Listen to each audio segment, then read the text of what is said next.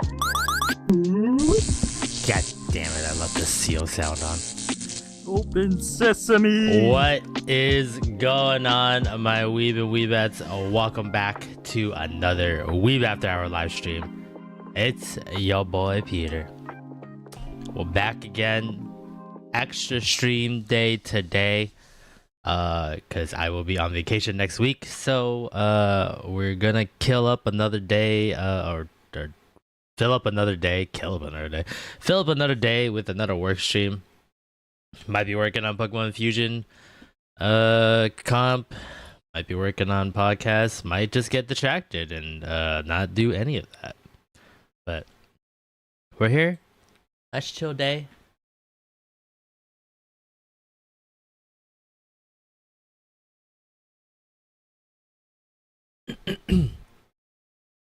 So hope everyone's having a good Friday. I know it's not our usual day, but I'll be gone from next week Wednesday to the following Thursday, so I'll be gone for like a whole week. So gonna stream extra on Friday, gonna stream extra on Monday as well, just to give just try to get a little bit of extra watch hours to cover up the moments I'm gone. But I won't be gone long. I'll try to upload some videos and some shorts while we're gone. That way, if you want to check something out that we have, you can. So.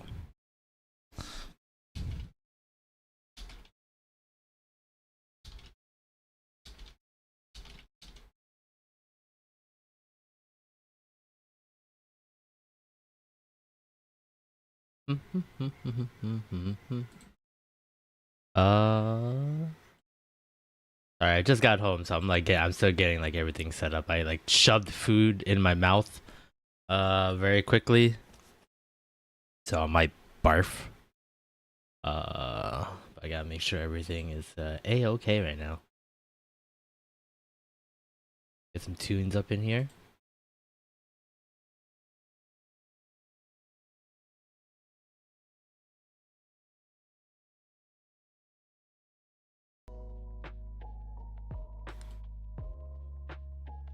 There we go.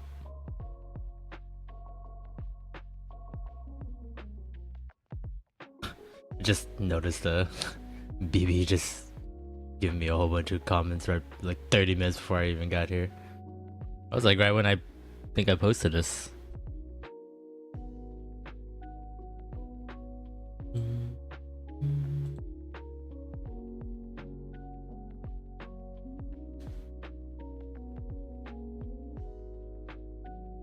All right. Start revving things up.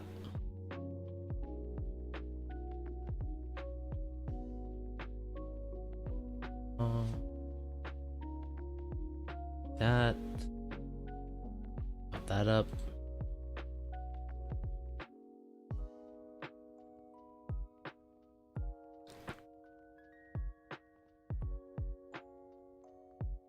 You know what? I'll work on a podcast quick.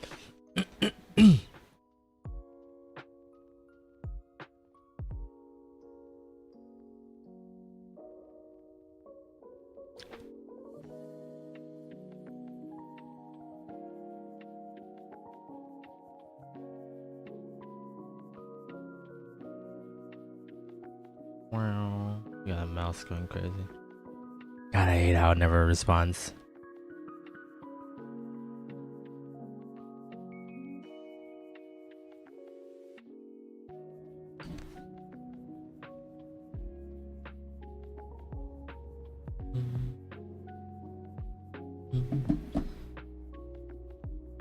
Alright, what's my progress on this? It looks like I only just set it up.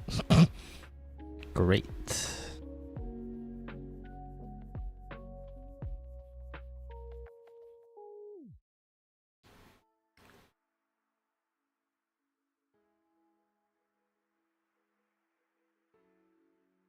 Okay, so I don't need that one.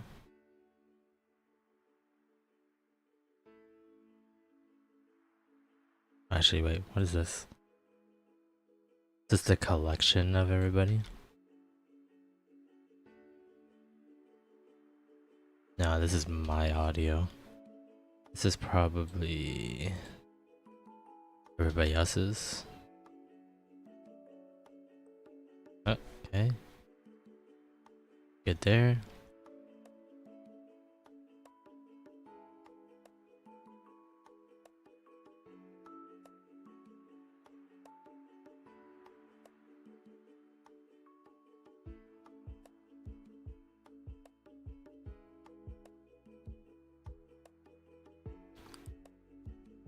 Clean up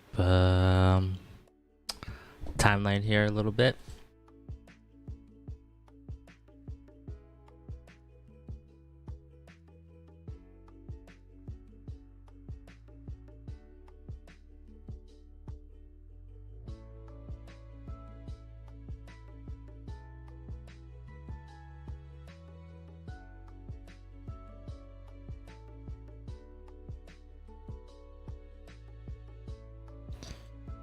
Let's key everything in.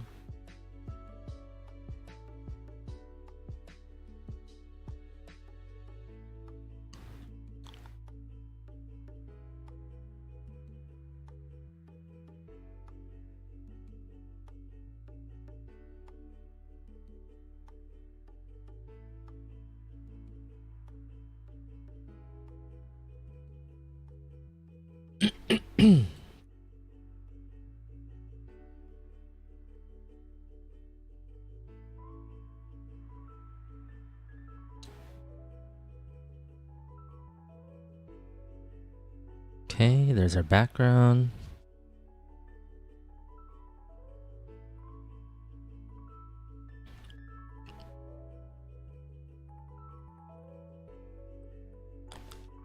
I don't think I have our table in here, do I?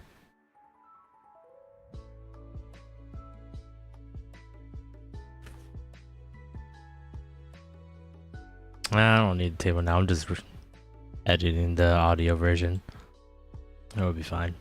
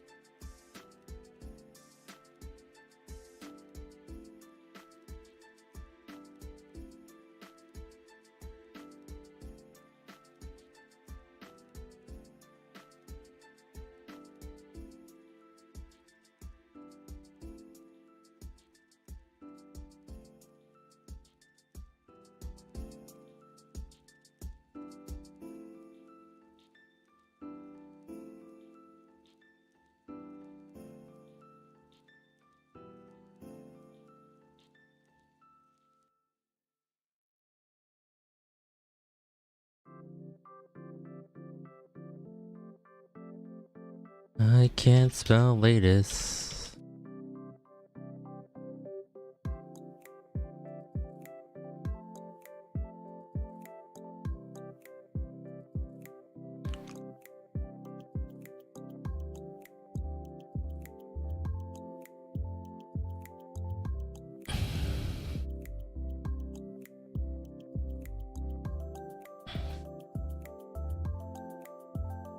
Hello Monkey, welcome to the stream. Hope you're having a fun time at your event. Hello Taco as well. Hope you guys are having fun. I'm assuming you guys are at the drag show place helping out. Pretty cool. We're doing good here. Just quietly editing a podcast episode right now, so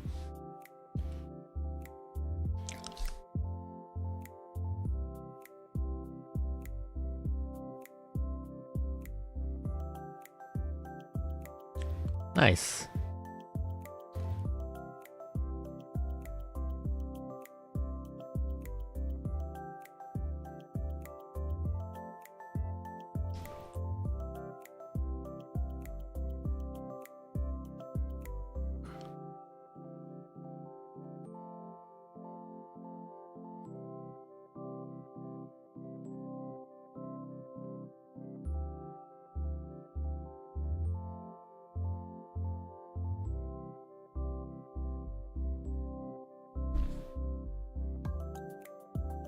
Taco can't type because his hands is full and stuff.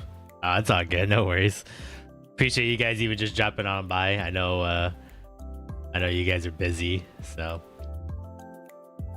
it's all good. I appreciate it all the same.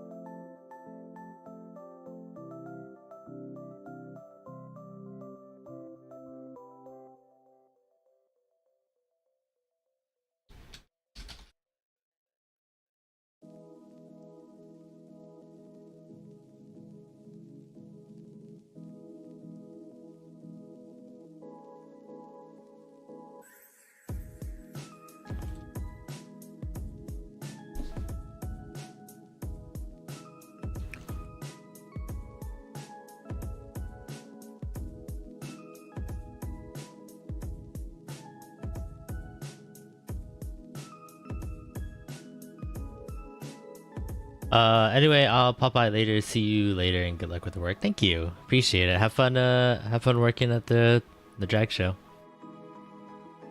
See you later.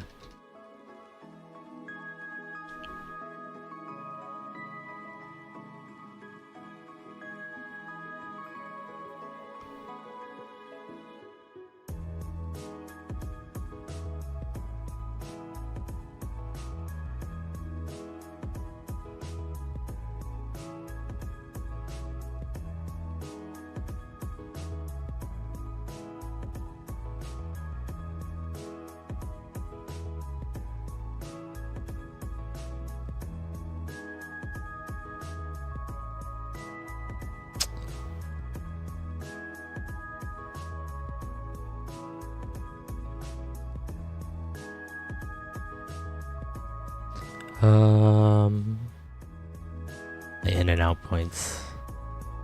So trying this new thing out in this episode. We call it anonymous take. I know you guys can't hear the audio, so it's because I'm listening at the 2x speed, so it'd be really annoying for people to listen to it in 2x speed. Also, kind of hard to understand if you're not truly understanding what's going on. But seeing as how I was there, I remember what we talked about once I hear it again. So what I'm doing now, I'm putting in and out points. So basically, if this goes for any project really, if you want like something very particular, I think I have a good one.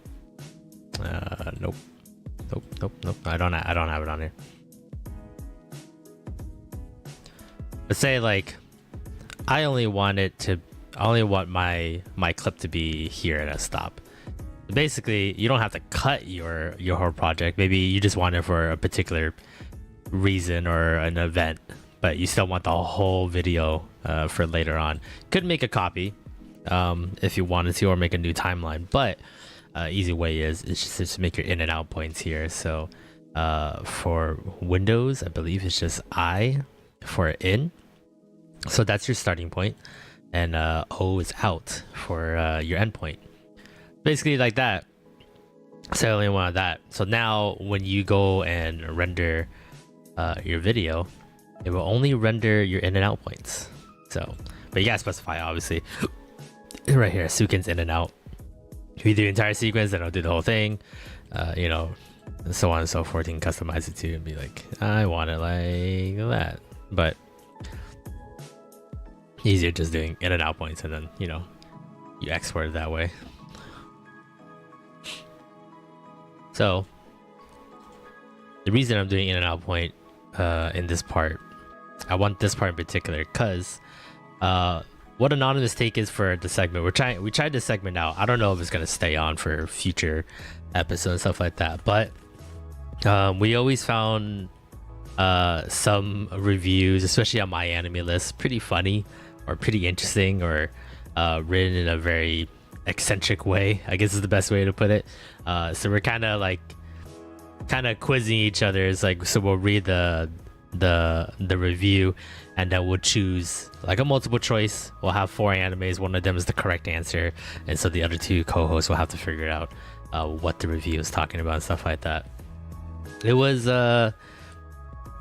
I think it was good at the beginning. It felt funny. It felt like it was a pretty good segment that would be here to stay. But we did it like I think 4 or 5 times, and then we kind of realized it's kind of tough finding reviews because the world is especially that website alone, my anime list, that has literary reviews, and trying to figure out like similar anime to try to trick the other 2 co-hosts to do it took a little bit too much time and effort. May come back, it may not. I wanted to make this into a short as well, but some reviews take longer than 60 seconds to regurgitate. So I'm still trying to play with it. I don't think every review that we read out for this segment will be a short, but the shorter reviews I think I can probably make into a short. So then we'll pose we'll read the review, we'll pose for four choices for people to choose from, and then we'll put the answer in the description. Maybe that will give like a call to action, or for people to try to answer it, kind of thing. Or maybe I don't even put the answer all together, and people would just have to throw in the answer, and then I have to pin the answer a couple days later. I don't know, but that felt like something that was a very interesting way to try to get people to interact with the short, because I feel like with shorts, it's like there's like a couple angles you want to come at it, right? Where, and I'm way no expert, right? Because I mean this channel's tiny, so it's just from what I've seen. It's just where either your short is very informative within the 60 seconds, so people can see and learn something, or get the interest going and they can delve deeper into it. That's why you'll like try to link, you know, the longer format video to the short, you know, so people can be like, I want to learn more about that. That seems interesting. Or you put a good thought process into my head. I'm going to check it out. And then you go from there. Obviously other ones are like a funny, you know, like just a funny moment. And I feel like these ones, they're kind of like the interactive kind, where it's just like, you'll pose a question or you'll pose like a theory, and then you try to get people to put their own answers or theories into the comment section down below, kind of asking like not a yes no question, but just like a why question to the world through your short on whatever, you know, content it is, right? So it doesn't have to be anime in this particular case. And that way people would want to interact, right? Because everyone has knowledge, everyone wants to share their knowledge, everyone wants to be informative and feel smart, you know. Like I'm no stranger to that too. That's why I try to consume as much anime and manga as I possibly humanly can, because I want to continue building the library, building the repertoire, to be able to successfully convey information to other people. So when I feel like when you do a short like that and you hear a review about an anime, you hear the little tidbits of information, you know, it's like, you know, like true anime people would be like, yeah, I know what anime they're talking about. Is this anime? It has to be this one, kind of thing. So it kind of feeds on like that narcissism a little bit, like you kind of a know-it-all, especially when it comes to fandoms and stuff like that. So I'm hoping, you know, we'll try it out. I've been like screwing around trying to make that short possible, and we'll see how it goes. So basically in this, I know you guys can't hear it, but I had them all like say, can you guess what anime is the review talking about? You know, let us know down below, kind of thing. So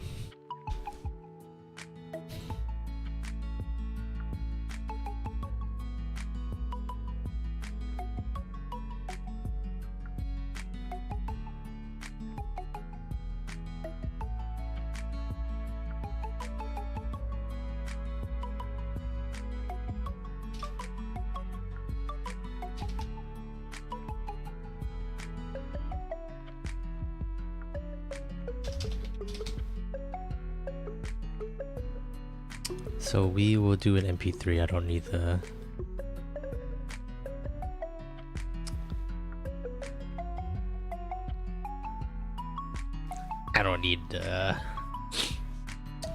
the video portion of it. I just need the audio. So but yeah, so it's just easier just to squeeze it into one of the episodes, and then I'll take that bite and then bring it over. So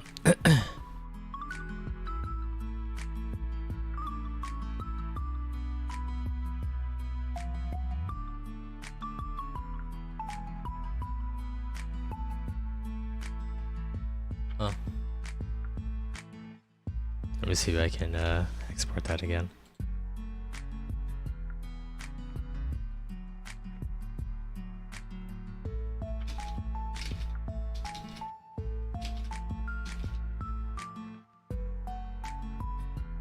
My media encoder was saying there's a status was in a warning. I don't know, it's because I'm streaming and doesn't like that.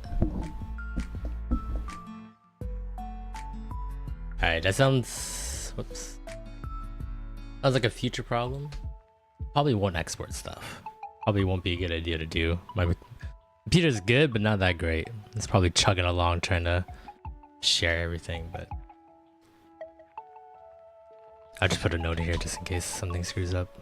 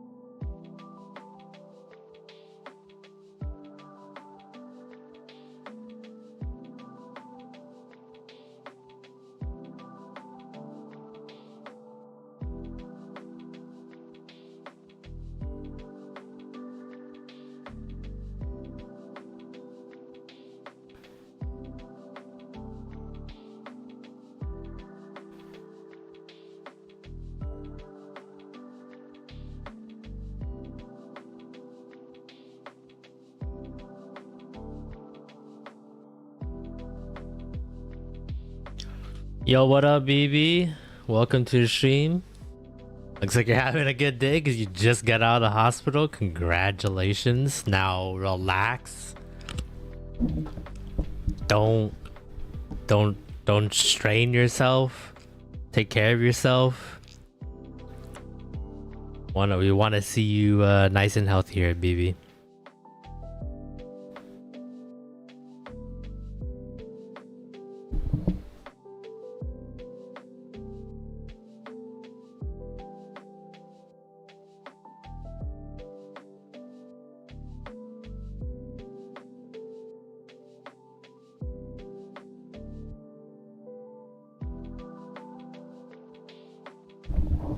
Just want to take a damn shower? You deserve it, sir.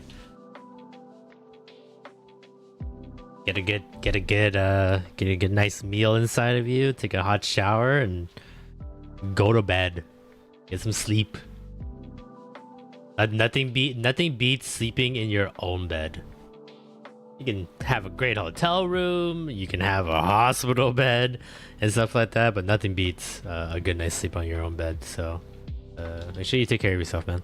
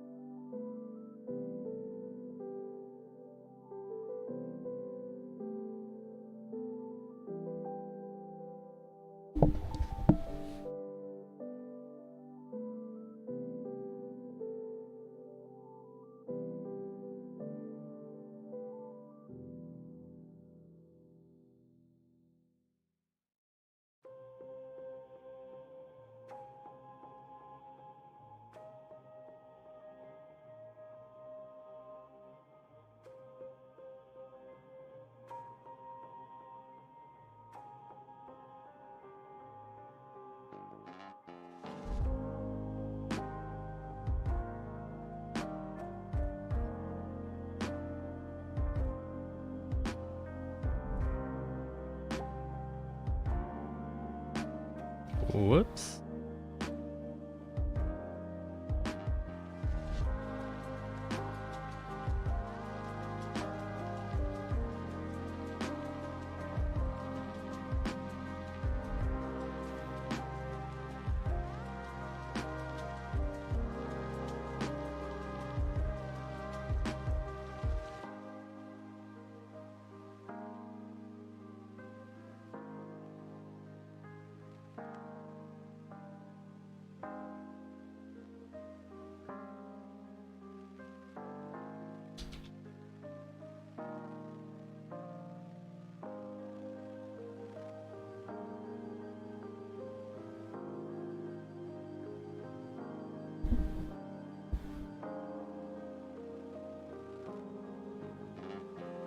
Yeah, sleep in your own bed. Yeah, I'm sure you will pass right out once your head hits the pillow. So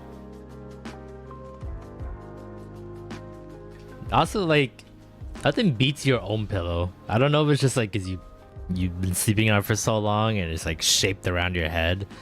But when I like go on vacation or I travel and I sleep on like hotel beds and stuff like that, God. It will take a while. If I'm there for like a couple days, it's not too bad. But like the first night sleeping on a new bed and a new pillow, that pillow better be like the best fucking pillow in the entire world, or I will get restless. So also I got like long hair and stuff like that, so my head gets like heated pretty quickly when I sleep, and I get sweaty. So if it's not like a cool pillow, or we're not like running the hotel room at like 60 degrees or less, I'm gonna have a hard time sleeping. So I'll play dead with my pillow. Just play dead though, BB. Watching you.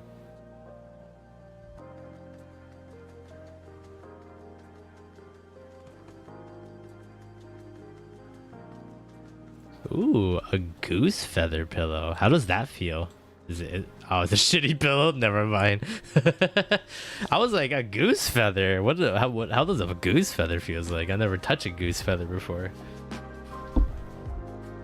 Ah, it feels bad. Get a new pillow.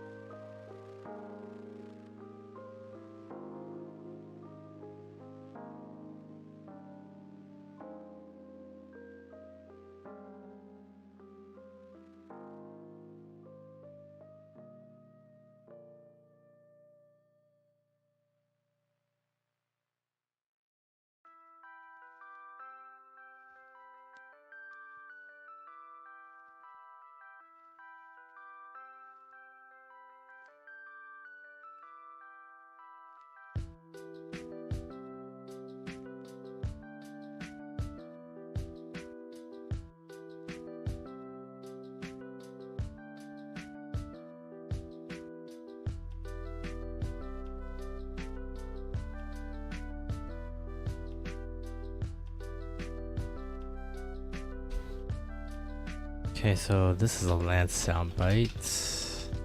Let me say that too.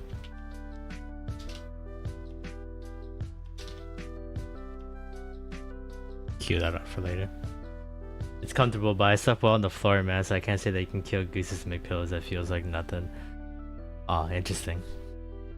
I'm pretty used to sleeping on the floor. I slept on the floor quite a bit when I was a child, because I had to share a room with my parents for a good chunk of my childhood, because there wasn't enough room for everybody in the house. So pretty used to sleeping on like flat pillows, and I think probably just like a couple blankets underneath me, maybe like a comforter, but pretty much feeling like hard floor for the most part. Well, not hard floor, it was still carpet, but still pretty stiff. But sometimes, every once in a while, I would just choose to sleep on the floor. Because, I don't know, maybe it's just like how I grew up. It feels calming sometimes.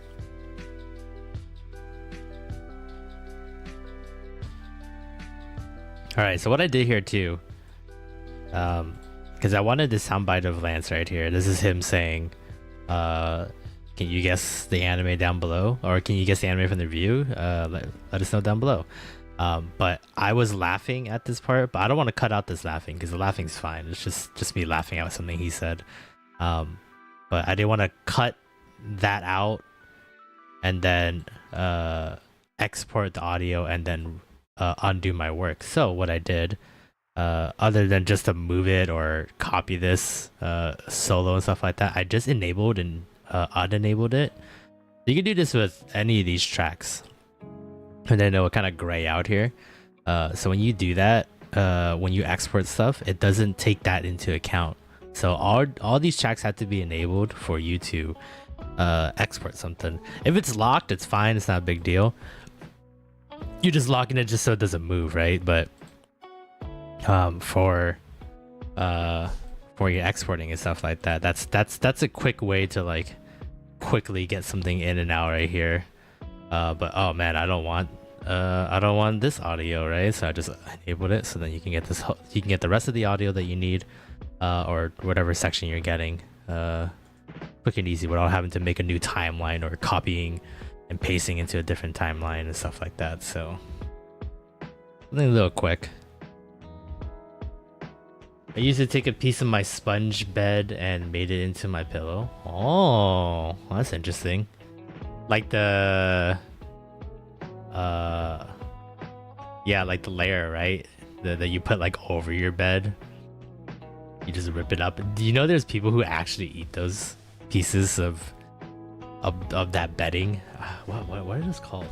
Toppers, right? Bed toppers? Yeah, like this, right?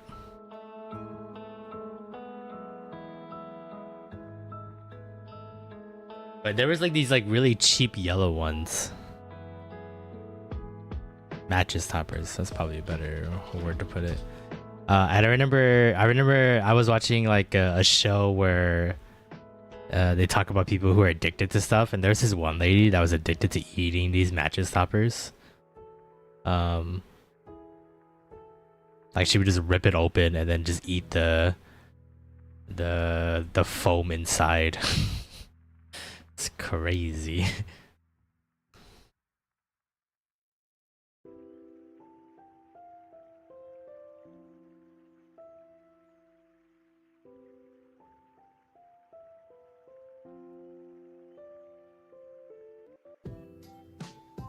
Pillow pet? I do remember pillow pets. Pillow pets were... I think I had one or I stole one. But I remember the commercials for this. They had a capybara one from Enchanto. I never watched that one. It's kind of creepy looking. But yes, I do remember these. I think someone had the turtle, and then I took it. And maybe one of my cousins. I'm not entirely sure. I remember I didn't own one and I wanted one. And so I used someone else's. Wow, they have a blue one. Show's so weird. But yes. The ladybug one I remember as well. It was like very early on. I remember pillow pets was just like becoming a thing, and they had like commercials, and I was so fascinated by the commercials. Oh, is this the new age one that kids are buying? The Squishmallows? Is that the new pillow pets?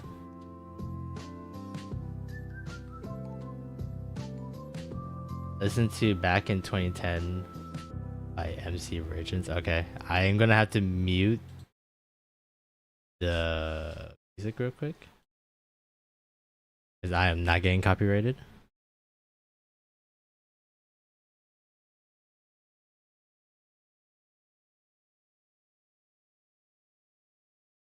Are you talking about a love letter to MC Virgins?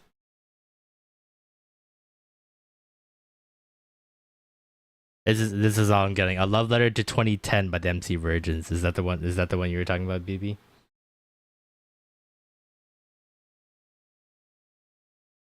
That one? Okay. Let's see this video.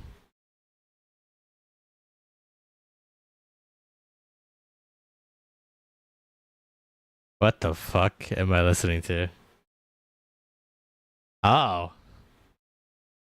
Uh. That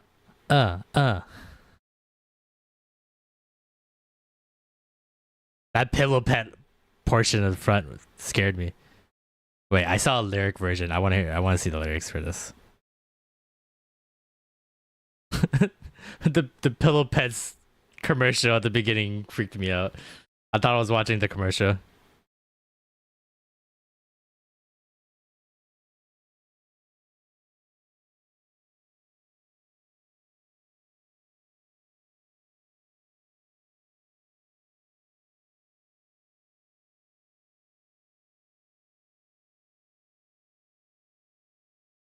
Not the Flappy Bird.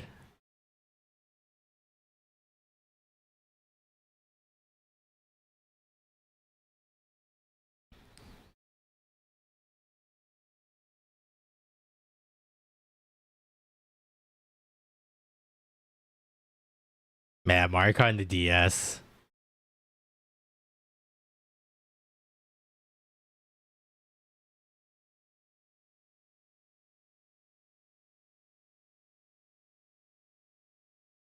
It's a very well edited video too. This is not the original guy. Looks like the original guy was like, "This is dope," but this is a really good edited video.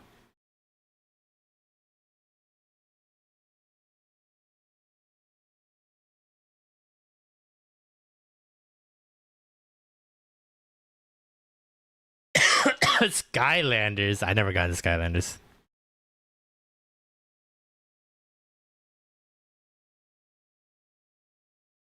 Oh, I was in the second Cody. Ah, Filthy Frank. Hell yeah.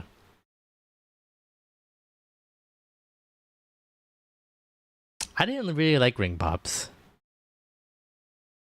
They're kind of meh.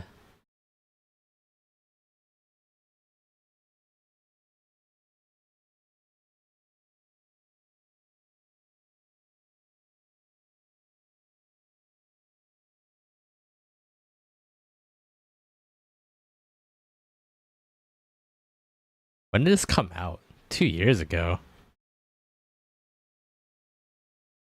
Is that bad?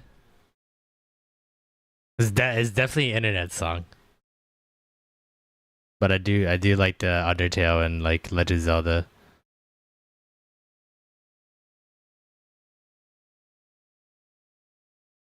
The Pillow Pets opening was fantastic though. Pillow, it's a pet. It's a pillow pet. Ridiculous. All right, let me pump up the background sound again, or background music. But not bad. I give it 7 out of 10. I've heard better internet music.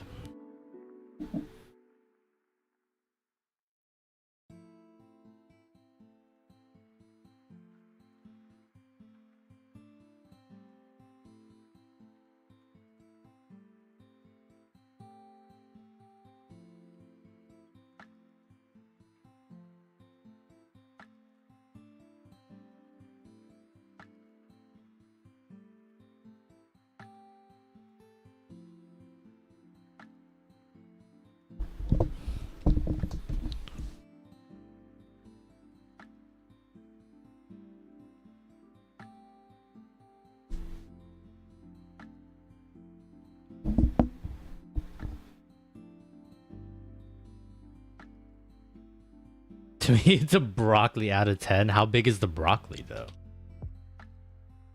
I really love the song. Surprisingly, like half of the stuff they talked about in that song, that wasn't part of my childhood, so I didn't really play Halo or Call of Duty in the 2010s. I actually didn't play much video games after I graduated high school in 2011, so I was more like, I don't want to live on the street, so I gotta work. So I was like really focused on work and stuff like that, so I didn't really have enough time to play video games or any hobby really. I was really kind of a boring person, to be perfectly honest. I kind of wish I get those years back and actually play more video games and watch more anime or read more manga. So how old are you? You're 19. I am turning 31 this year, so I'm getting there. Still young, but not as spry as I could have been at 19. So at 19, I was working 2 jobs trying to make ends meet in California. So yeah, 1.5 actually jobs. So the second job was just helping my girlfriend at the time with her second job. So, but she was a manager at her job, so basically I had to like kind of pretty much take over most of her job to kind of get that job done. So I thought you were 20, man. The hell. Thank you. That's very nice of you to say. I mean, you've seen actual pictures of me splattered around the internet, but that picture was taken in 2020. That's like portrait pictures we took to rotate for thumbnails and other stuff, so we didn't have to keep taking new ones every day. So that was 2020. That was right when the pandemic was starting. So I think I was like 27, 26 in those pictures at that time. But no, I'm a old fart. So those 2010s were like my teenage years. Going into adult. So I was slowly like leaving those, but those pillow pets were like, it was before that though a little bit, right? I remember. But when did pillow pets come out? I could have sworn they were way before that, because there was like this like one store. It was kind of like QVC kind of store, and I always walked by it. They always had it. Yeah, 2003 is when Pillow Pets started. So that's when I was a kid. I remember seeing the commercials, and then that's when I was swept up by the craze of a Pillow Pet. So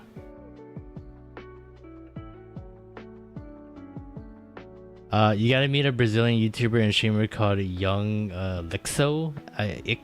You guys would be really good friends. I don't know, BB. Those are strong words. Really good friends?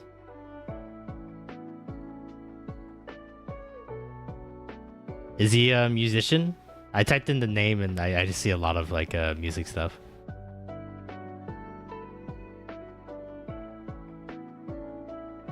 I just wanted a wiki.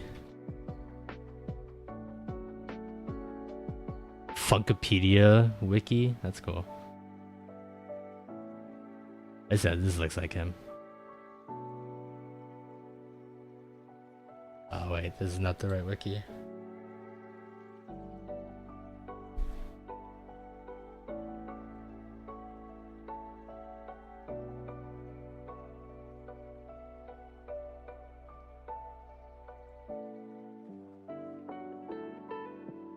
Nope, that is not him.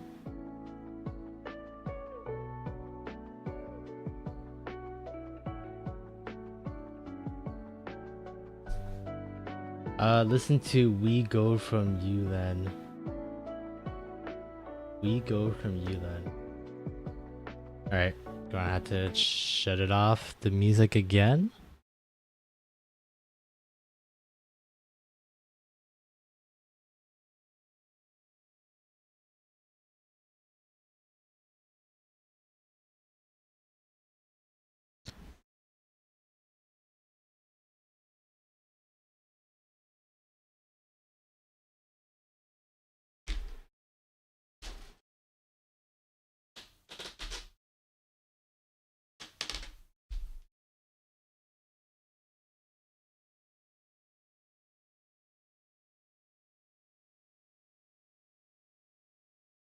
Bro, you can listen to it later? Nah, listen to it now.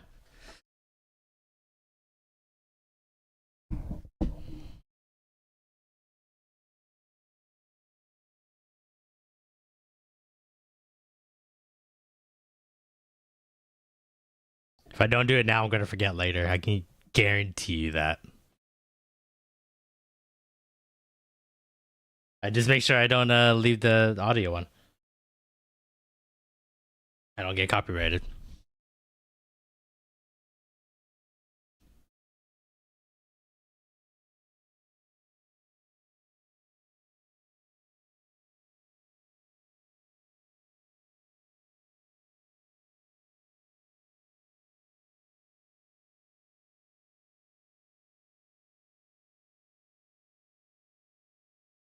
The audio is not working? Yes, because I don't want to get copyright infringement.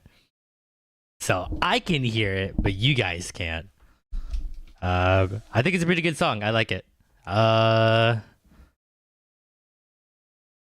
would give it one. No. Yes. I'll give it 7 Ana de Armas out of 10.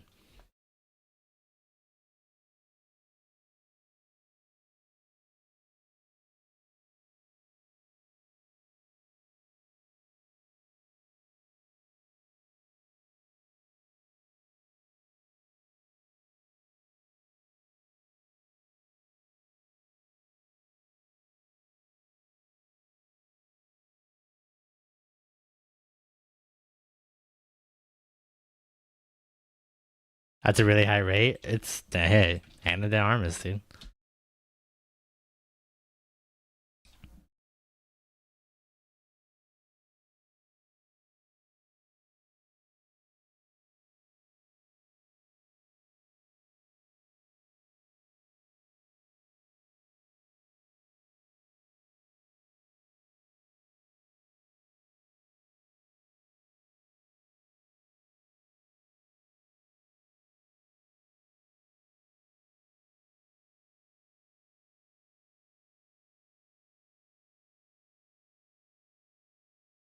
Yeah, I really like the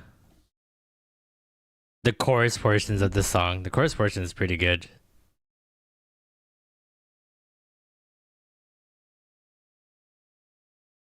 The rap is okay in my opinion, but I'm like sorta into rap, but not like really into rap. So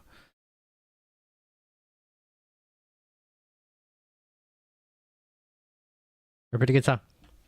Dude, a kid just screamed outside, "Throw your mom to see if it bounces." What the fuck?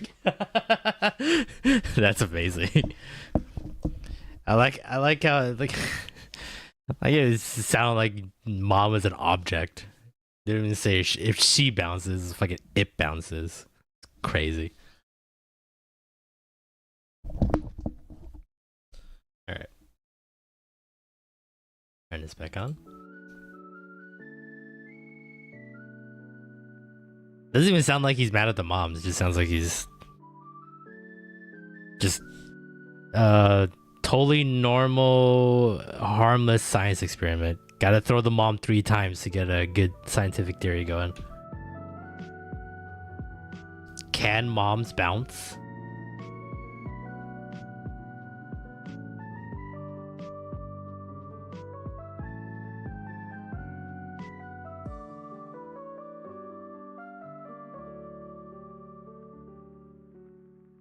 Yeah, specifically 3 times, and then you need a control group. So you gotta have we gotta like throw just a regular bouncy ball or something like that, or like a mom that isn't thrown. But we won't tell which mom will throw to see if it bounces. It would just happen.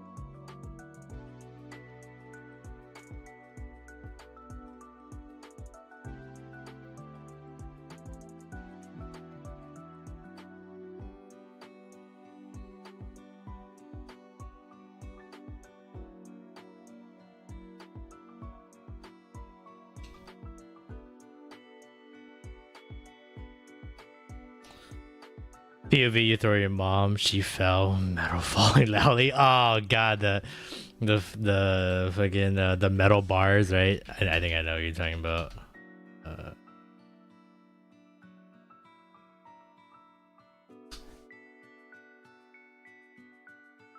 Is it this one?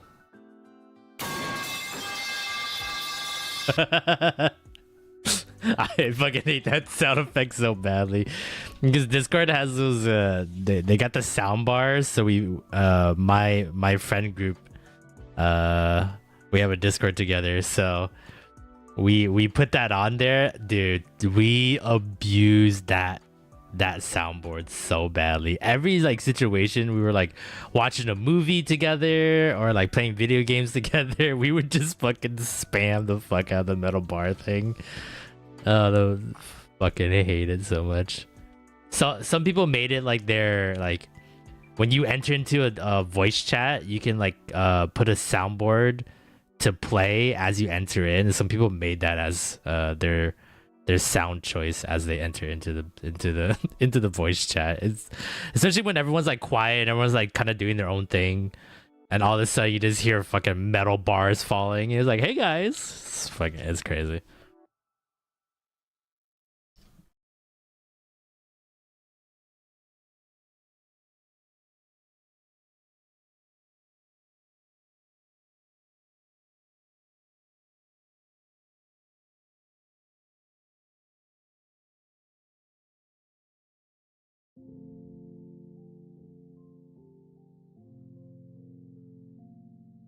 Oh shoot, I gotta hold on, the music's on. Quiet.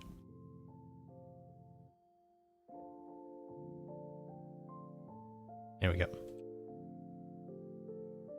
Well, I hope your neighbor has a good science experiment.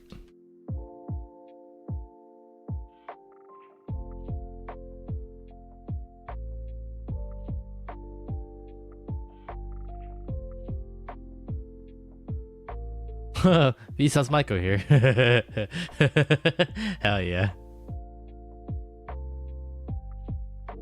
Yeah, we've had a whole bunch. I don't know. I think they gotten soundboards from like other Discords too, so I don't really think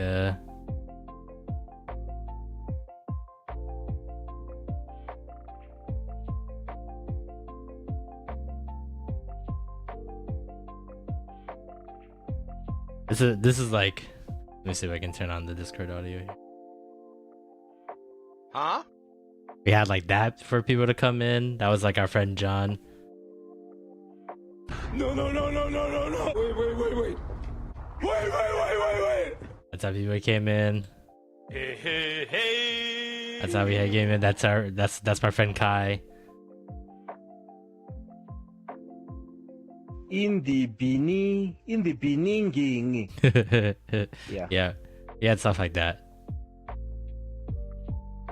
Oh, we were really on a Magic School Bus kick for a while, so we had this.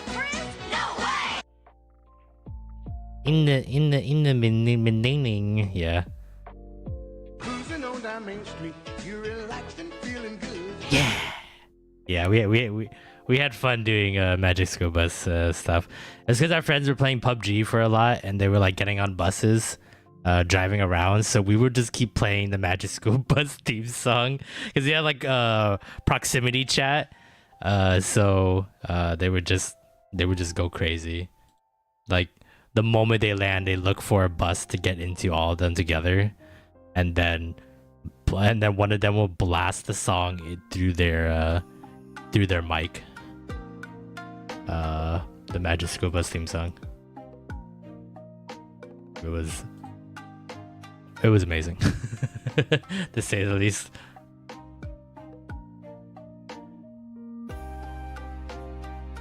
The Winx OST? What is the Winx OST?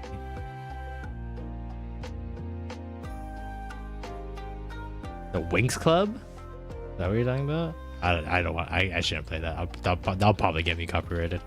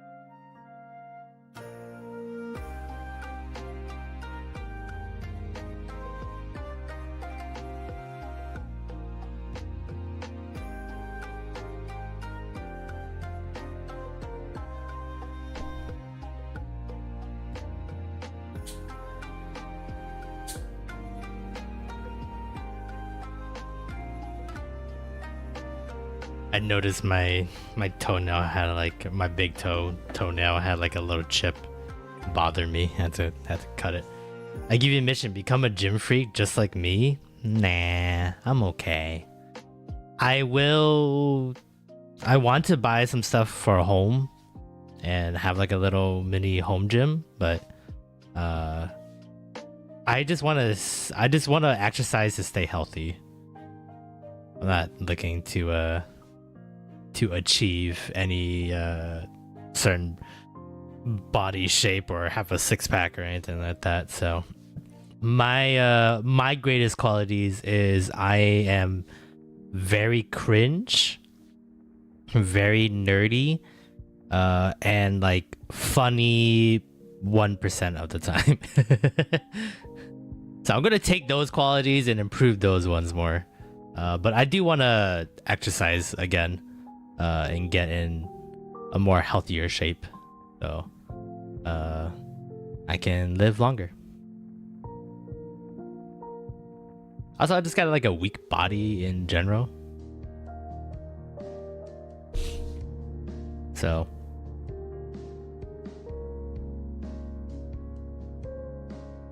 nah, man, I'm a femboy, brother. I train to keep my girthy body. Nice.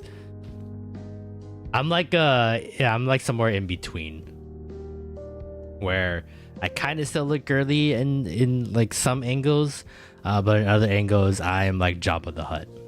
So one or the other, depending on what angle you're looking at me from, you know.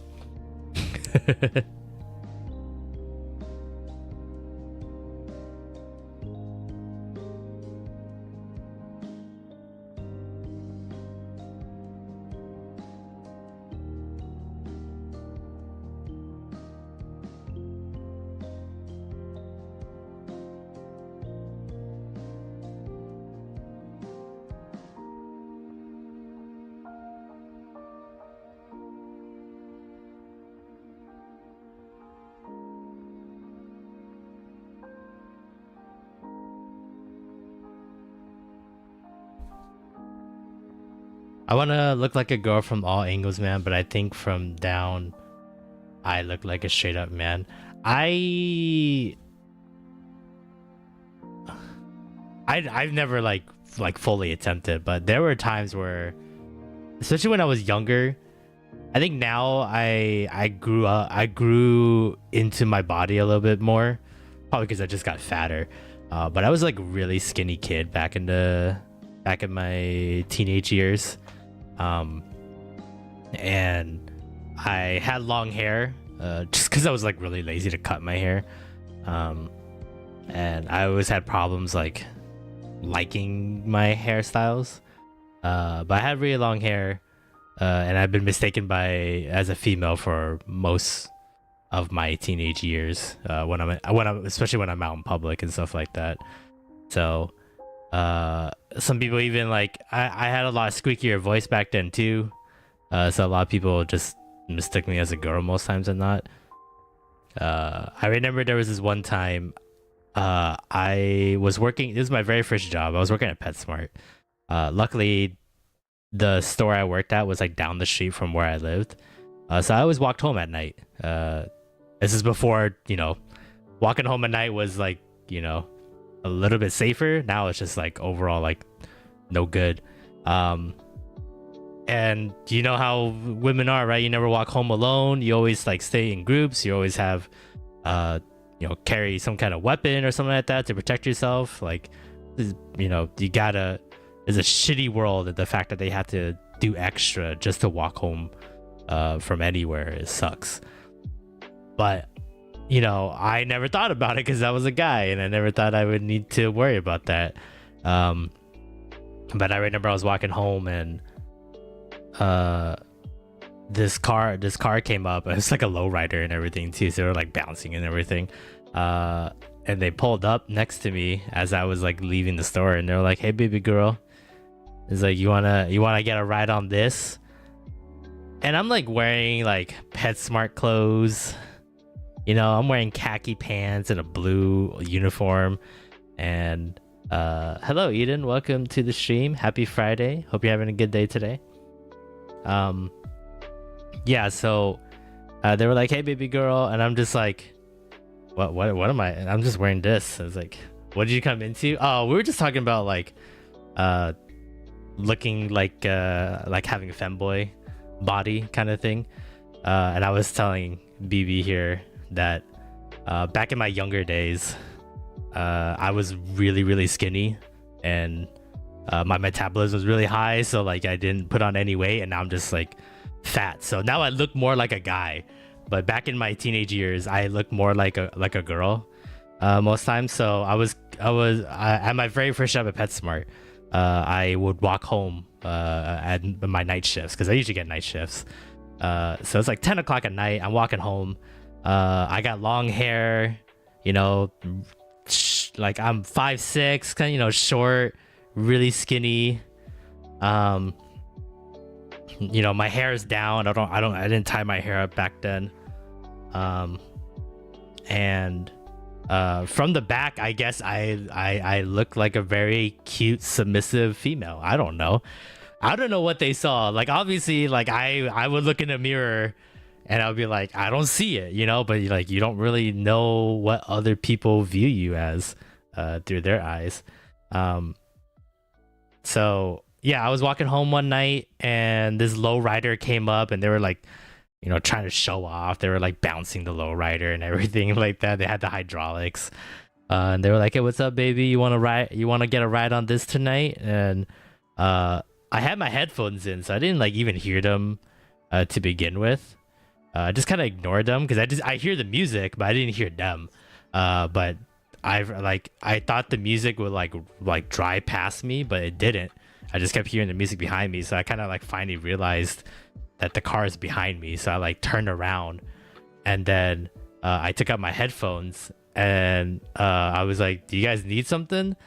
And the guys were like, holy shit, it's a guy. And then they just fucking like just stopped the hydraulics and just fucking peeled out and drove out of the parking lot and stuff like that. So that was like, you know, you always hear those stories from like, you know, women who have to do so much to protect themselves in situations like that. And you know, you nod your head yes, and you understand, you know, that men suck in the adult world, and you know, and stuff like that. But I was 18, you know, you hear that, and then you see you know, you had it happen to yourself, and you're just like, oh yeah, it sucks.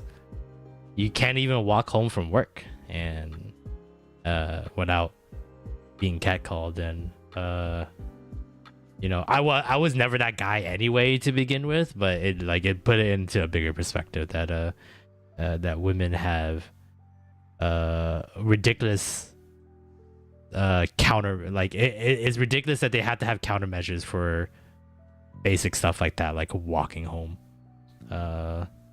And I wish it wasn't like that. You look like a gladiator. Thank you, I guess. Kevin go back to work without being gay. I mean, there's plenty of times that has happened. Sometimes some of them are funny. Like that one was like kind of harrowing in a sense. You know, like you never know. You know, like I could have been. It could have been a lot worse. Like luckily those guys were like, you know, super. I don't know. They're just like, oh shit, and just ran away kind of thing. So. But there was like funny times that has happened where I've been mistaken for a female. I know me and my coworkers after work one day, we went to like Red Robin to eat together and hang out, and it was two females and myself, because for some reason that PetSmart was like 98% female employees. It was like three males between all the employees. So you know, most of my coworker friends were all female. So we're at the Red Robin, we're just chilling, we're eating, we're having fun, we're talking and stuff like that. And we had one waiter, and she was cool and everything like that. And then she was like, I gotta go to dinner or lunch or whatever. And so this guy is gonna be taking over. So the guy comes in. and we were like kind of getting close to finishing our meals, and then he was like, "Do you ladies want anything else?" And he's like staring right into my eyes when he said that, and no hesitation too. And he just thought that all three was for were females. And he's like looking at me, waiting for me to answer, like, can I see like your dessert menu? Like I don't know what he was expecting from me. But my other two coworkers are just laughing their asses off. While I'm just like I'm just sitting there like, do I play in on the bit, or do I just break this guy's heart now and let him know that I'm a male just like him? I'm like, so I just kind of casually was like, yeah, no, we're good, man. I think we just need to check. We're finishing up. Maybe a box too. And he heard my voice and realized I was a guy, and he was absolutely like, oh fuck, like yeah, deer in the headlights. He was just like and then he's like, okay, got it. And then he just like kind of scooted away. And then the girl that was on lunch came back to give us our stuff, and she said she was sorry that that he called me a female. I was like, no, it's totally fine. I was like, it's like, I thought you were on lunch. He's like, oh, he was kind of embarrassed, kind of thing. So that was one of the funnier moments, being confused as a girl in my lifetime. So I had no, it was not a problem whatsoever. It was just absolutely funny. So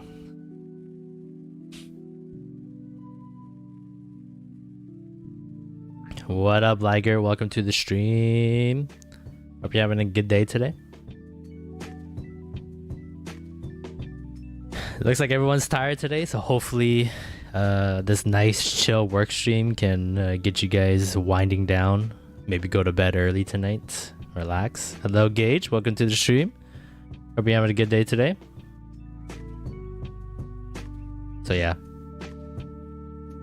plenty of other times I've been confused as a female, but luckily the more fatter I get, the less people think I'm a female. But there was this one time I was shopping in a Target or it was a supermarket, and this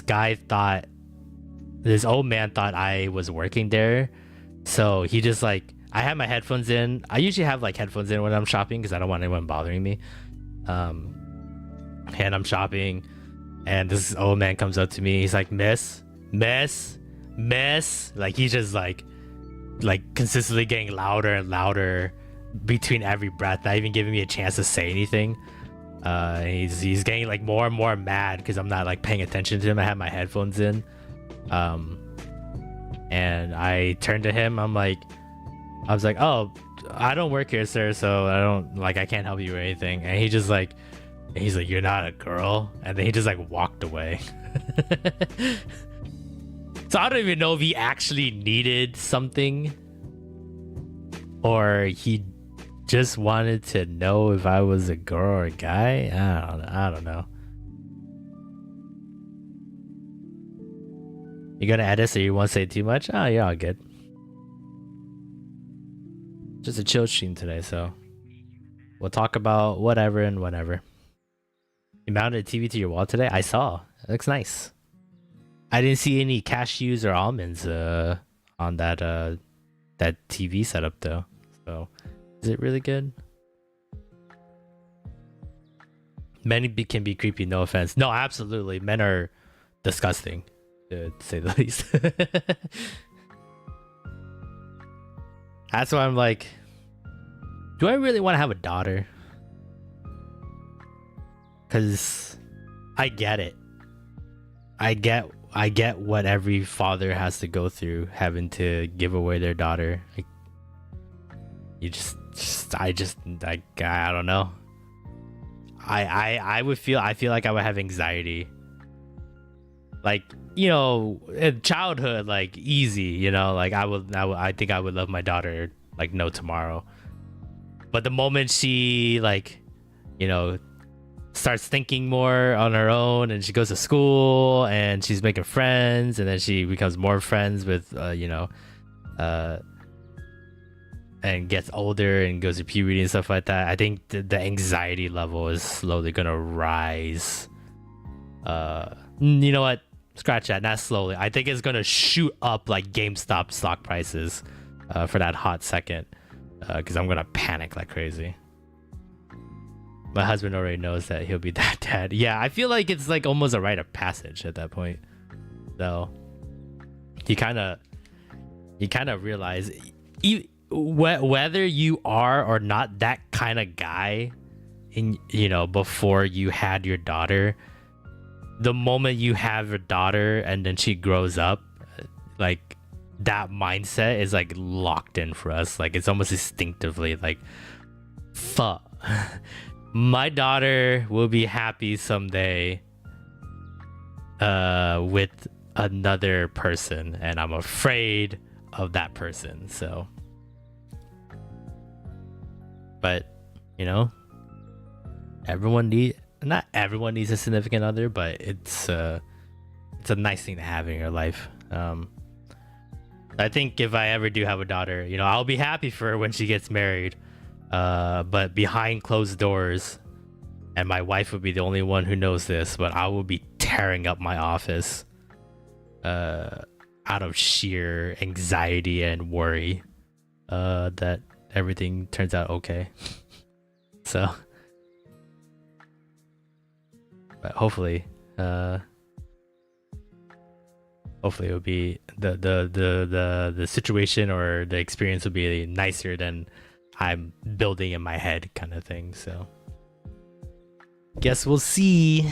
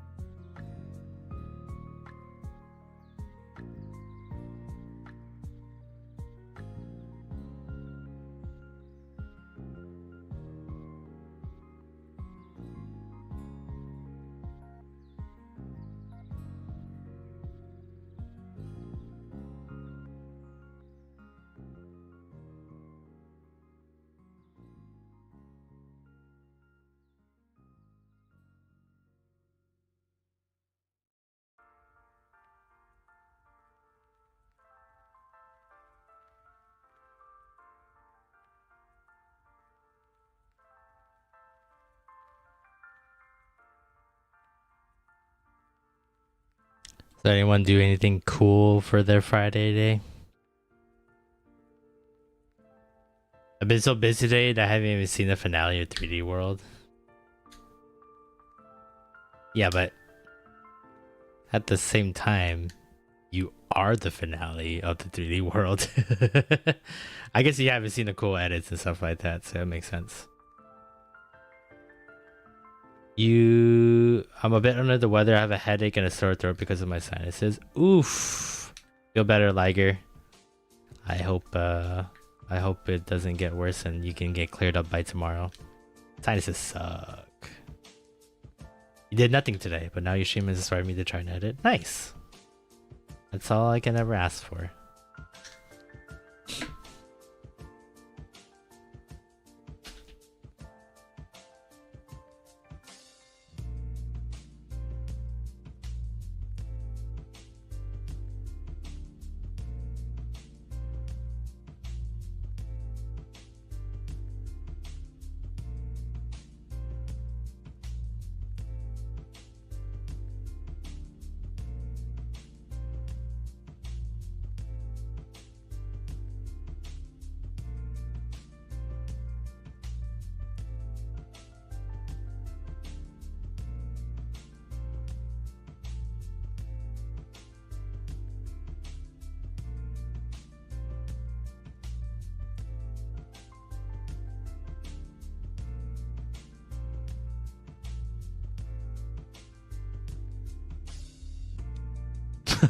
Your thumbnail was fantastic. I I quite enjoy you guys with your guys' thumbnails because you guys usually like take pictures. Like you and Tilted at least, you guys like kind of take pictures. It feels like the day of, or like you guys have like a nice like little pack that you guys can update every so often. So because I feel like I've never seen you make that face before. But that was hilarious, to say the least. Cringy react faces always seem to do well in the algorithm, yeah. My husband caught me filming react faces once and he had a good laugh, yeah. Out of context, weird as shit. But in context, almost a necessity at that point.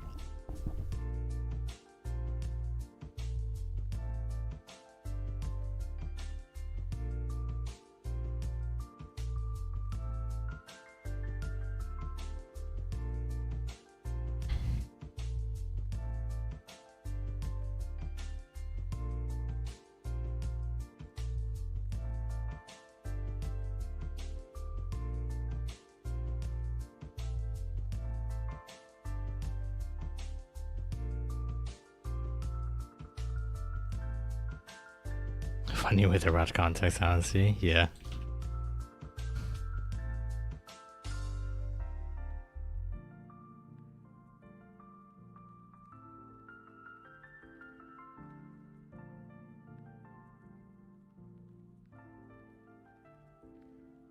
I think Facecam would be strictly a stream thing for me. Understandable.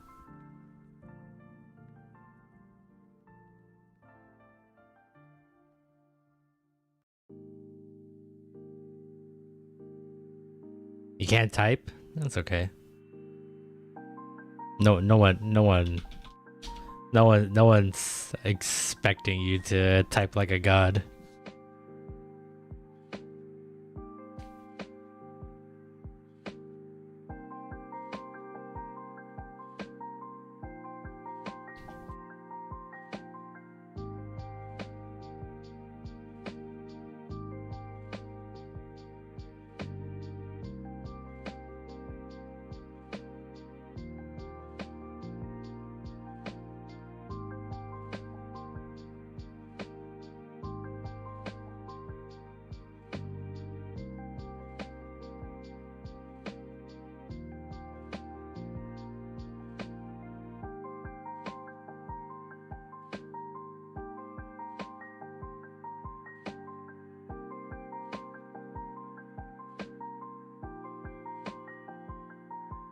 The new Princess Peach game seemed to have a good reception. I heard a short though. Ooh, that's right. It came out today. I haven't bought it yet, but my friend got the new Horizon Zero Dawn game, the Forbidden West, because it just came on PC yesterday. So I was watching him play that for a little while. I can't wait to play that on my own time. So also I'll watch a little bit of Dragon's Dogma too. And that looks really good, except for the whole, like, you know, frame rate issues and stuff like that. But I might get that game as well. The more I watch Princess Peach, the more I'm like, I think I'm good just watching it. It's like, it seems like a pretty decent game, but doesn't really want me to spend money on it, to be perfectly honest. So. How much is it? Is it a $60 game? Yeah, it's a $60 game. So I don't know. Maybe I'll wait 5 years from now when it becomes on sale. Animal Crossing is winding down now. There will be one more big event before the end of the daily part of the series, and that's Easter. Ooh, that's right. Easter's coming. I think the anime convention is the same for Easter weekend. But everyone's gonna have some Easter stuff to do at the anime convention. I can't decide if I want to let's play or just watch someone else. Yeah, I like the more clips I've seen of it. I'm just like, I feel like I'm okay watching someone else play it, or just never look at it ever again and just wait like 5-6 years from now when it finally goes on sale on like on a Black Friday GameStop or something like that. So and then play it then, and I'll be like, I never saw anything really, so I don't really know what's gonna happen. Because I'd rather, like, I want to do the voucher thing where like you save $20 when you buy 2 games. I'd rather put that towards 1,000-Year Door and Luigi's Mansion 2 than Princess Peach, to be honest. The demo made me not want the game. Ouch. At least you know now. At least you save some money that way. So I feel like if the game was much cheaper, it probably would have been better. Just doesn't feel like it's worth the $60. So, oh well. I guess no one in the pod gang is gonna be playing Princess Peach's Showtime anytime soon.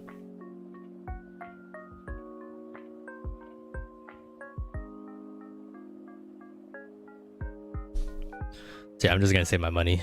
I'd rather buy Horizon Forbidden West at that point if I'm gonna waste my $60.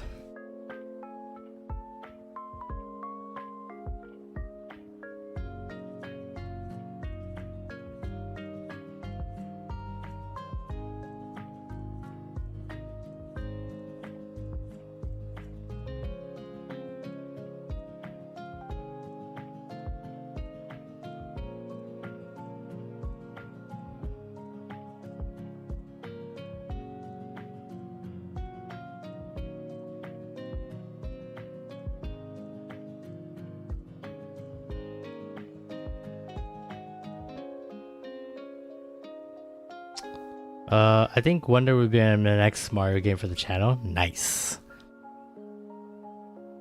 I think mine's I've been checking out this like really cool Super Mario Sunshine mod that someone's been working on. So it's basically like I mean they're still using all the assets, but they like they updated the graphics and they pretty much made like a new Sunshine game. So it's like Mario Sunshine 2. Looks like they fixed like some of the gameplay as well and the control movement stuff like that, so it looks really cool.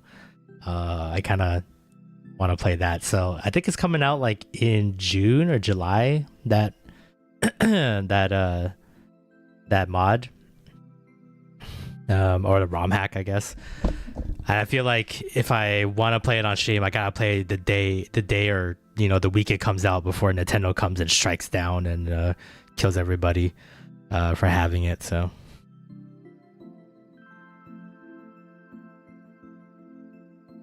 yeah, you're gonna have a lot of fun playing Mario Wonders. It was great.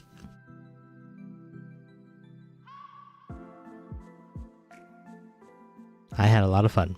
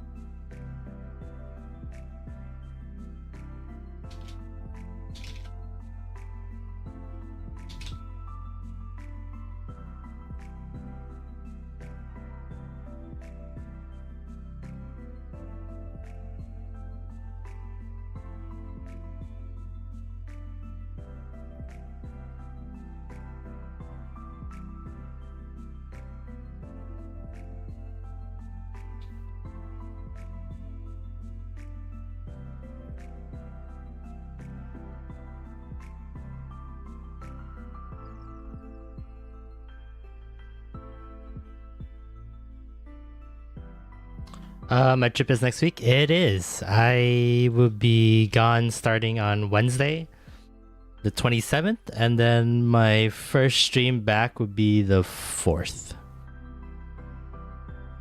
So, but if you guys want to talk about pop stuff and everything like that, I'll technically be back by the 1st. But there's some podcast stuff that I gotta work on. With Lance and Plinchy, so we're gonna take the next couple of days after that, after we come back from vacation, to work on that stuff. So the 4th would be the first stream back, but whatever you guys want to talk about pop or scheduling or ideas and stuff like that, I mean I guess I'll talk over the weekend. It's not that big of a deal. So I'm only going to an anime convention. It's not like I'm going up into the mountains and disappearing for a week.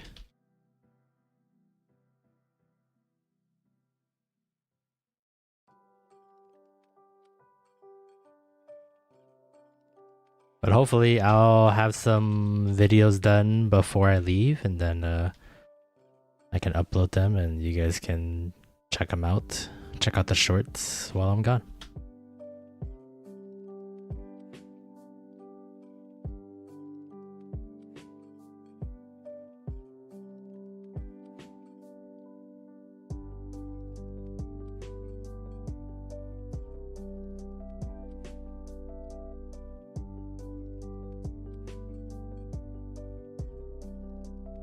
Whoops. I can pull that on too quickly.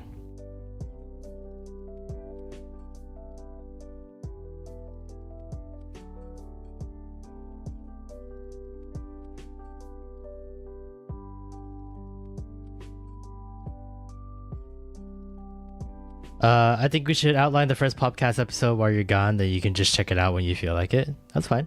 Yeah.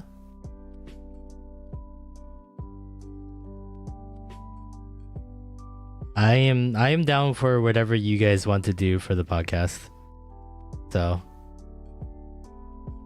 I can give like opinions or options and stuff like that, but I honestly want to see like how you guys want to format the podcast yourself. Kind of want to see what your guys' thought process is on it, because I have my own thought process, but obviously I've been doing podcasting for a couple of years now, so like I see angles, I you know, I see things in a weird, stupid light. So I already have in mind if I was the only one working on the podcast, how I would format it, but I don't want it like that, honestly. So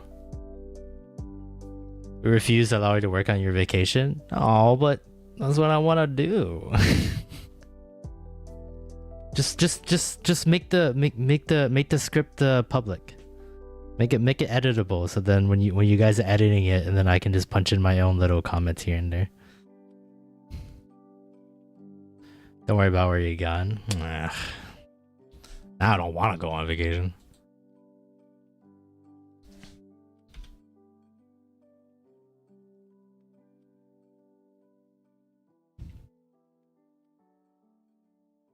Send it to everyone but you. Again, you're one of the rudest 19-year-olds I know in my life. I'm kidding.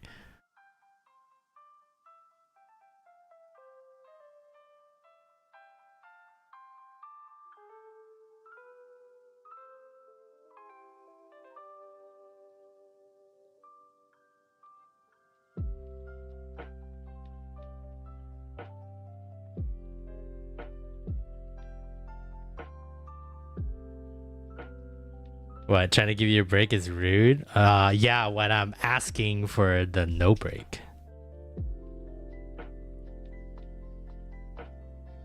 Cause like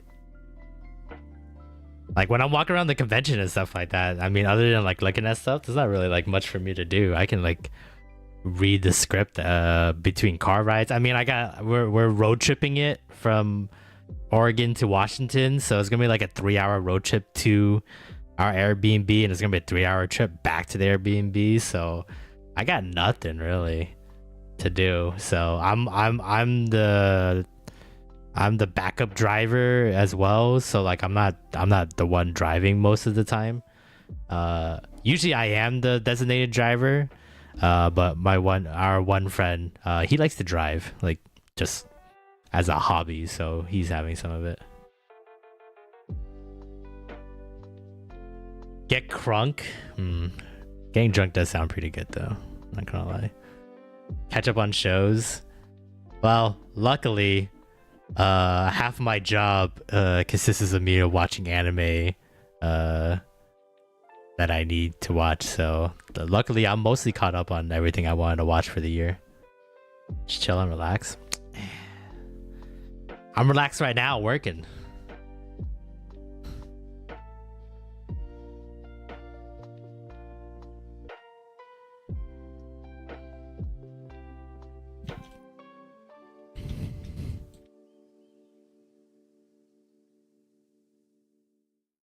But I will get drunk though. I will drink. I haven't drinking quite a while because I've been working a lot in the mornings. I don't want to get drunk late at night and then have to drive at 3 in the morning.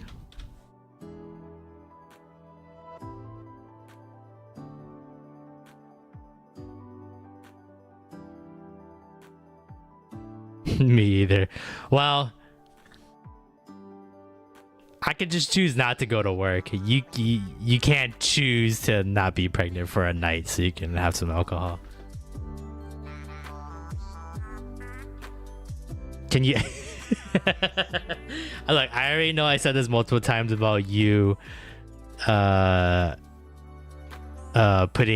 a 6-pack in a blanket, like swaddle it up and stuff like that, but can at least, if you don't do that, can we at least in a future episode, whatever game you're playing, Mario Wonder or the Ocarina of Time and stuff like that, can your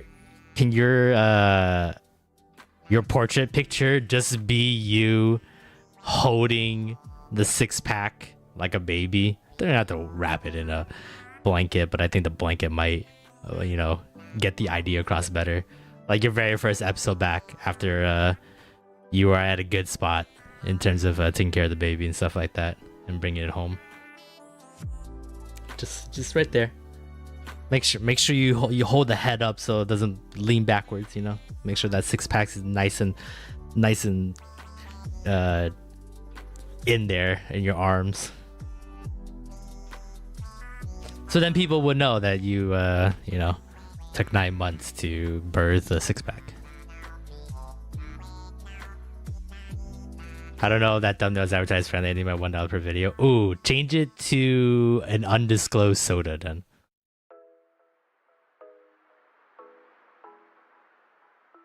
Sodas have 6-packs, right?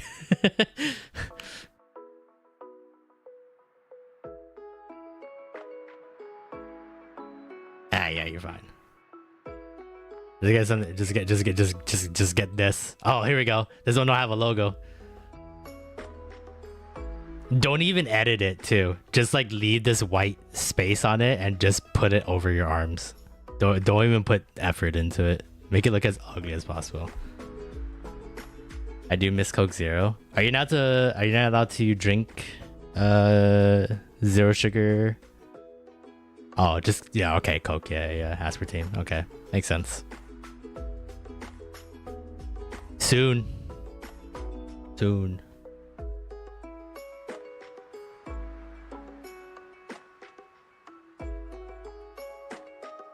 They have the weird shitty plastic thing to keep them together, yeah.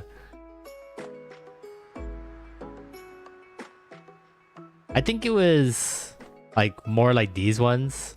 Like the Gatorade ones have these the plastic. There's like a way to like rip the plastic easier than having to like pull from the bottom like and struggle bust the pull. There's like cuts into the plastic. I think that I only know the Gatorade one. I don't know if the sodas have them. But those cuts are like where you're supposed to like stick your finger in and like rip it, and it like rips out like super easy to get the Gatorade bottles. So yeah, the plastic is a turtle killer. I always cut mine up into like little confetti pieces if I ever have them. Like my roommate buys a lot of like the 12 ounces like Gatorade bottles, the tiny ones with the plastic around them. So I always every time he's done with it, I just cut it all up into like little confetti pieces and then throw them in the trash.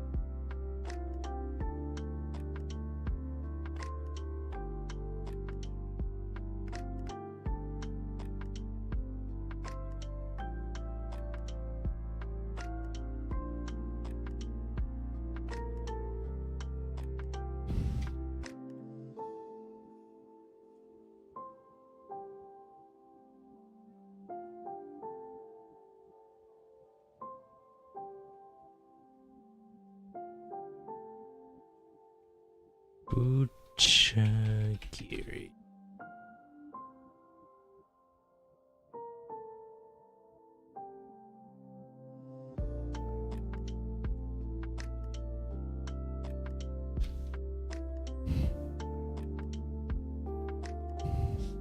God damn it, I keep doing that.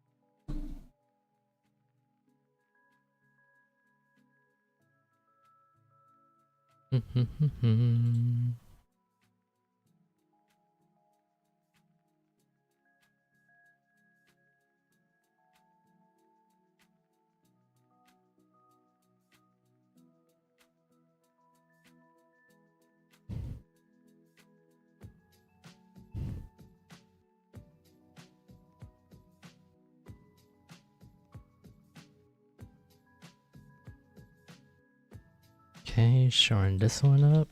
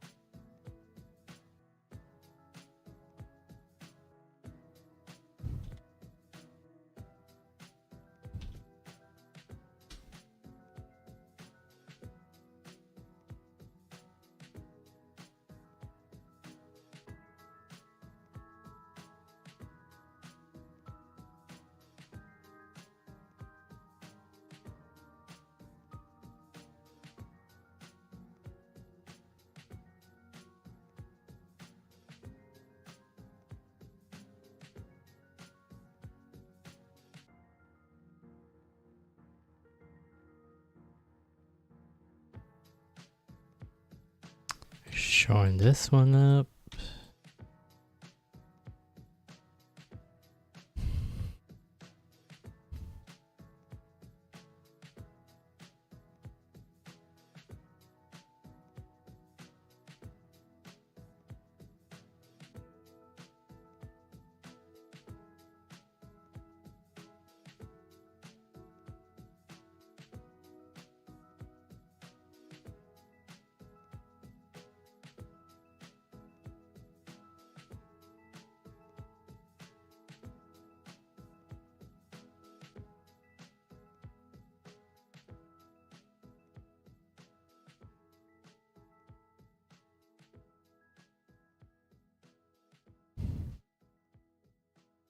Oops.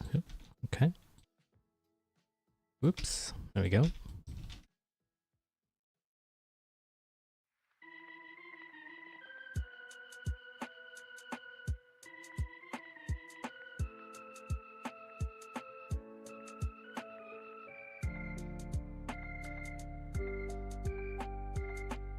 I have edited so many podcasts of us that it's gotten to the point where I can like look at these wavelengths and kind of like get a gist of where I want to cut and where I want to bring things in.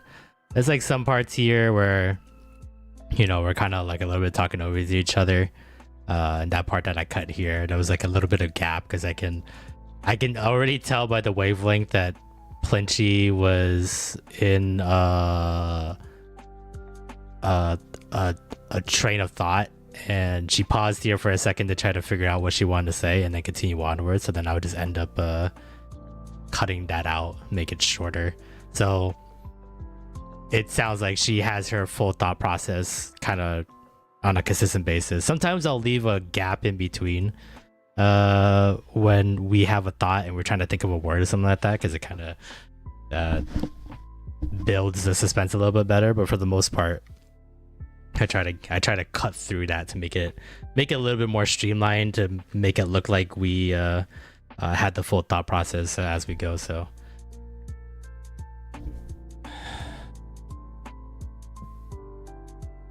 my internet went out for a second. What?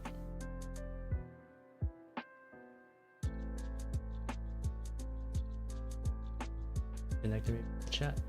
But yeah, that's a cool program. Yeah, this is Adobe Premiere. Yeah, that's cool. Probably the probably the most well-known editing software. So I've been using Adobe Premiere for a very long time. I just figured if I'm gonna learn editing, I might as well learn it from the big boys and go from there. So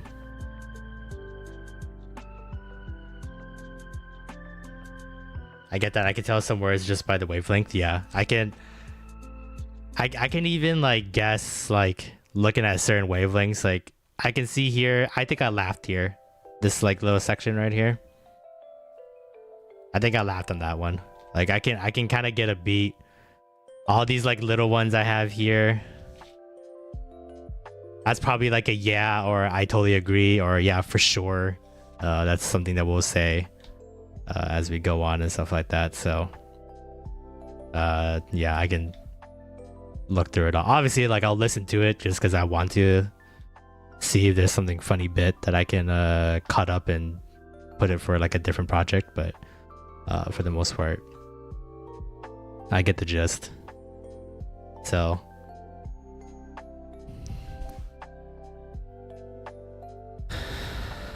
I can tell some words I say about just wavelength. Yep. You never seen it before? Yeah. So it's pretty nice. It seems daunting at first, and I know a lot of people use DaVinci and stuff like that, and that's a little bit easier to understand. But honestly, once you work with it a couple times, this is like nothing. This is absolutely easy to use and stuff like that. So and you know, the more you edit, the more you'll figure out cool little shortcuts to use, because like everyone always tells you to remember like big shortcuts or like a lot of shortcuts to save time and effort, and that's totally true. There's a lot of easy ones to try to remember to do, like your save button and stuff like that, or you know, your Control Z and Control Alt Z and stuff like that. But depending on what kind of projects you work on, you also figure out some cool shortcuts on your own. Maybe I can show it. Keyboard shortcuts. So when I'm doing, whoops, sorry, all my windows like minimized for some reason.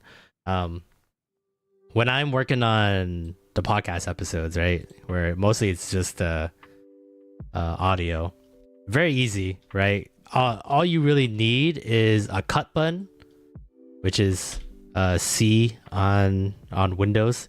So you get like a little cut, like scraper cutter thing, and then you can cut this, and I can cut here and cut here. Or if you hold shift, it'll cut everything down, so you'll cut like the whole section that you want. This one's locked, so this will never get cut because it's on a locked portion. But it's kind of annoying to press C and then cut and then go back to like V, which is just like a standard like pull around and move stuff. Because you have to switch back and forth. Sometimes you forget to switch and you accidentally cut, and then you have to undo and stuff like that. So I think I picked this up from another editor, and I thought it was pretty cool. I made it to where Z and X are my cut and my delete, so I can like press X and then it cuts for me. And I made it to where like it all cuts throughout the whole bottom. If I wanted to just focus on one, if I just highlight it and then press X to cut, then having to press C and then cut wherever. So wherever I am on the timeline, I'll just press X, and then whenever I want to delete something, either I'll highlight it, or if it's already highlighted, I press Z and it deletes it. So Z is my delete button, so I don't have to press the actual delete button, or you know, right clicking and then clear or anything like that, and so, something like that. So when I want to clear like a whole section, I'm like, you know what, I don't really like this section. We didn't really talk about anything interesting or worthwhile. I'm just gonna cut here.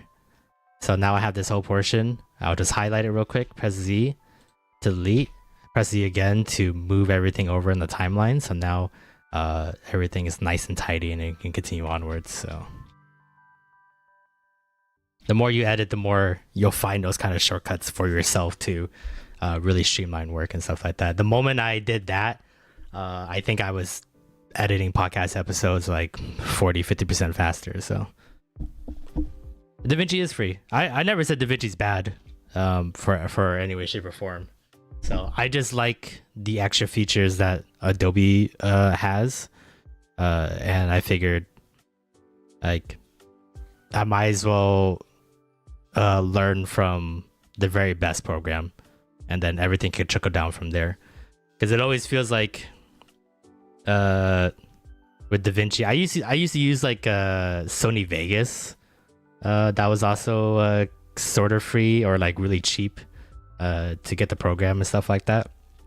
But I've always noticed when I learn on those ones, they don't really have like a lot of features. And then when I move up to like Adobe Premiere, Premiere has like all these extra like buttons and features that you have to learn and stuff like that. So it almost feels like I'm like relearning a new language at that point. But when I go down, when I start with Adobe Premiere and then I go down to some of the other ones like DaVinci or whatever free editing program, I feel like I have a better foundation at that point. So that's just my experience. That's just me and how I edit things. So everyone's different.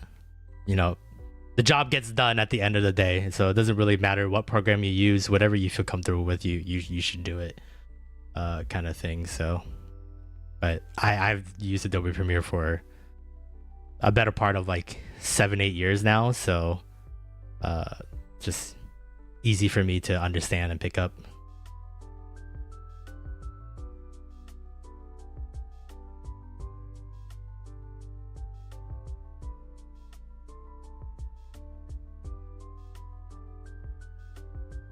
I do have to say though, Adobe Premiere quality sometimes fucking sucks. Like shit breaks, like it's breaking right now. Like I'm trying to play the playhead and I can see the playhead not moving. So now I don't know where I'm at in the playhead. Really annoying. I have to like shut everything down and restart.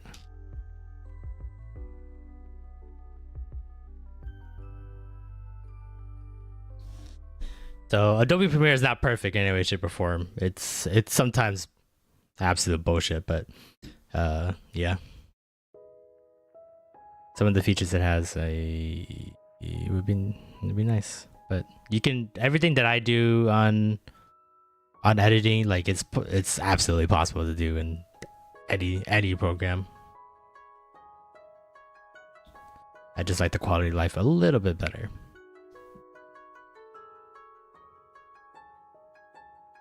Because there's DaVinci, there's like Final Pro Cut, Sony Vegas. There's another one, I can't remember the name of it.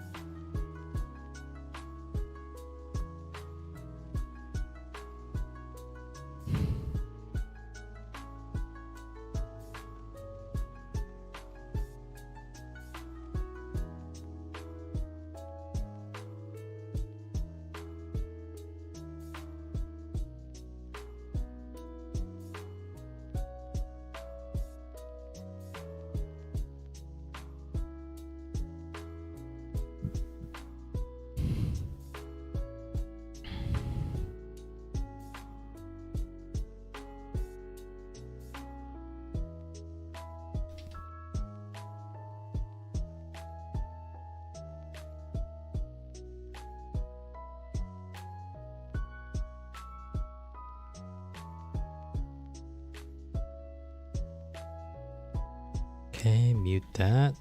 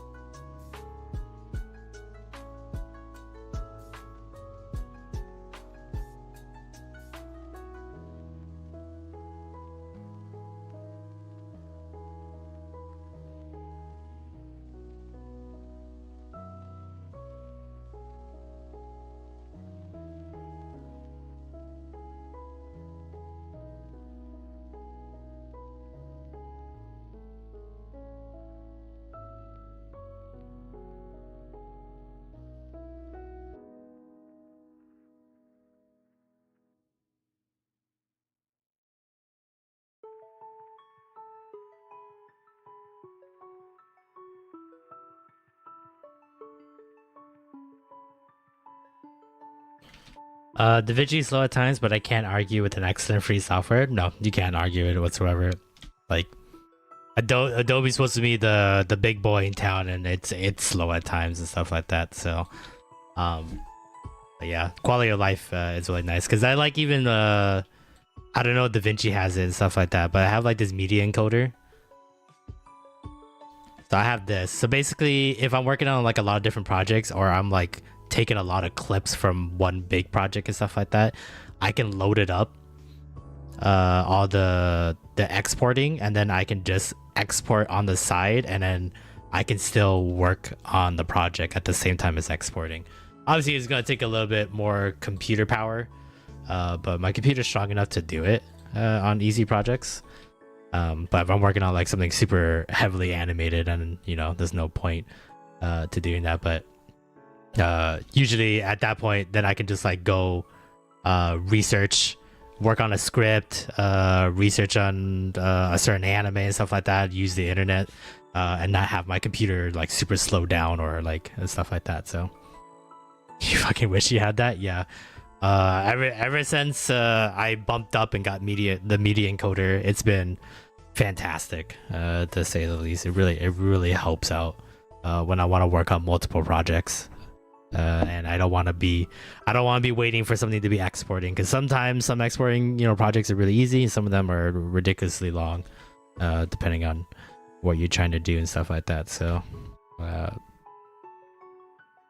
like usually, especially when you're like exporting, I don't know like how bad it is for you, Gage, when you export out DaVinci, because I know sometimes this stuff is different.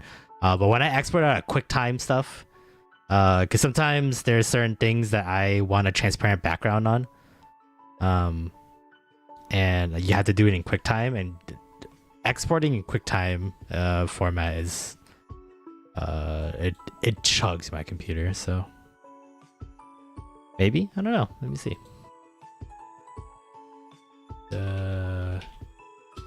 DaVinci media encoder.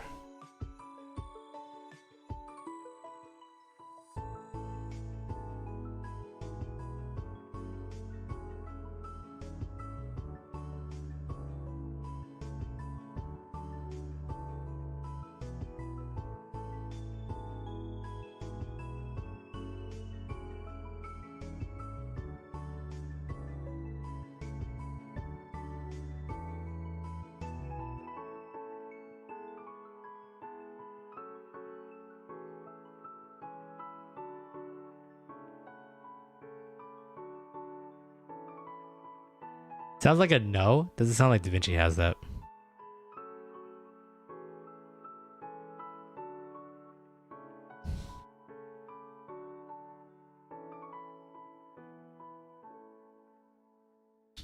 Oops.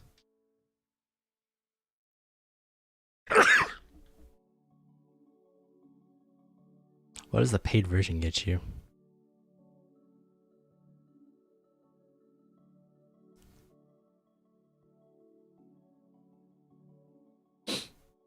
Ooh, you get some new AI tools.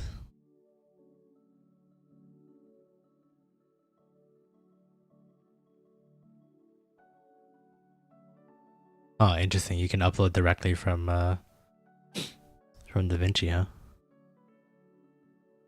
Stuff exports faster and paid. Makes sense.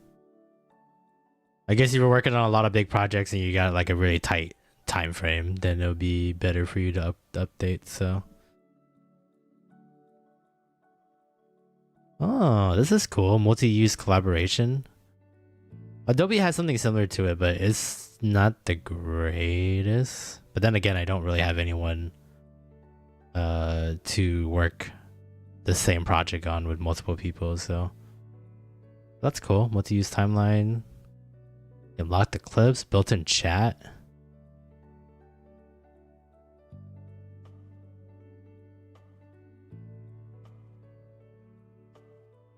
Yeah, this is just me. That's what I look like.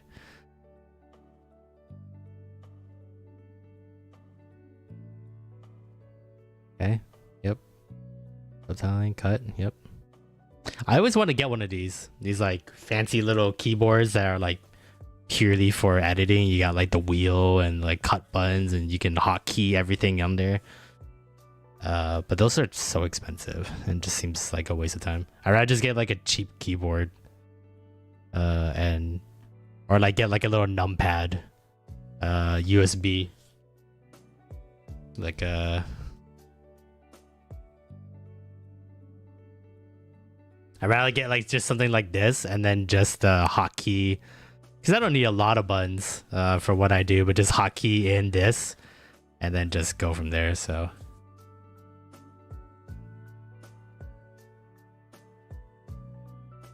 oh shoot, so you buy one? Oh, interesting.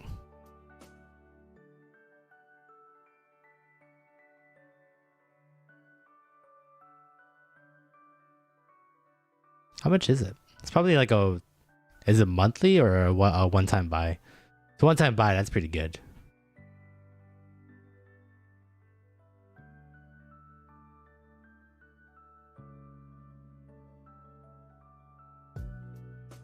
$2.95 for a one-time buy. That's really good. That's kind of worth it. I would invest in that if you could. Yeah, these keyboards, man, they look so much. I'm like, even if I even get better and become like a really good editor, especially with like animations and graphics and stuff like that, I still don't know if like these kind of keyboards would be worth my time. But I assume I'll need to have more shortcut keys. So damn, you should get something like this. I want to see more of a picture on that one.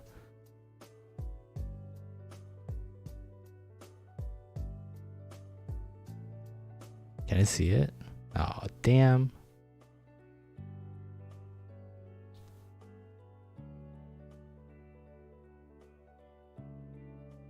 Even the cheapest keyboard,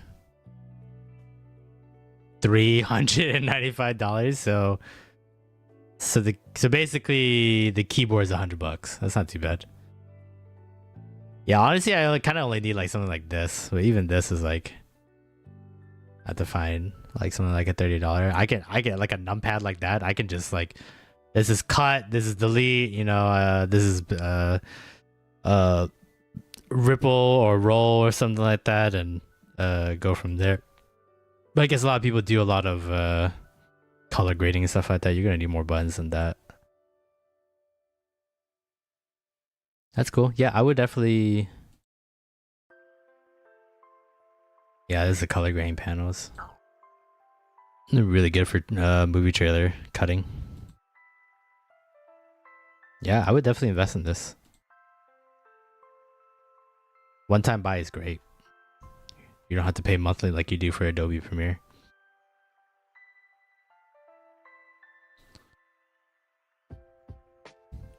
Third-party plugins, that's really good too.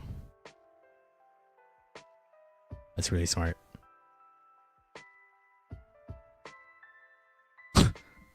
DaVinci Neural Energy. That's probably going to be gimmicky for a little while.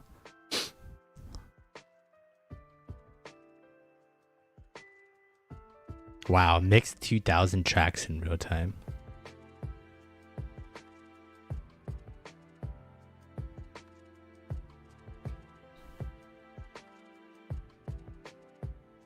Cool.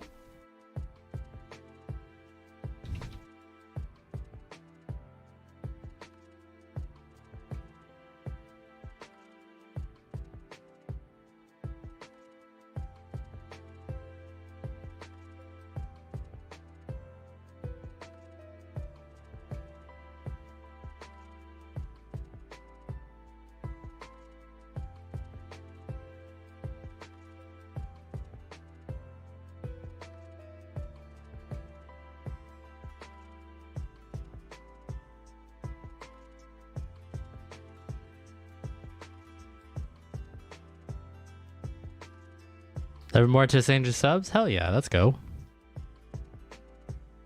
You got this. Couple more Animal Crossing videos, I'm sure, or once Animal Crossing finishes up, I'm sure you'll cross that threshold. Hopefully your watch hours will pick up to go along with it as well.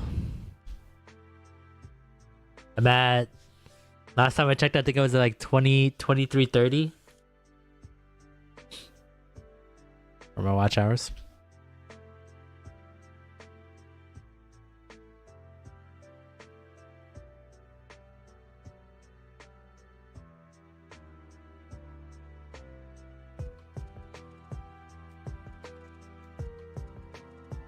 $21.94. Nice.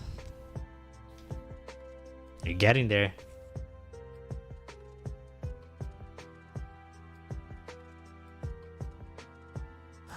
Any signature plans, Gage? Yeah. 24-hour live stream? 24-hour live stream, you beat all the 3D Mario games in one sitting.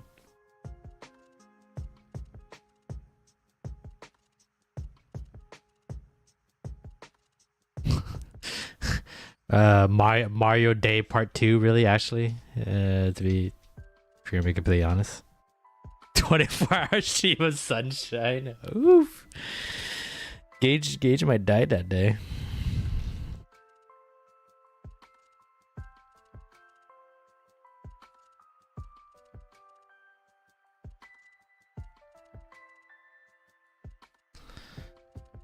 I really just got the 500 not too long ago. Did you do something to celebrate it? What did you do to celebrate your 500?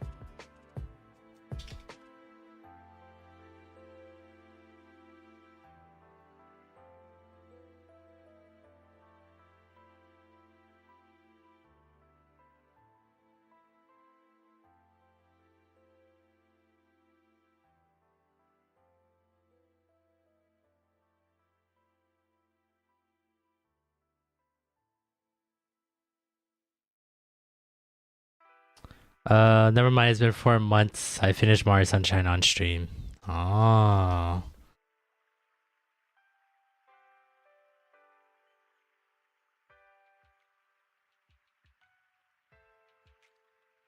Mario Sunshine Season 2. Every 100, you'll replay Mario Sunshine again.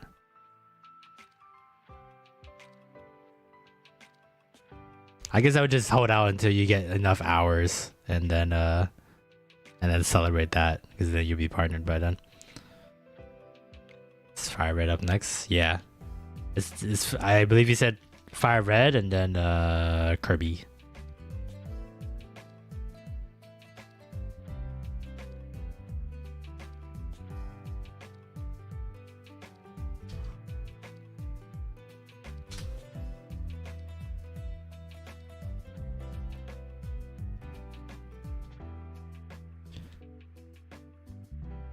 And then a secret 20th project.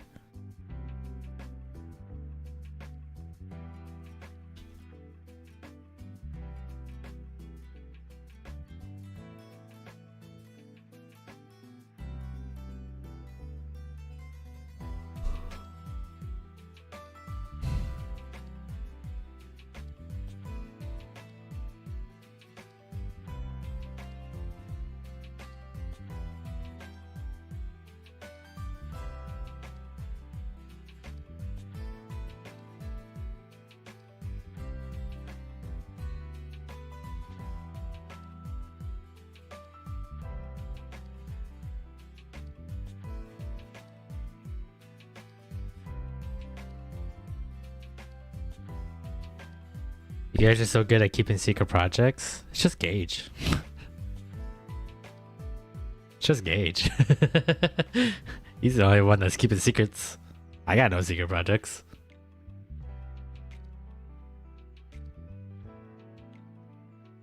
You guys already know what I'm going to be playing like weeks in advance, except for simulator games. But that's usually because I just have like a spinning wheel, and then I throw a dart at the wheel, and then whatever it lands on would be the simulator game we play for the night. Yeah, Gage keeps all his things secrets.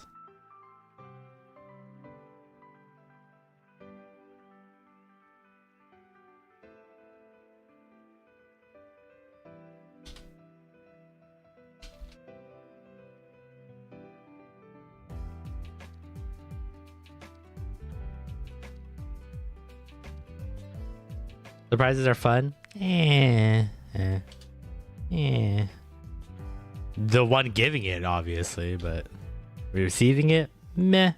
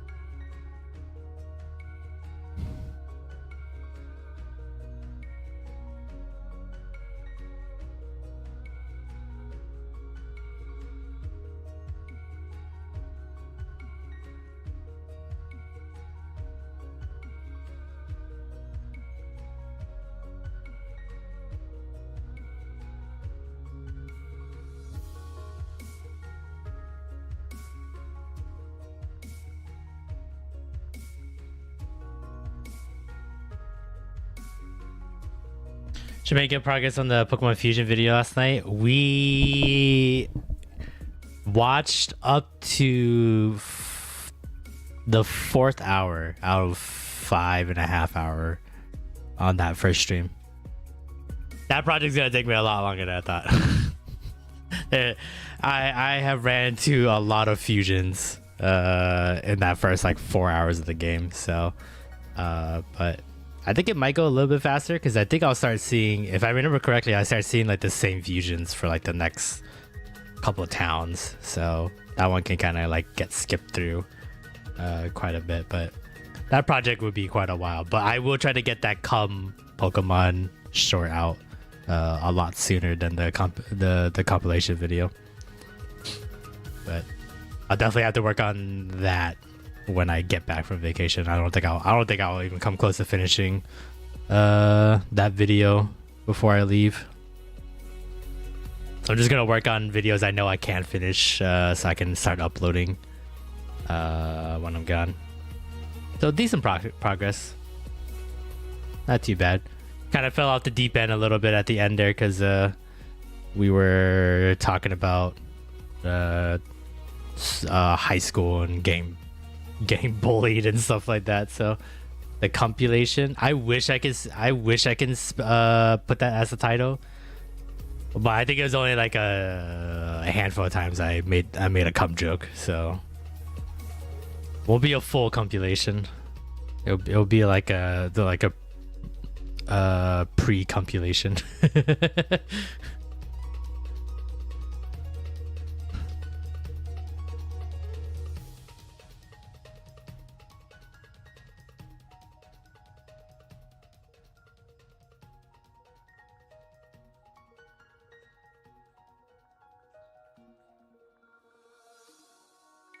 Yeah, a pre-compilation. Exactly.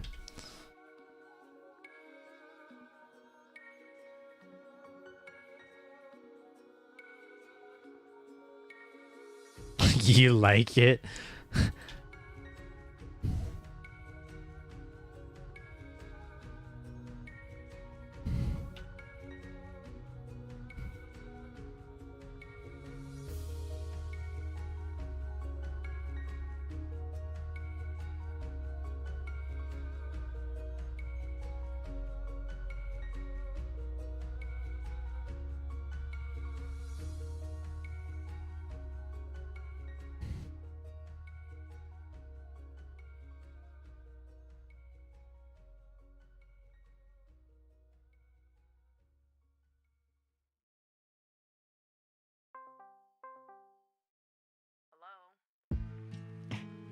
Oh gee, that was the goddamn background music.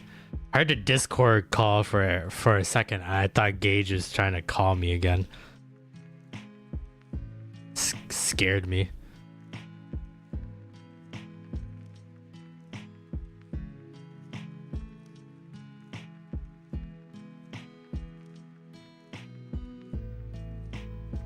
Sound like you.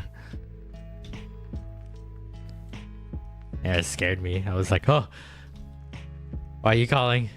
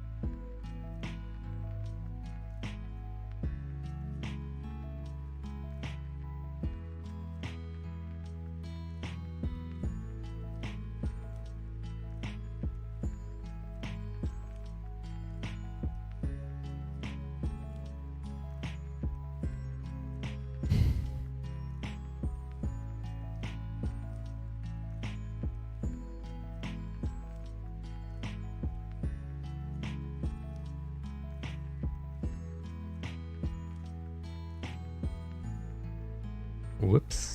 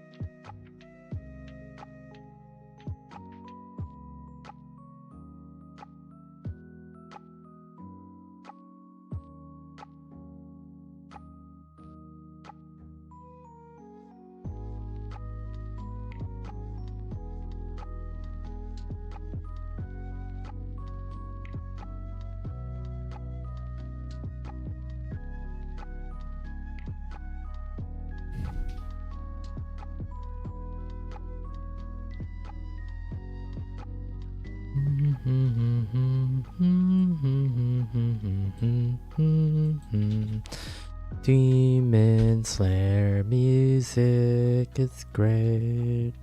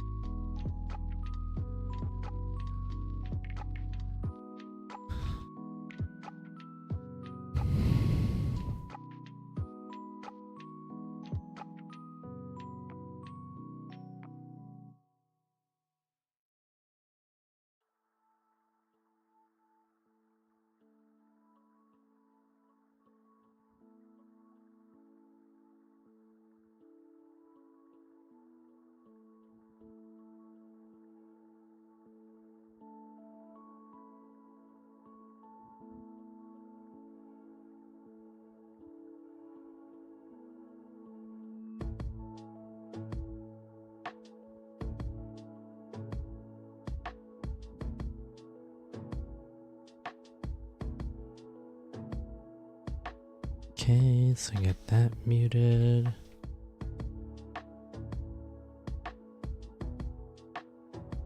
Showing this up.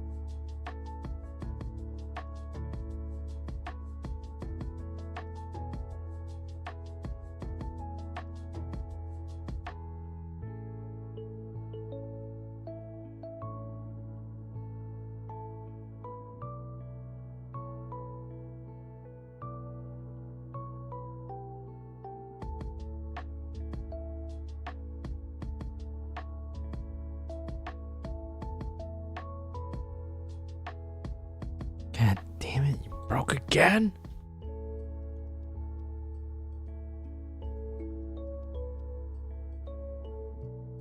Have to restart Adobe Premiere 'cause it sucks.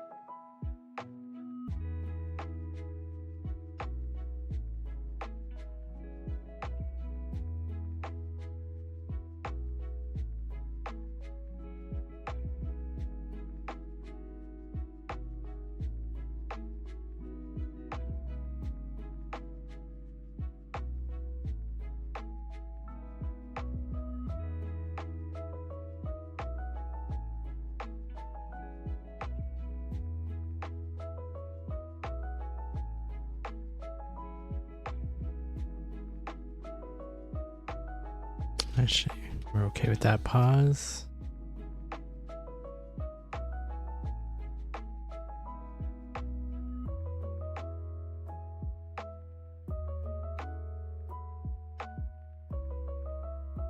God damn it. Adobe Premiere is being funky today.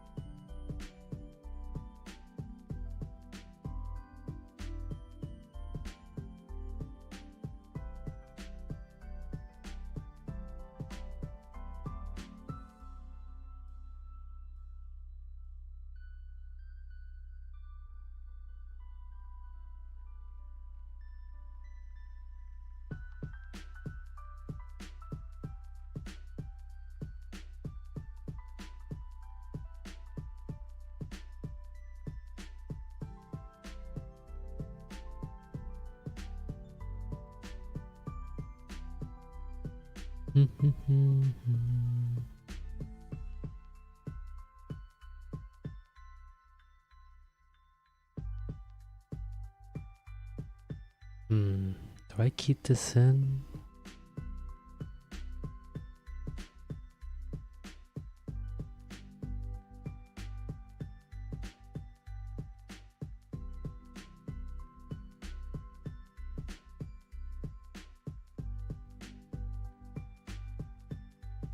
I don't think I'll keep this in.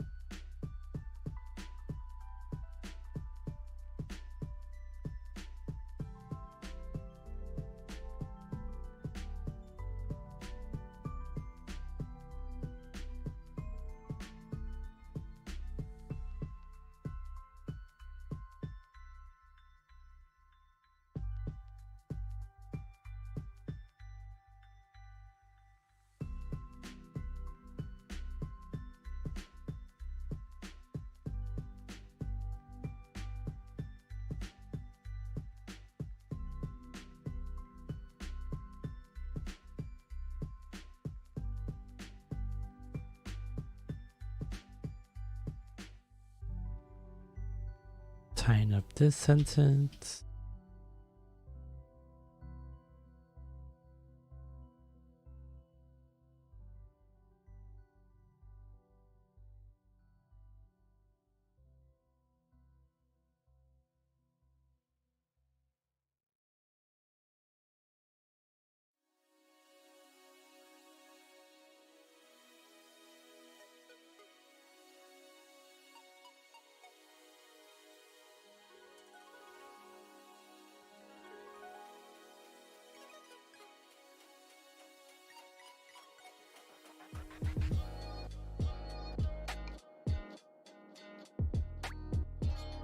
That's a very Asian-inspired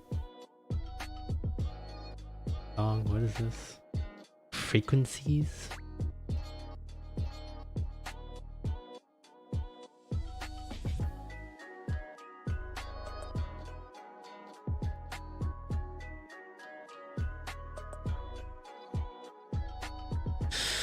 Alright, almost halfway through this episode.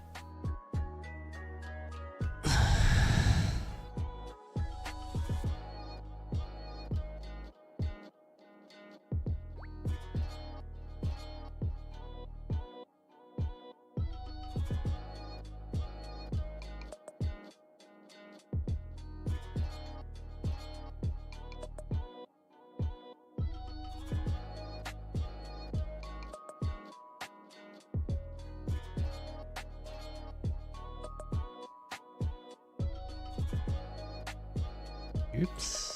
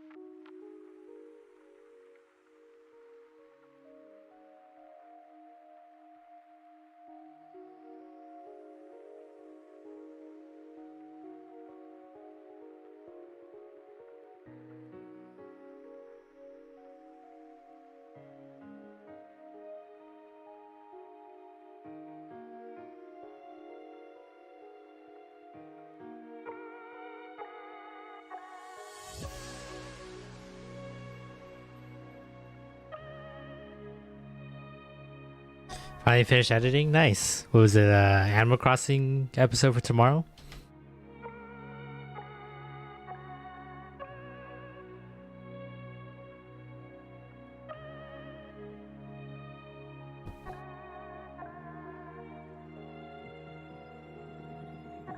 Nice, nice.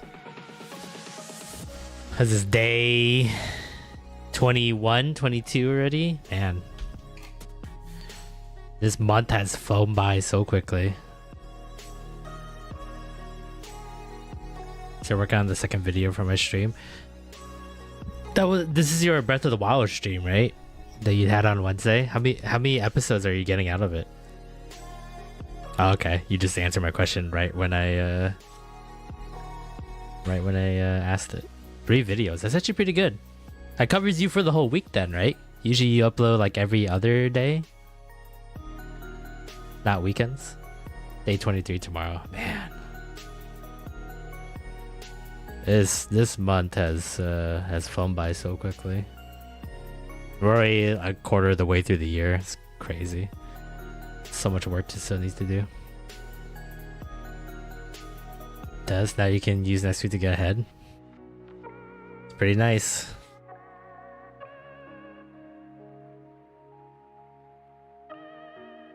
How many more episodes do you think you got left for Breath of the Wild until that one's done? I know you're slowly wrapping that project up since you're trying to figure out what you want to do for your next playthrough.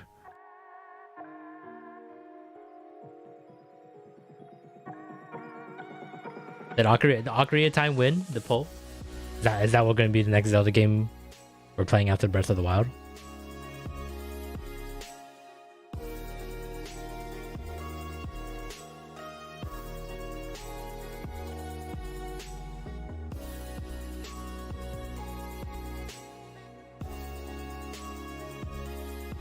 Maybe around 10, depending on how much side stuff I have to do. You can always slide side stuff into a stream. That way it won't feel like a chore. Ocarina of Time. Is this original the N64? Oh, I guess you could play it on the NSO now, huh? It's probably on NSO then. I was gonna be like, or the DS version. I always seem to accomplish more on stream than off. It's because people are yelling at you nonstop about this and that. So, you want Ocarina to win? What was the other choice? What was Ocarina going up against? Kind of need a break from this type of Zelda. Just turn your brain off and go from point A to point B. Enjoy the ride. Oh, Tears of the Kingdom. Oh.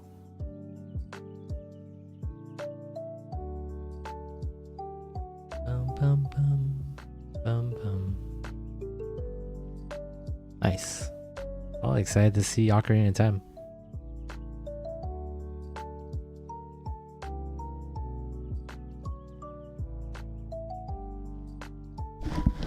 You can see a very ugly version of Ganondorf. What was the last time you played Ocarina of Time?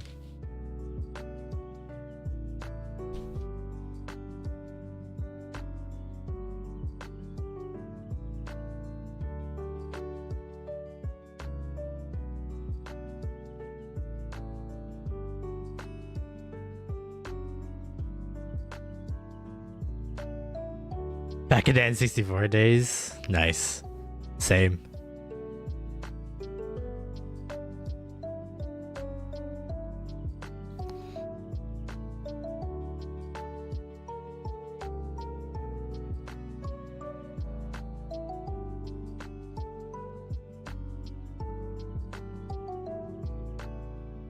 I know this story pretty well, so it'll be an easier playthrough, hopefully. I'm sure it will.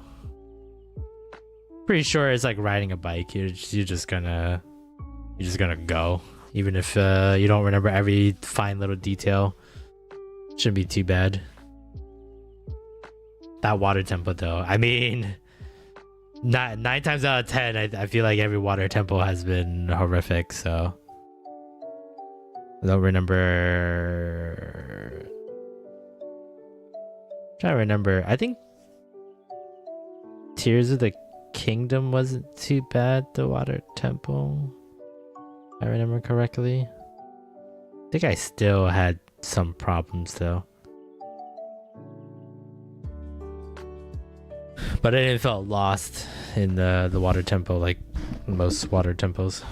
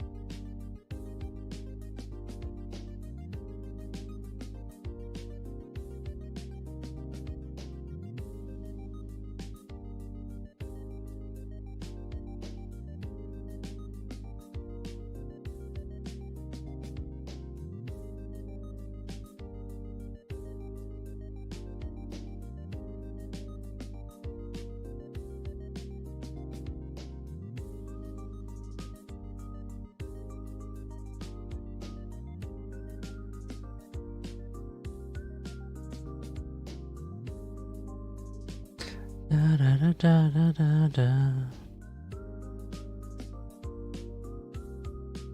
long was this soundbite? 8 seconds? Perfect.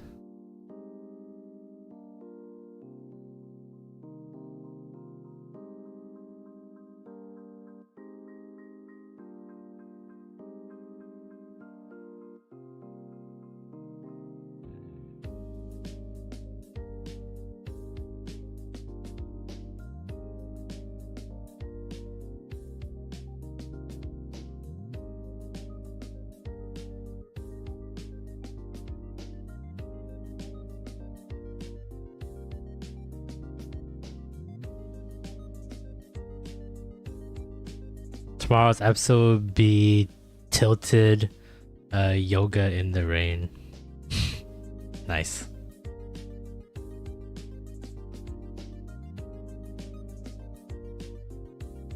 Oh, titled. Sorry. I don't know. I don't know why I read that tilted.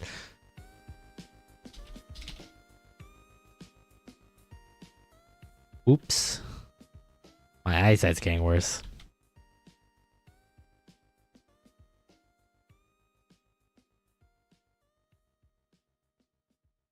You're tired, that's why? No, I just have I just gotta get better glasses, to be perfectly honest with you.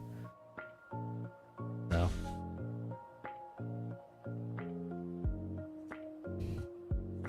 haven't had an eye exam in 6 years. So I just know my prescription numbers. So I just go, I have like this place online that I can just punch in what my numbers are, and then I can buy glasses. Because usually when you like go to an optometrist, you like, if you want to buy new glasses, you have to do an eye exam. I mean, you should be doing an eye exam once a year anyway, because you can see if your eyes are deteriorating or not, so you can adjust it for your glasses. But sometimes I break my glasses very quickly, or you know, I have it for a couple of years and stuff like that, and it's expensive to buy new glasses. So when I finally do bring my glasses after a couple of years, I don't want to do an eye exam because it's like another $120 or something like that sometimes. So I just keep using the same prescription for the last like 5 or 6 pairs I've had. And I save a lot of money because then this online website sells frames really cheaply, and they won't force me to get an eye exam to buy the frames from them. So I don't know that feeling because I never wear my glasses. Yeah, I mean, full time. I've been wearing my glasses full time since I was 10. I've always had pretty bad eyesight. So I just have bad senses in general. Bad eyesight.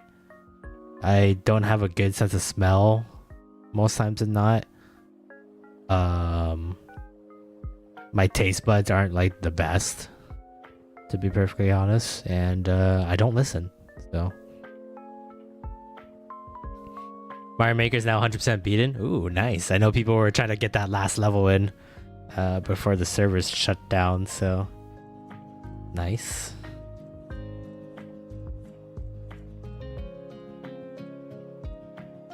Was like making new levels and submitting them taken away or something like that before they close down the servers?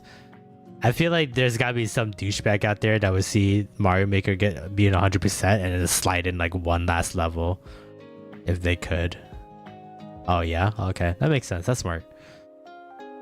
I was like, we could do this smart way, but we also could do this the dumb way, and then some douchebag would like ruin the the whole thing. Mario Maker is 99.99% being, guys.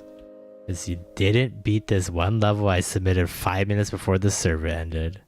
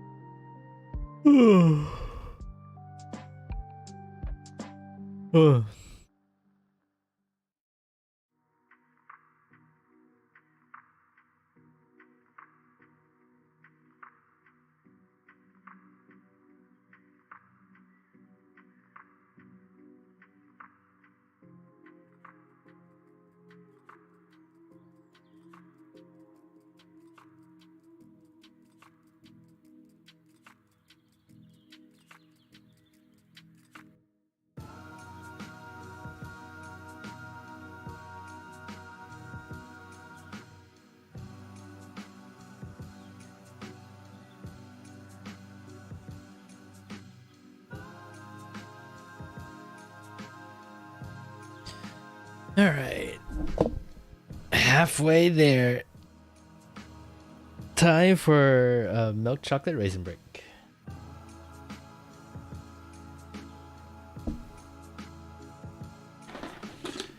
I'm just happy all but 3 episodes of Animal Crossing have managed to get 50 views. Hell yeah.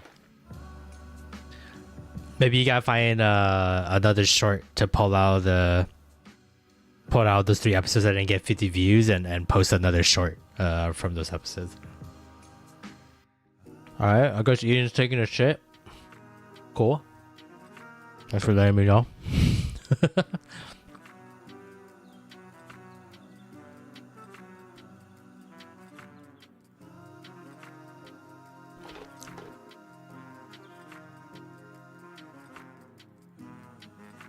Do need to work on shorts. Nice.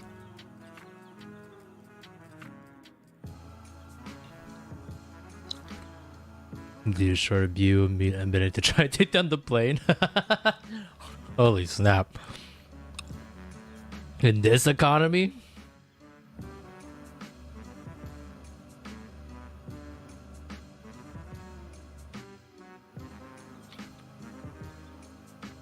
Here in the US, that dude would just get ripped apart by the dogs. If he ever said that in real life.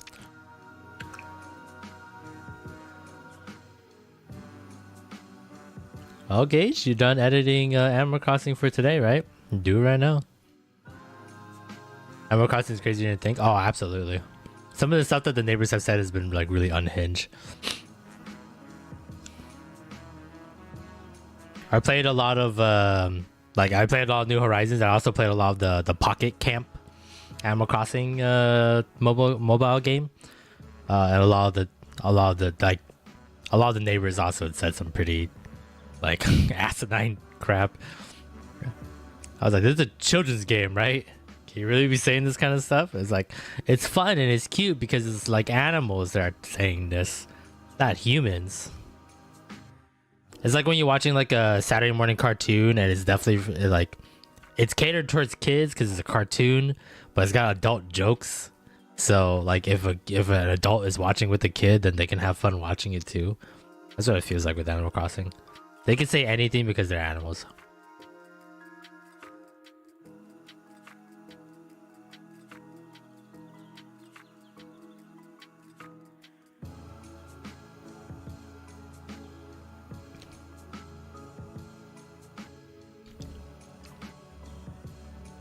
When Jay admitted his house was like a danky locker room. I understand that. These people admit the weirdest stuff. TMI neighbors, man.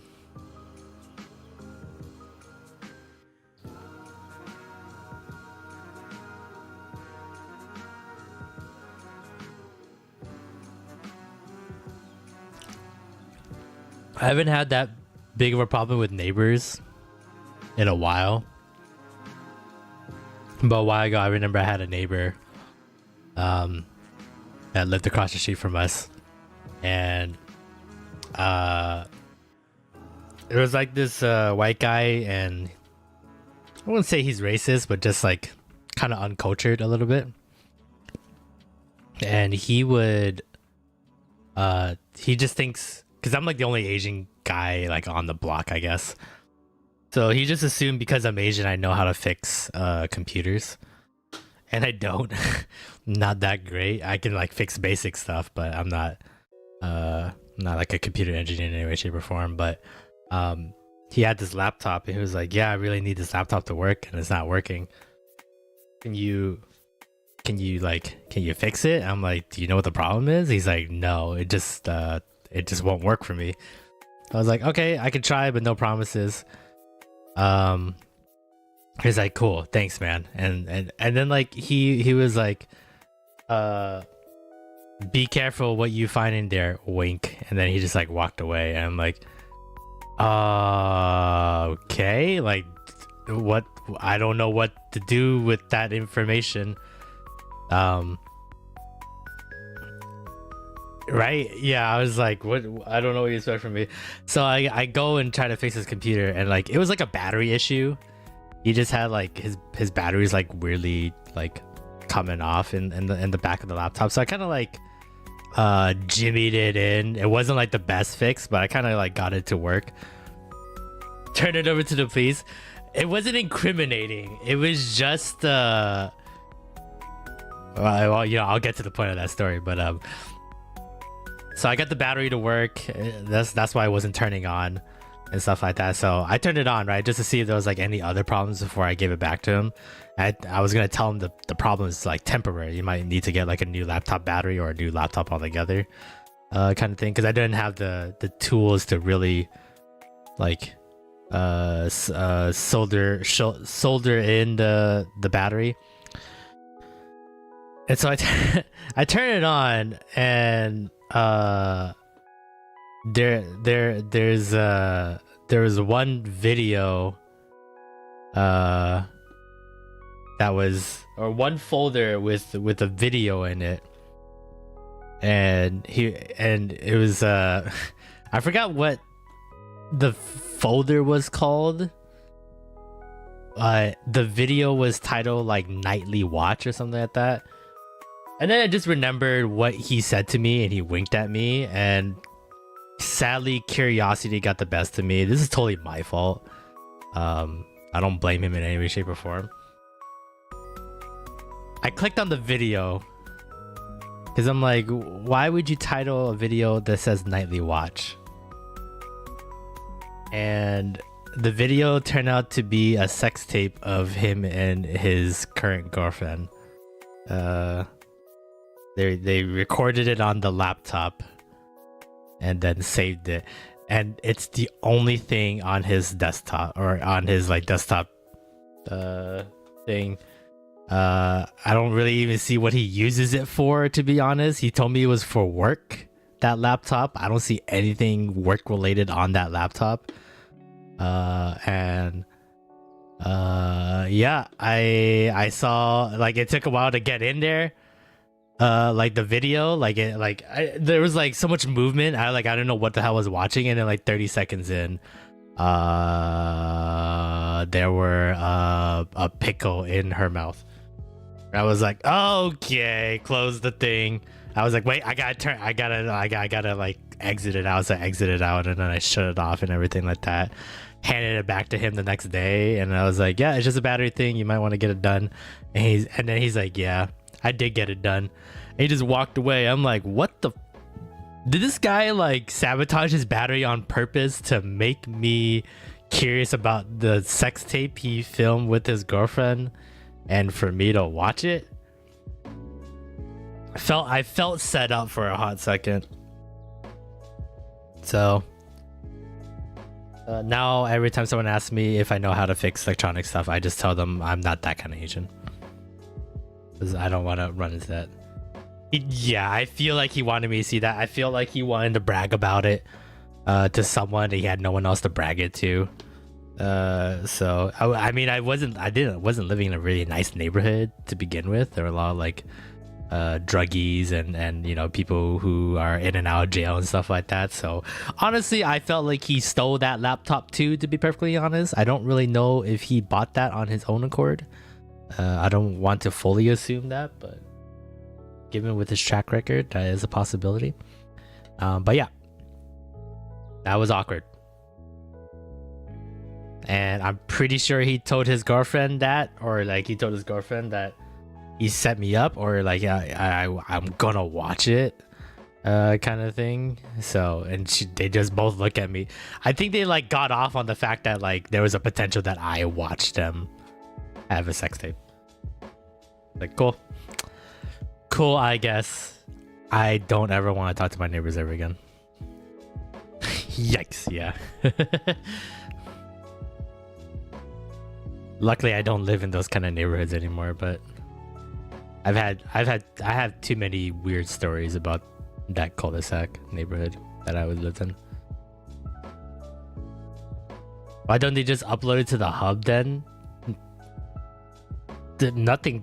I mean, who's to say they didn't already? To be honest, you know, maybe it was just hot because they had, you know, someone they knew personally seen it.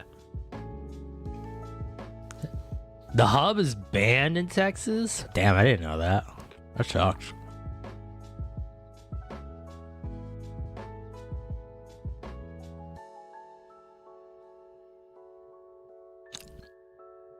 I guess you can get off to purchasing a gun and owning a gun.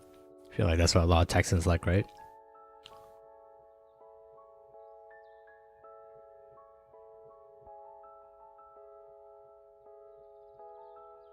I would try to convert myself, but that's what the news said.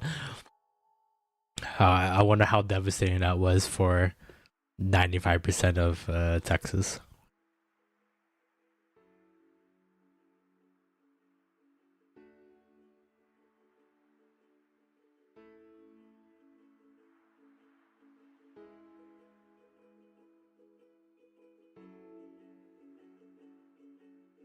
You get firearm easier than you can watch adult content, apparently, because adult content goes against every wish of the Bible. But firearm? That's different. God wanted you to have that AK-47.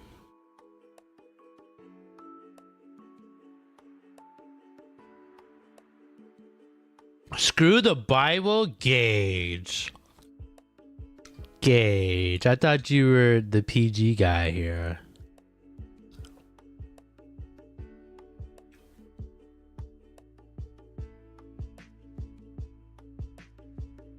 It's apparently over how they regulate age restrictions to their websites or something. I mean, that makes sense. There is no restrictions to it.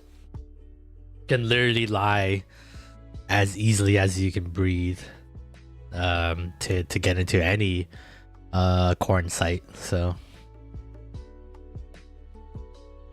I'm not a fan of cults. He said it, not me, guys. And the higher ups that are watching this stream, for some reason, he said it. Yeah, the Bible Belt. I've never heard the Midwest describes the Bible Belt, and I will from now on call it that. I'm from the West Coast, so anything goes at this point.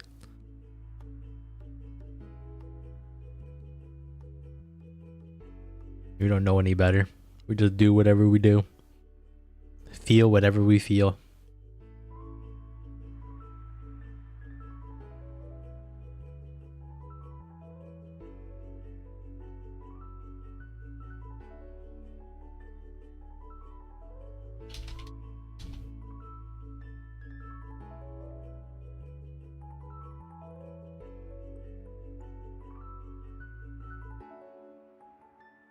Mm-hmm.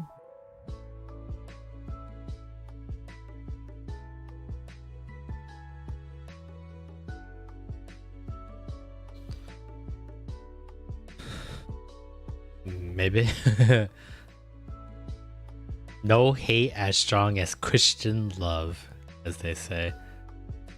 Not to get political? Nah, you can get political. I don't care. I don't really have much to say, but you know, I don't really. It is what it is at that point. People believe what they want to believe. People trying to like force people to change their mind isn't gonna help. I heard this someone saying is like the reason why it's so hard to change people's minds about certain topics or certain viewpoints is that their viewpoint gives them certainty in their life. They're certain this is what it is, and it gives them a level of comfort. The moment they become uncertain, the moment they become uncomfortable with the idea, that's when you can start giving them like ideas or facts or whatever you present to them, and then they can make an informative decision from there. And this guy was telling this story because there was he was interviewing a woman that was part of the January 6th attack.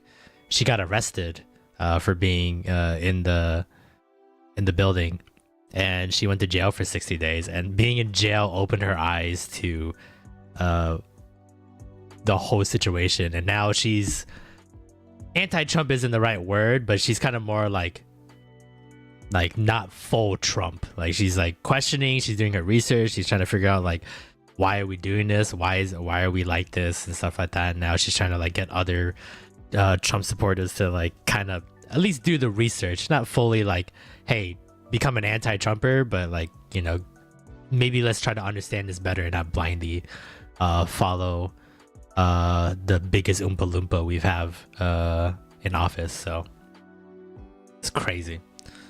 Most people in my family are against religion. I'm one of most people in my family are against religion. I'm one of them. I don't care if people are religious, just don't push it onto me. Wow. Don't make me pray before eating Papa John's. Nice.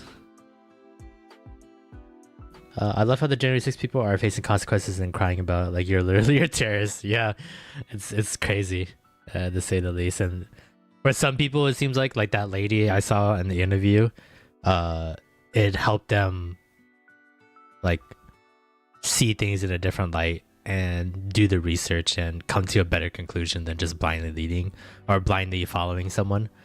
Other people, they have doubled down and will continue to do just that. So for me, it's just like, if you really believe it, you did your research and you do this and that, then that's fine. That's what you believe in. But don't just blindly follow someone because they said this and then you take it like it's the words of God, basically, and you'll die on that hill without ever knowing like any facts or anything to back up that claim. So it kills me the most. I don't like Biden or Trump. Really, Trump was meh. Biden just sucks. I'm only 19. Don't hurt me. No, I mean, you're not wrong. It's just I feel like the younger you are, the more different you are to the political parties, both Democrat and Republican, because neither of them has helped you in any way, shape, or form. If you're much older, depending on what party you're part of, you might have gotten what you wanted out of that party, and now you're just like how it is. But the younger it is, it's worse it gets. We need millennials to step up and take over. That's why a lot of our people our age, Eden, are like running for office. I've noticed. Elections are gonna be very interesting this year. It's the first time you're gonna vote too, Gage. Are you gonna do your due diligence and vote for your country? Tired of boomers on the verge of death making decisions. Yeah, I'm also tired. Like, like we're moving on the age of technology, and that being like a major part of our future. And like all these old people don't know anything about technology or how it works or why it works or how influential it is to the world, and so they just make like these like very surface level assumptions about a whole bunch of stuff that, like, for them, whatever decision they choose, like the net neutrality thing, it doesn't affect them because they don't use it, but it affects all of us that will use technology for the future or for the present and the future. It kind of just sucks that every decision like is on them for people who don't use it. So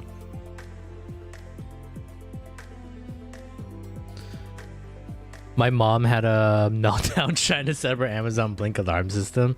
Yeah, it's crazy. Like, I know some old people or older people are very like technologically advanced, or at least they understand it to a degree to where they realize it's almost like a responsibility, and those are nice. But yeah, for the majority, man, I saw Nancy Pelosi talk about shutting down TikTok in America, and she was like, "We're not shutting down TikTok. We're just lowering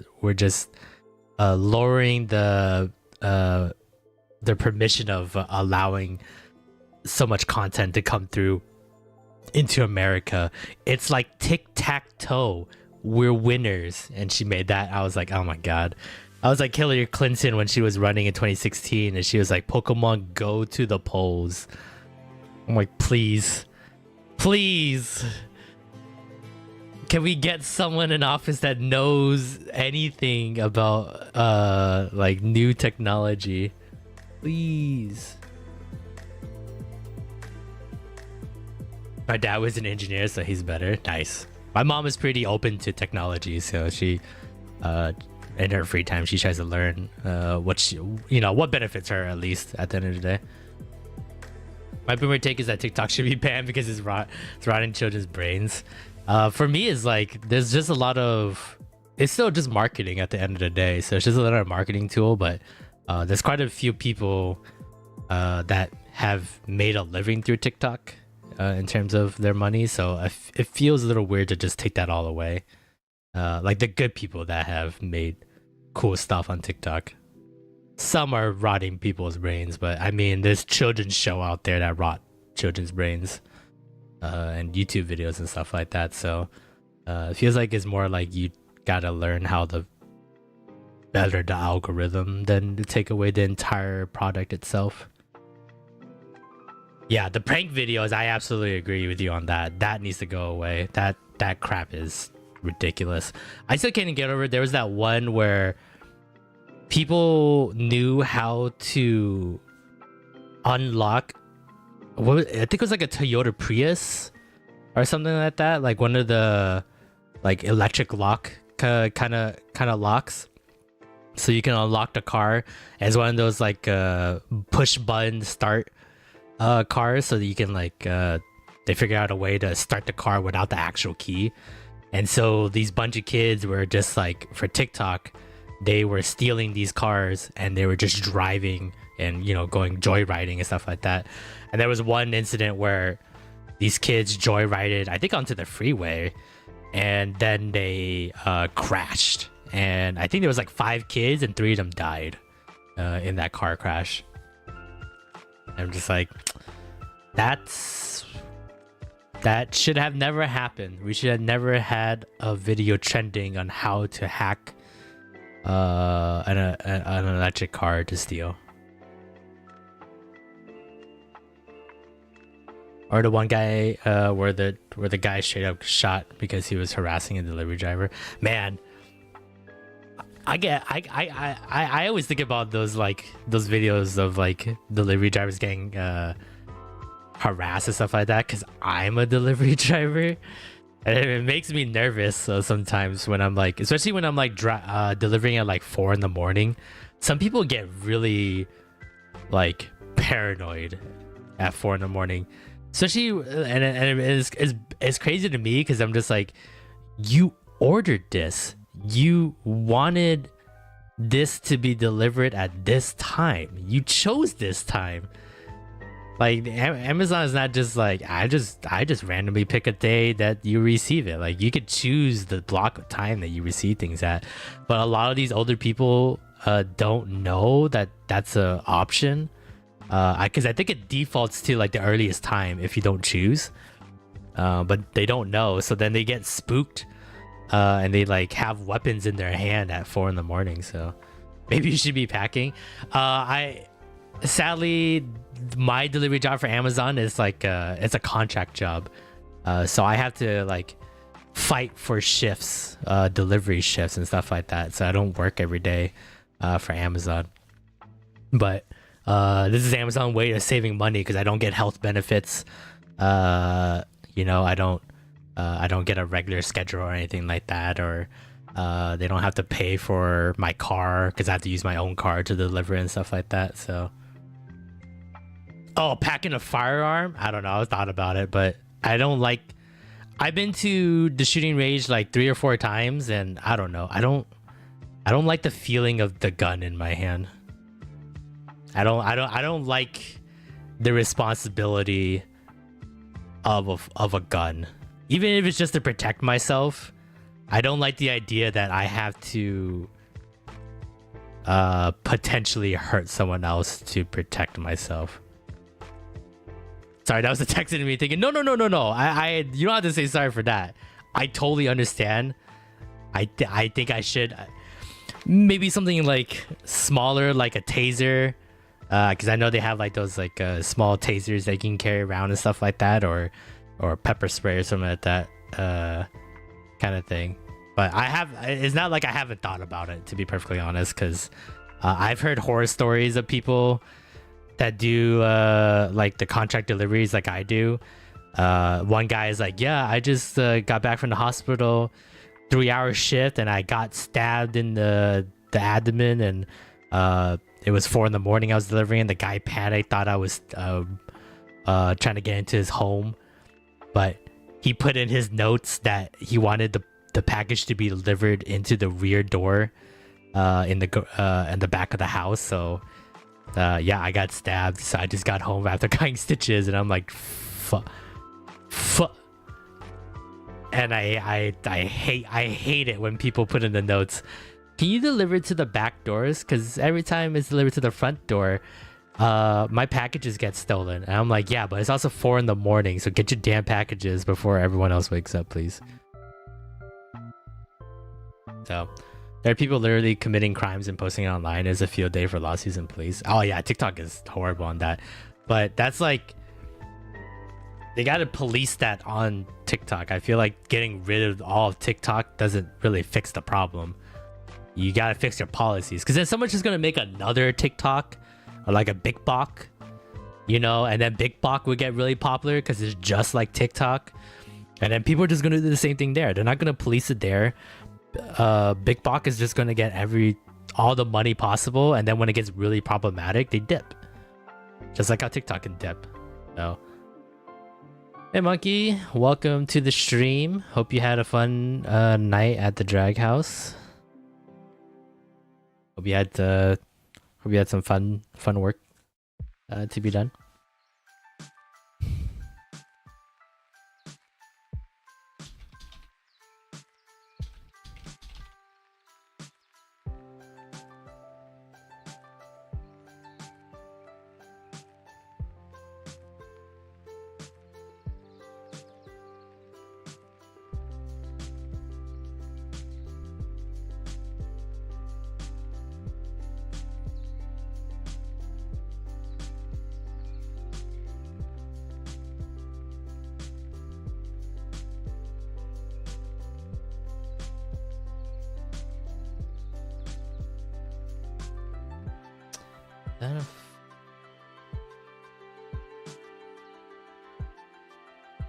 Talk had a good time too. That's good to hear.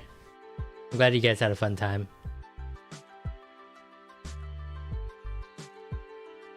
So you don't mind me asking, what did you what were you guys up to? What did they need help on?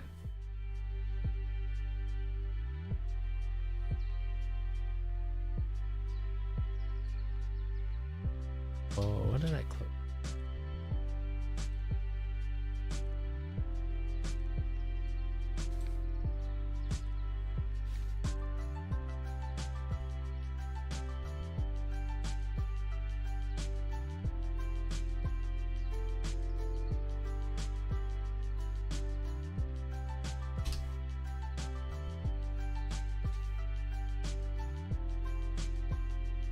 I like Ubumna. I was a kid, so that's probably why. Do you like Ubumna if you spell it that way? How's everyone's nice doing? Yeah, we're just chilling. Everyone's just working on stuff, just talking about random stuff as well. You're helping her with the Pride event. Nice. That sounds cool.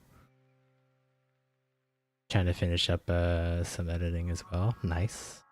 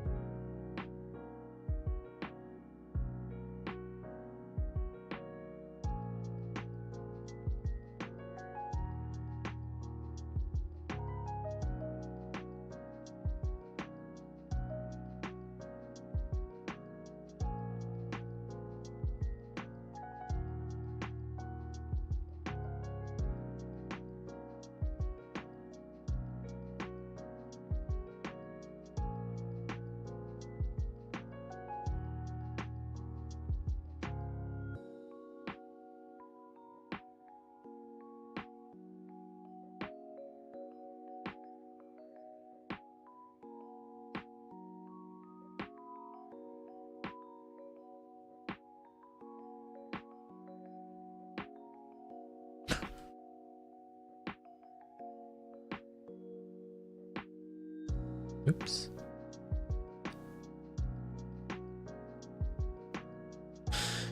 You did a couple of shirts? Nice. Everyone is so productive today. Love to see it. It makes me want to be unproductive and just sit here and eat milk chocolate raisins.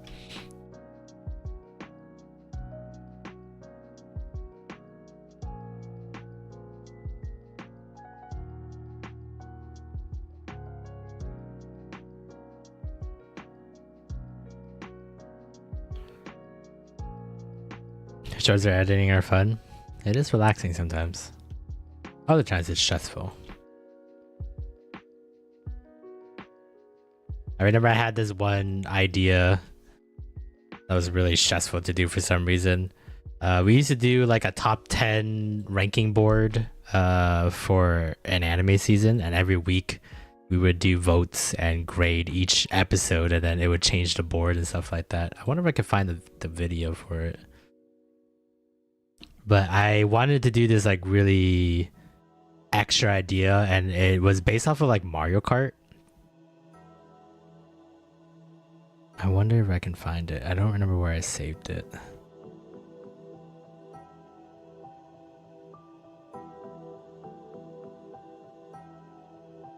But I wanted to do this video idea with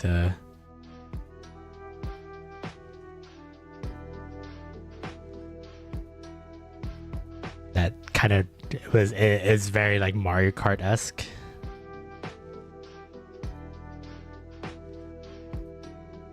Maybe in here.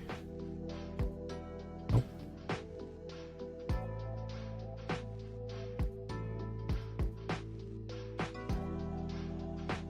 What's this folder? Nope.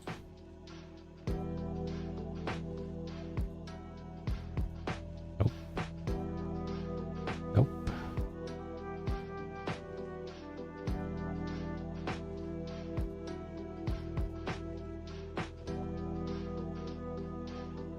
Was it this one?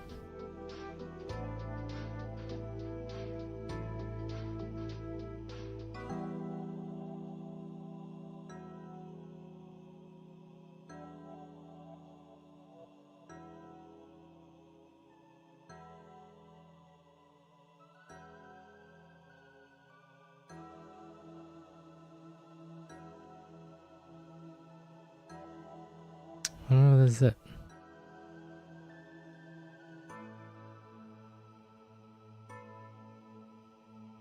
Nope, this is definitely not it.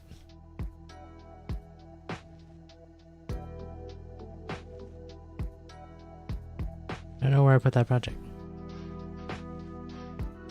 In here? Oh, I think this is it. There we go. So I had this. So every time we do the top 10, they would change. So then, they would go up and down the board every week. So this is how they show off how they're bored. So I think I was watching like a Mario Kart video. And I thought that was pretty cool. So I had Plinchi like draw this like Weeb man Dragon Ball thing going on there. To I think this is like the Mario Kart like metal kind of thing that they have in Mario Kart 8.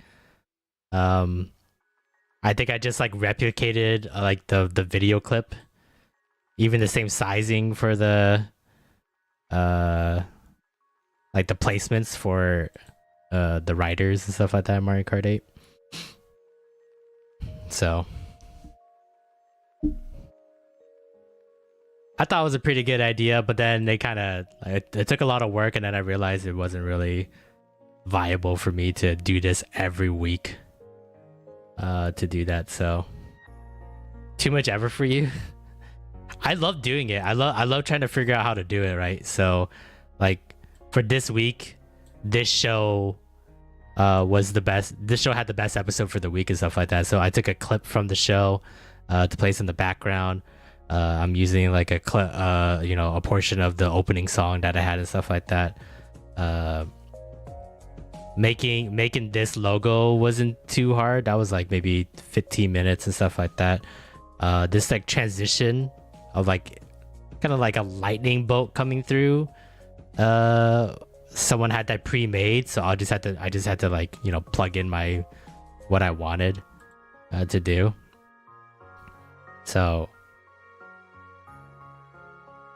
mostly the animation parts were like the easiest to do. It was just kind of like lining things up nicely that I wanted, because like all this was like custom, right? Like I had to get each head of like a character that would represent the show that I thought would be pretty good. The point system right here and stuff like that. That was all like extra work right there. But I like this like little like point transition thing right here, from the points from going here to here, like it going down and then the numbers going up.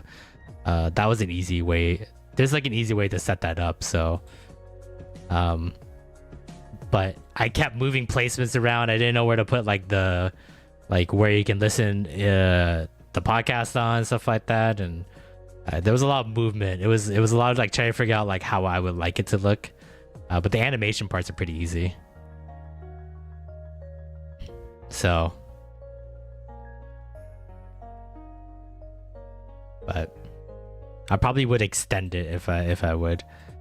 I might use it still for like a short when like the old episodes come out, because we don't do this ranking board anymore for current episodes of the podcast. But maybe I can like lengthen like this portion a little bit so people can read the placements better. This is only 22 seconds, and then make it into a short, but not entirely sure. I might just scrap the whole thing. But this was like maybe 2 days worth of work on and off while I was working on other stuff. But I like trying to figure this stuff out. Like even like Plinchi like really worked really well with the drawing here. Like this hair movement, this is all her drawing that out for me. I think the most trouble I had was this like coin flipping thing going to the corner. There's like an effect that you can do to make a coin flip on a 2D plane like that. It was kind of finicky. It kind of looked really awkward making it, because I was moving it to the corner and making it smaller. So there was like a lot of keyframes I had to like maneuver around to like get that to work. But I think it looks pretty good. Even the music was like on a pretty like, I chose a good portion of the opening song to really fit the movement, fit like what was going on in this episode. I thought I did a pretty good job there. So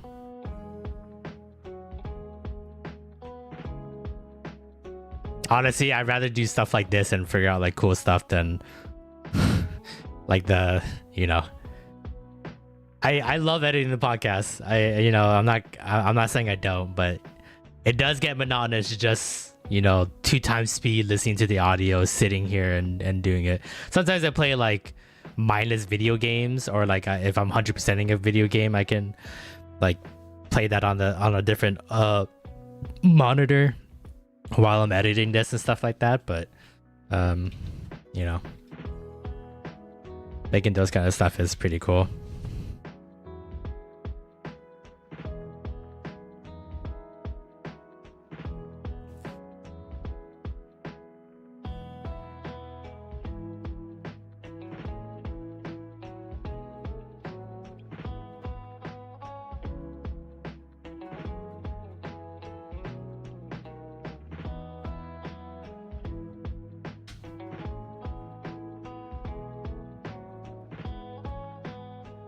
Ooh, episode 70's done? Dang, everyone's getting stuff done except me. Hell yeah. Good job, guys. You guys get a cool sealed deal approved stamp for the good work you guys did today. And I just wanted an excuse to use the sealed deal stamp. Good job.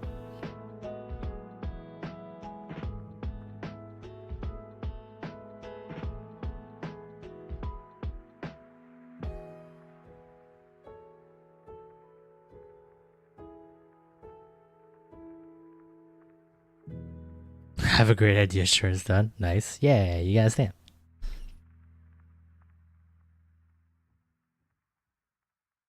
Yeah, I'm still working on the capybara stamp, but I'm hoping I can get that done soon. I think that one might have more real estate to be used than this one, than the seal, but I guess we'll see.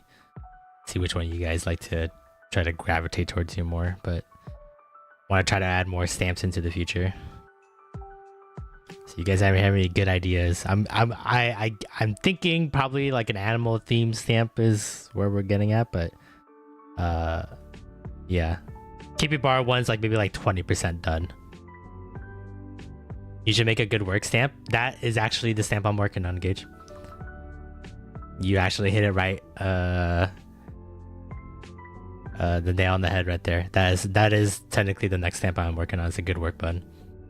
A good job, good work button kind of stamp. So, which will involve the capybara. I feel like this is the content creator version of a study group. It probably is. Which isn't like, I wouldn't say popular, but not often used, I guess. There's like a new category on Twitch called like software and development. So I always like, I like to pop in every now and then to watch people make video games, like the whole like coding and the logistics and everything behind it, like artwork and stuff. So it's always nice to watch those kind of streams.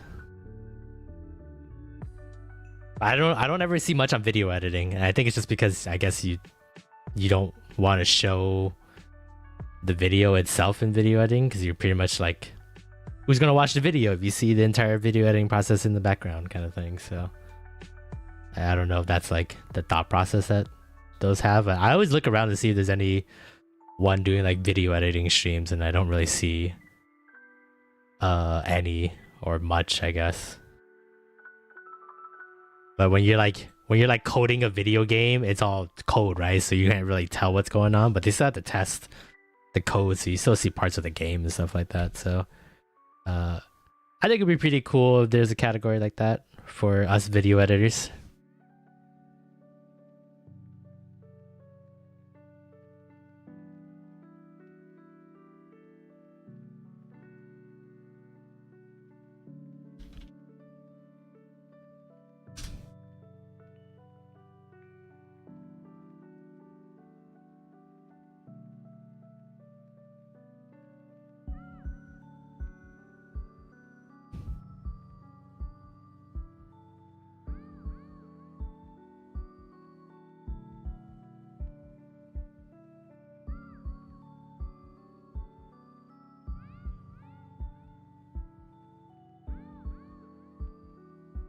You gonna do some more 3D War shorts? Hell yeah, let's go.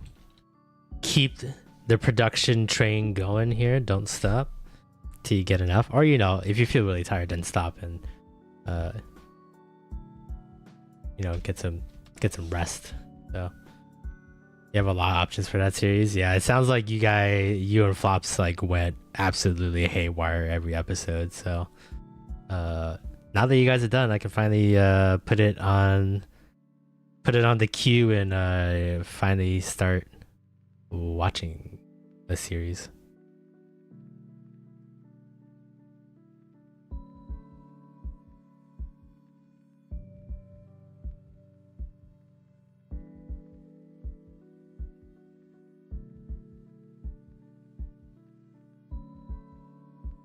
You'll love it. I'm sure I will. From what I've heard everybody else talk about it, and you when you guys come onto these streams and stuff like that, I'm sure I'll enjoy it. I can definitely put it on the background while I'm doing some small editing stuff.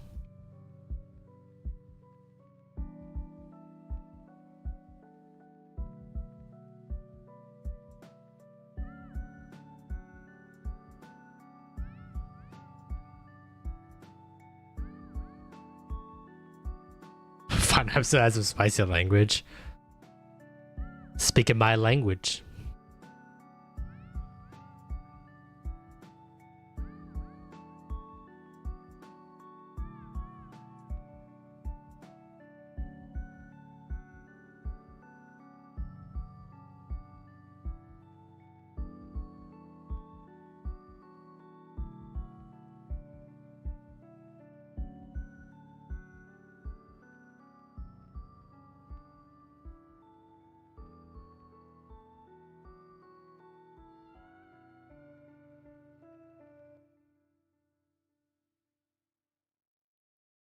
Flops is right. He definitely was not innocent in that video.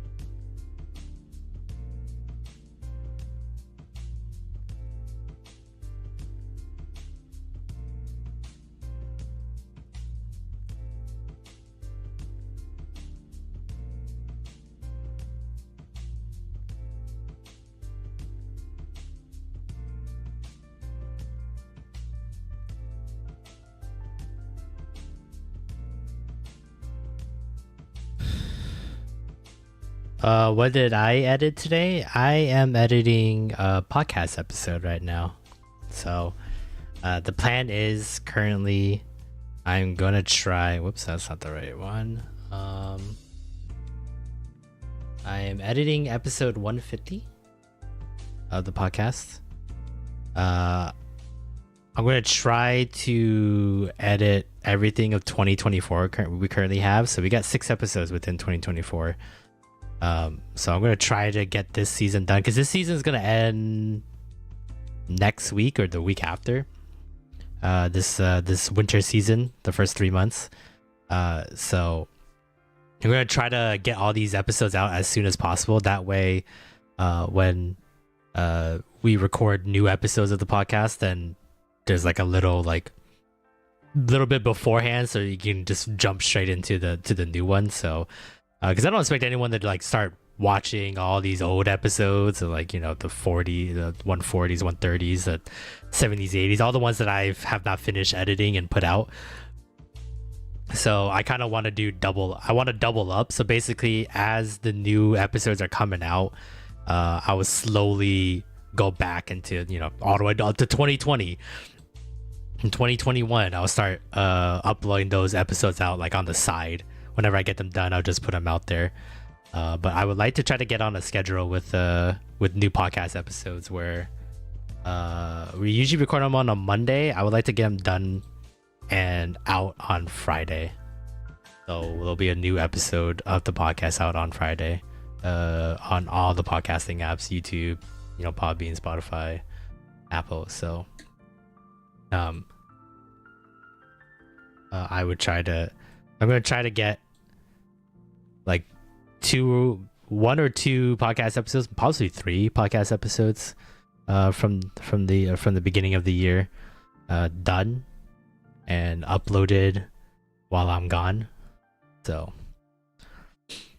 and then, you know, I'll have a couple shorts here and there as well in between the upload days. So, yeah, Podbean Squad.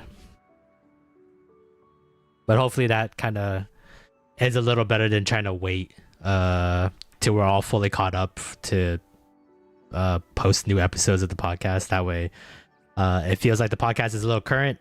We're talking about current anime that's coming out at that time, so people can join in on the discussions because we're all watching the show at the same time, kind of thing.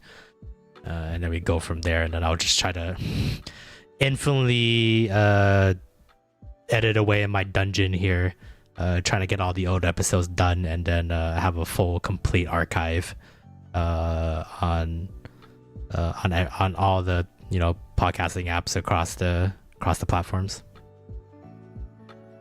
I feel like I didn't do my Toad voice enough in 3D World. Well, luckily, sir, there's plenty of Mario games for you to do that. So if you feel like you're short on one game, you can overload on another game. Can always do Captain Toad Treasure Tracker playthrough and just absolutely destroy everyone's eardrums with the Toad voice.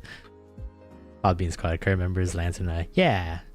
Hopefully we'll get more members soon. I mean, regardless of where they listen to, Apple, Spotify, YouTube, Podbean. I'm just happy that they're listening to the podcast. So Lance and Plenty put in a lot of work on these podcast episodes. So I want people to know to know how good they are at their job as a co-host for an anime podcast. So I really I'm going to try to make a concerted effort once I get these 6 episodes done to try to push the new season out, new current episodes out as soon as possible. So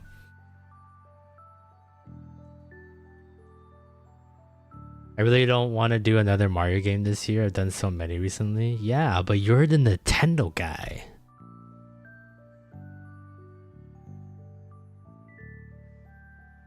If you're not gonna play Mario, what else are you gonna play?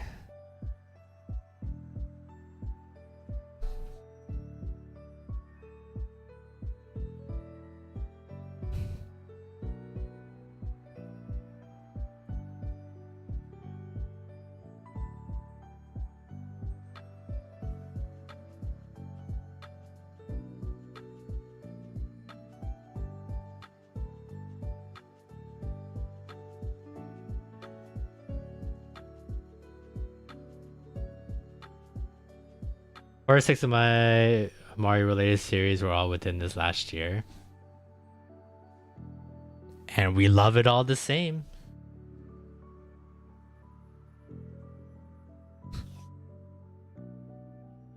I mean, what else? What other Nintendo IPs do you want to like get into? Metroid Prime?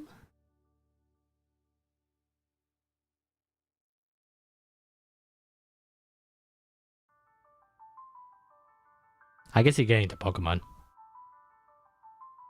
Zelda at some point. That'd be good.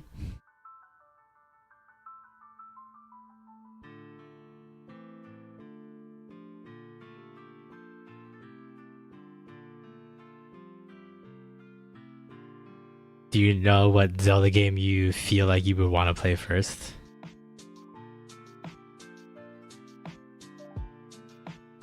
Animal Crossing is cool and different. You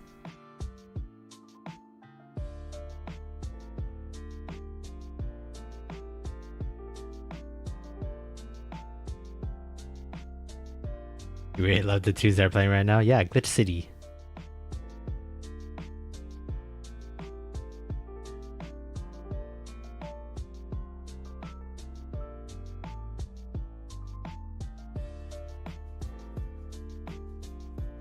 Maybe Twilight Princess? Ooh. Oh, I was going between Twilight Princess and Wind Waker. For which one I was gonna play. Skyward Sword's another good one. Pletchy wanted to play Skyward Sword for like if she got behind the wheel of the controller again for the next Let's Play series. So kind of still waiting if we can find time to play that together. So she really likes Skyward Sword.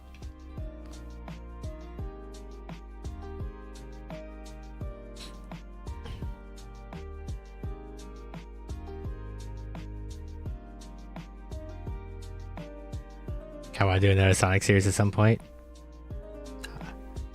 I'm gonna do another 3D Sonic game soon as well.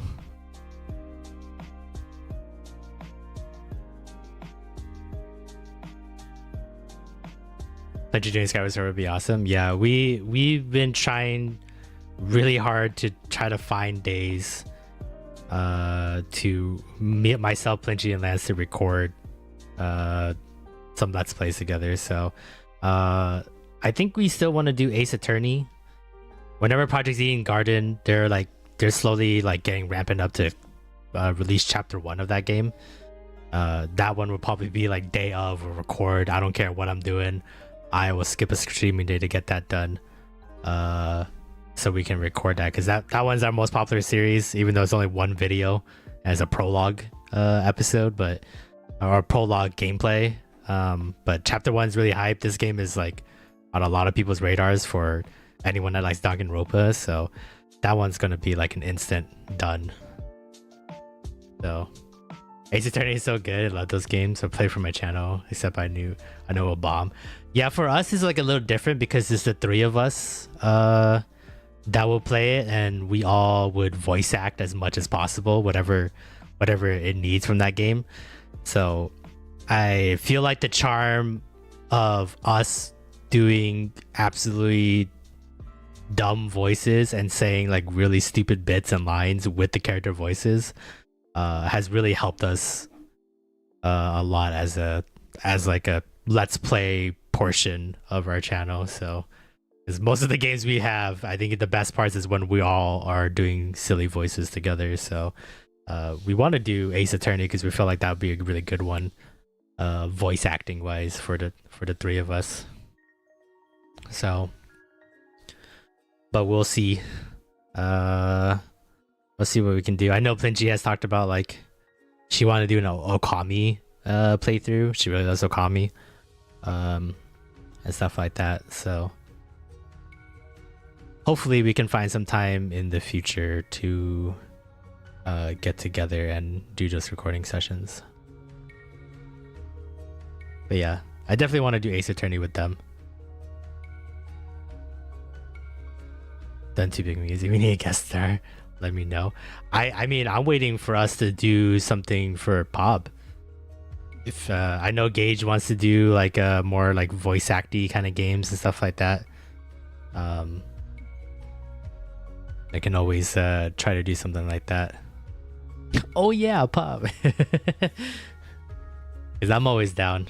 Because even we, like me, Lance, and Pinchy, we've talked about doing more dating sim games, because we want to, because usually dating sim games don't really have any voice acting, and we would think it would be really funny if we voice the characters for a dating sim game. So because usually the dynamic is that like I'm the one playing the video game, so I would be the main character, and obviously I'll have the most lines, so I don't really get too much other characters, and then Lance and Pinchy would get the other parts, and then I would just try to pick up any scraps in between, smaller roles, to hash out. So, have y'all ever heard of a game called Subnautica? I have. I haven't played it, but I've watched a couple playthroughs of it. Pretty cool game.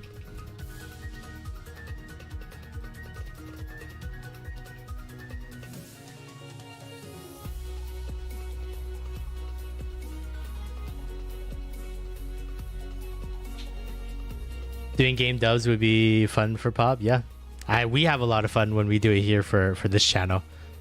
So when we play the Danganronpa series, like just the storyline for Danganronpa is already crazy enough, right? Like 16 kids trapped in this high school, and they had to play a death game to try to try to survive and get out of the death game and stuff like that. In every chapter, a character dies, and they had to figure out like who did it and stuff like that. And they have like a whole like class trial to figure out who died. Like the premise is crazy enough, but these 16 kids they all specialize in like a certain talent. They're all very eccentric characters as well.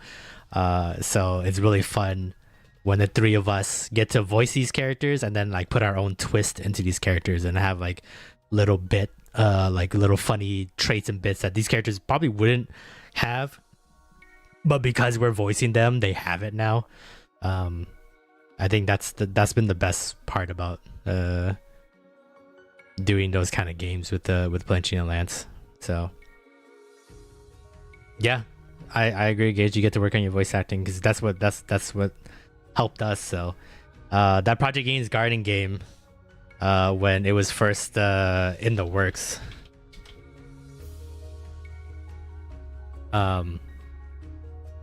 these like 16 characters and stuff like that, Plenty and Lance actually submitted voice reels to try to get into this game. So we were like, wouldn't it be really cool, because we have a lot of Danganronpa videos on our channel, and this game is basically just the fan-made Danganronpa game.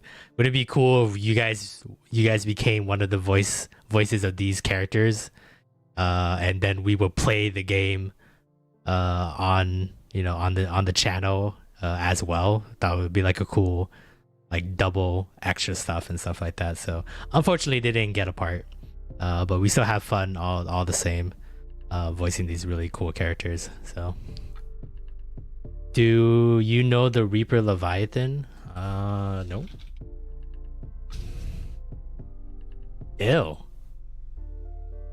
Ew, he's pretty. Yeah, but doing those voice acting games, or like doing games that require a lot of reading and voice acting has helped out.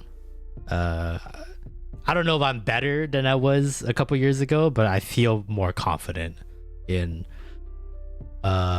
enunciating my words, or putting emotion into certain words or certain lines and stuff like that, and really try to it's almost like acting at that point. So we will add voice acting to Pokemon, but you do know that like it's only the later games that actually have like more dialogue. Some of the early games don't have a lot of dialogue, so it'd be kind of boring.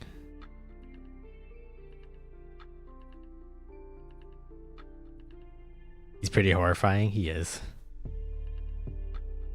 I just don't like how he has legs. I think he was legless. Funny joke. It wouldn't be so bad, but I think the legs make it terrible. Then that means he can probably run on land, which is even worse. So, but I remember we were talking about before, Gage. We like, if we were just recording, we just preemptively read the lines and then put them into the into the game, into the playthrough. I always thought that was a cool idea. I've always wanted to do that where like someone is just doing like a playthrough of a game, but all the lines are already like pre-recorded voices that you can just shove into it. So basically it would just be like someone dubbing the game for you. I thought that was a really cool idea. I would love to do that kind of project someday. I've always wanted to do it with the Paper Mario. I thought that would be pretty cool. If we ever do a project like that, I think that project might be pretty easy, to be perfectly honest with you, in terms of scheduling, because you only need one person to do the playthrough, and then you know, everyone else just read the lines on their own, record the lines on their side, and then send the recorded lines over. And that way it can be, and then you just, you know, slide it into the, you know, to the editing files and be done there. So I think that'd be pretty cool. To an extent he can run on land, but since he's a fish, he needs water to live. Yeah, but I mean, he looks like he'll run pretty fast, so I think he'll get you way before he runs out of air and needs to come back into the water. So I'm assuming he's pretty fast on those two little chicken legs of his. Do a Mario Let's Play, that's how I want to do it. That'd be really cool. If you need voices, and no, you hate my voice, never mind. I was gonna offer I wouldn't mind doing some voices for some characters, but you don't like my voice. I take it back.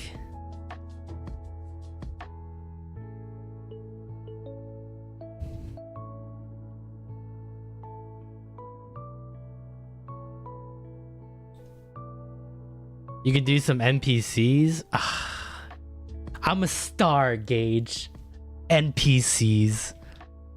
Can't believe you would belittle me like that, but sure, I don't mind doing it.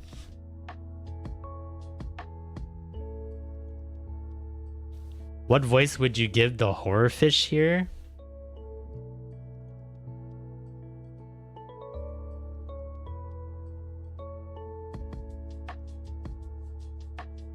Oh shit, I was trying to make his picture bigger here. Here we go. Hey guys, I want to show you something really nice. I have this like really cute fish figurine. I'm a fish idol lover, and I think oh god, I'm just sweating all over. That's what it is. That's his voice. How creepy would that be if that voice came out of this guy as he's eating you alive? There you go. You're welcome, monkey.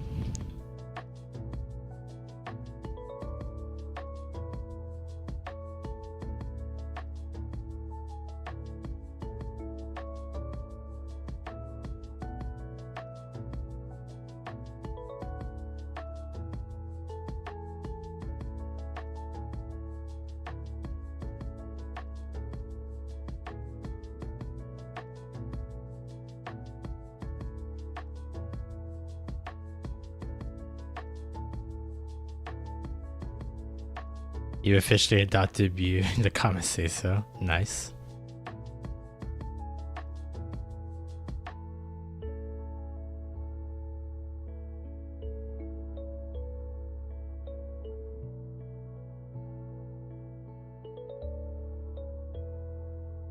You're officially a daddy now.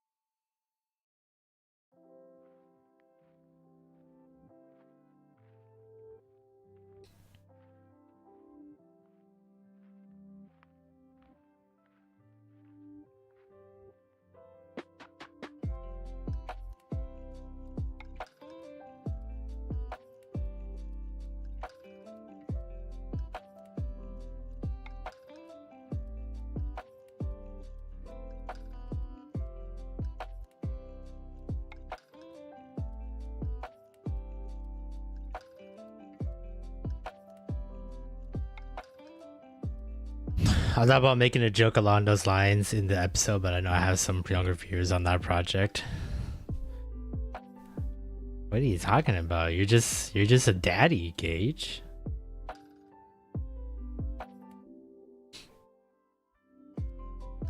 What's wrong with letting your younger viewers know that you're a daddy?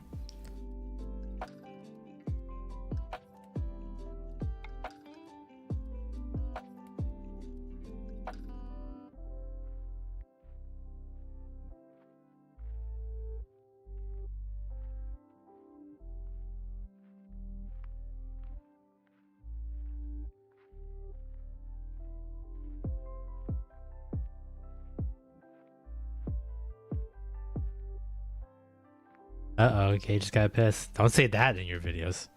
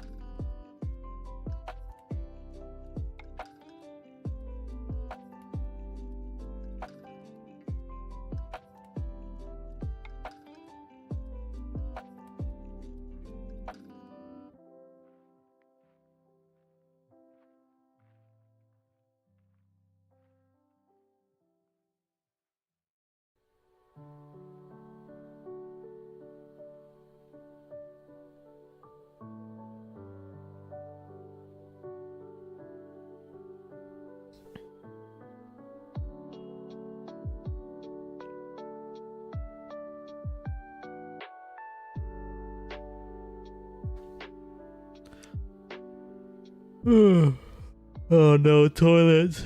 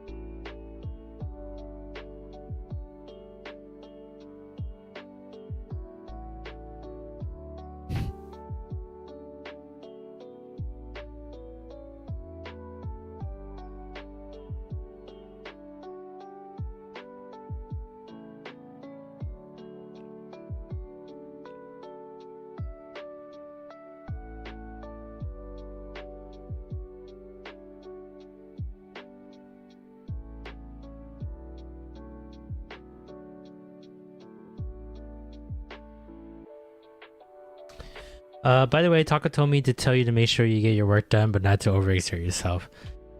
I will not get my work done, and I will still overexert myself. But thank you, Taka. Appreciate it.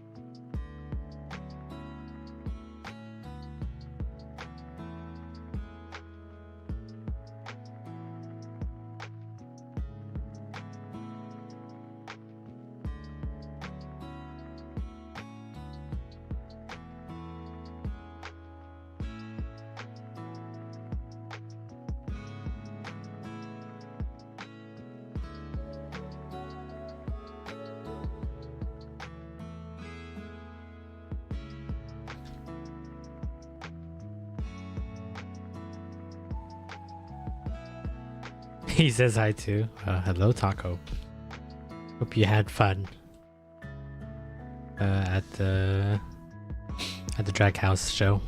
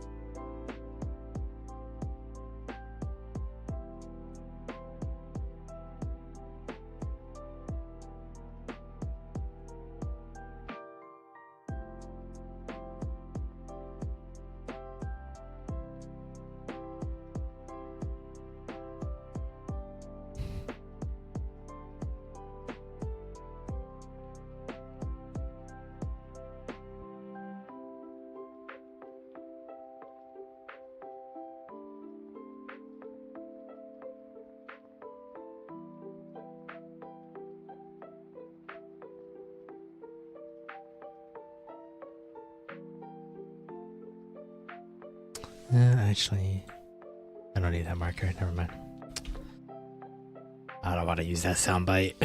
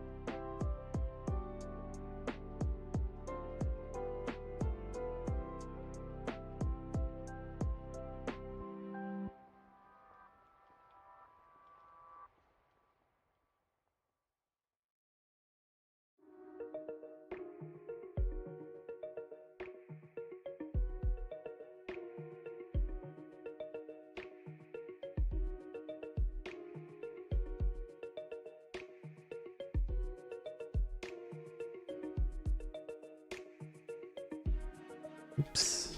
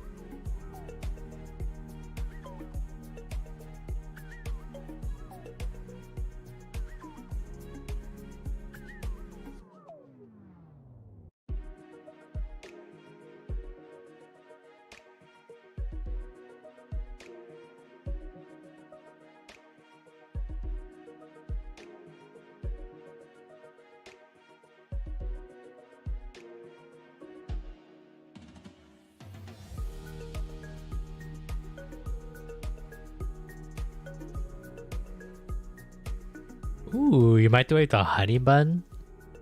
Nice. I remember Costco would sell like different flavored like honey buns in a box, and you can microwave them for like 30 seconds.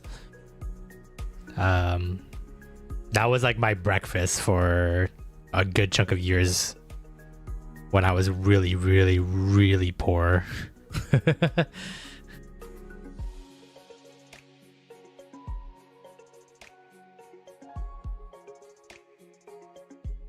He did it on her sheet too. They're great.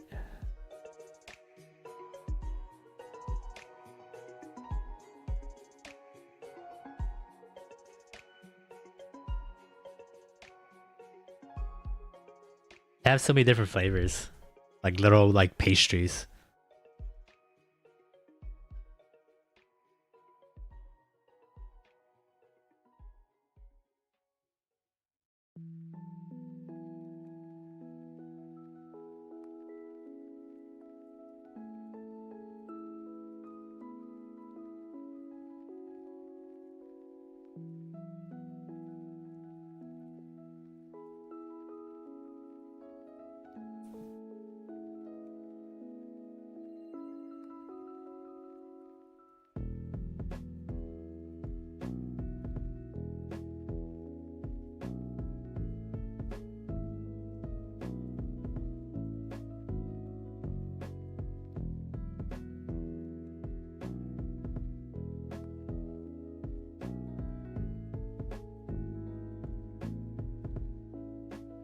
Oh, I found it.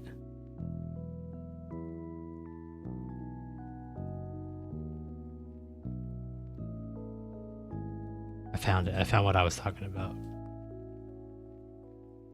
Is this. My mom used to buy me like boxes of this. We never really had time to have breakfast because, you know, she was a single mother. Having to work a lot of hours just to make ends meet and take care of me and stuff like that as well. So we always get like a box of these, and they're very easy to just throw in the microwave for like 10-15 seconds and warm them up, and they're like nice and soft, and there's like different flavors and stuff like that. So my favorite was the raisinette. I don't know why. I don't know many people that love raisins, but I love raisins. That's why I eat milk chocolate covered raisins. I love oatmeal raisin cookie. That's my favorite cookie. And yeah, those raisinettes are great. Raisin bread is fantastic for me as well. But yeah, when you said honey buns, it made me think of this. Not like actual honey buns, but it's kind of in a similar realm, pastry, kind of ballpark. So.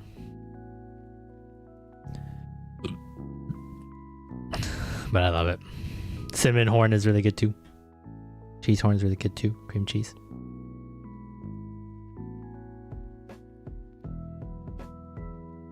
Yeah. I agree. How's the editing going? Good. I'm almost done editing this episode. So now I'm just gonna, once I finish up, then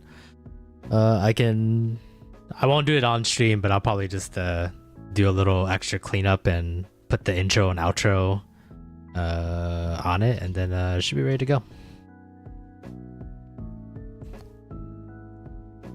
But in terms of just like the base editing of like the whole episode, I'm almost done. I had many boxes of raisins when I was at elementary school. Now I don't really like them. Shame. Raisins are great.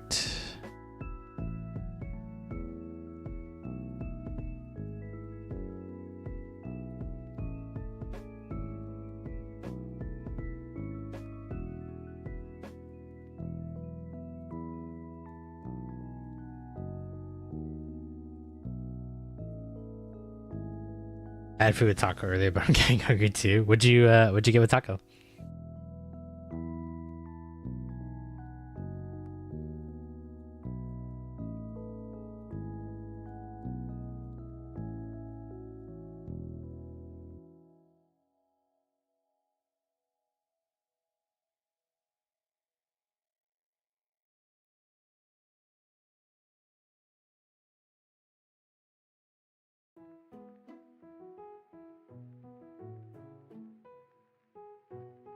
Ooh, poutine.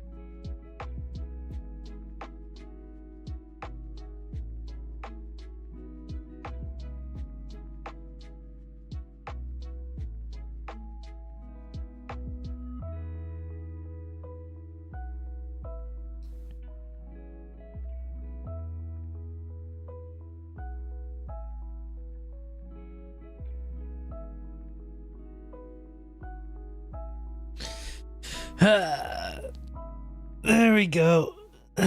For the most part, most of the editing is done for this episode. I just gotta put a code opening and put the intro and outro music in, and I'm all done.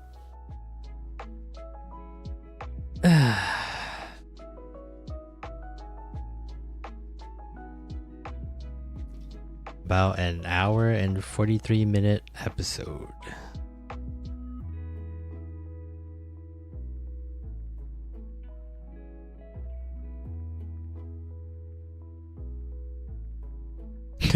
Productivity. Yeah.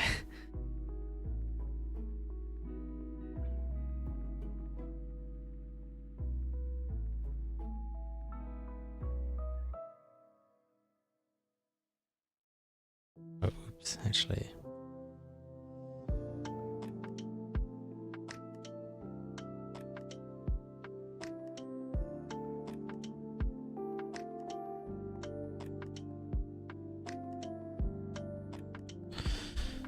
Now I just gotta figure out which funny moment I like the most from this episode to put as a code opening. Dabs in chat for productivity. Yeah, that works. Can I get a elbow touching in chat? I've evolved from the elbow cough. I need the elbows bumping, whatever that one is. Touch elbows with each other. There it is.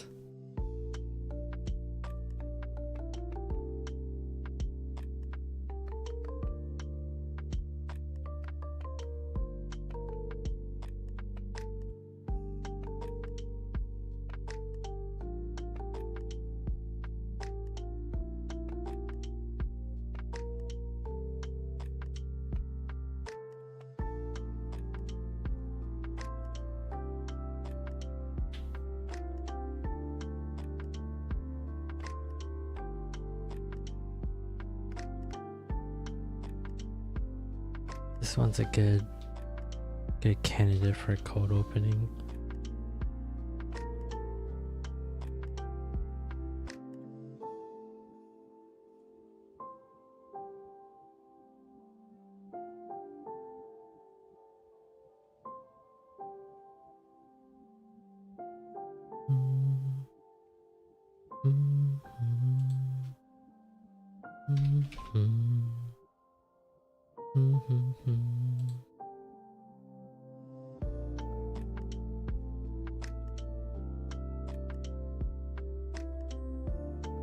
That took you a long time. Some would nearly say 4 years. What? On what? Eating a honey bun?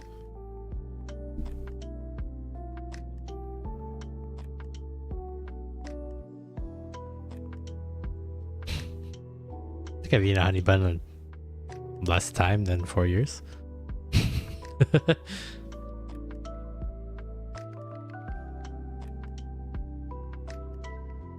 Oh, editing a podcast video? Oh, yeah. Because I wanted to do so much for the podcast video than just slapping on the room and stuff like that and doing the audio. But I think an easy way of doing this is that I'm just gonna get the basic version out, and then like I said, right, we have everything in segments, right? So this segment right here would be like its own video, so I'll upload the episode first, and then in the future just this segment would be its own video, and then I can actually throw in like clips or images or text and stuff like that, and I think it'll be better time spent than trying to do it all in one go for a video. So I just want to get the episodes out there, but I just wanted something like different than just the audio version of the podcast, because I'm like, if you're gonna listen to the audio version, then just go to Spotify or Apple or Podbean to listen to the episode. But I think doing it this way would be a lot quicker, because I can just fully focus on one segment at a time and throw in all my edits and my animations across the board on a smaller scale than trying to fit it through a whole 1 hour and 43 minutes. So welcome Alex to the stream. You got that peace sign symbol, nice. Let me tell you this, people listen to the podcast. I hope so. I think it's cool to have a video to go with the audio. Yeah, so I'm hoping like this would just be basic, right? You're just gonna be watching like our mouths move. I'll have the table in front of us and stuff like that, because this is let me see if I can show it here.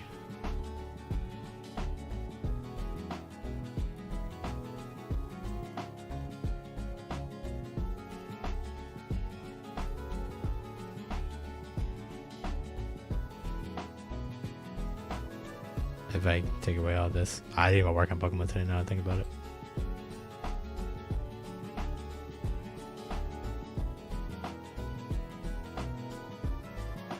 Like this is the room itself, so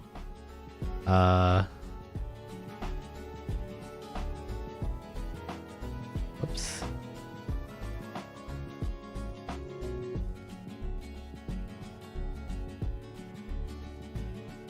So that's the room.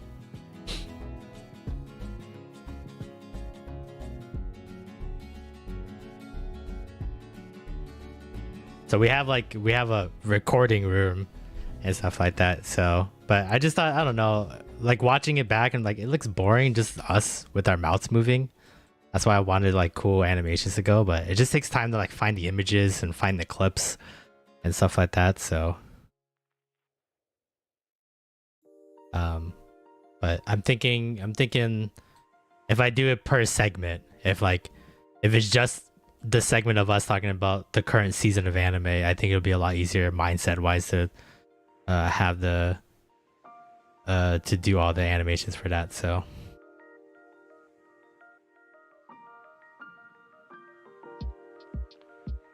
if anyone wants to put effort into the podcast, then someone else can edit it.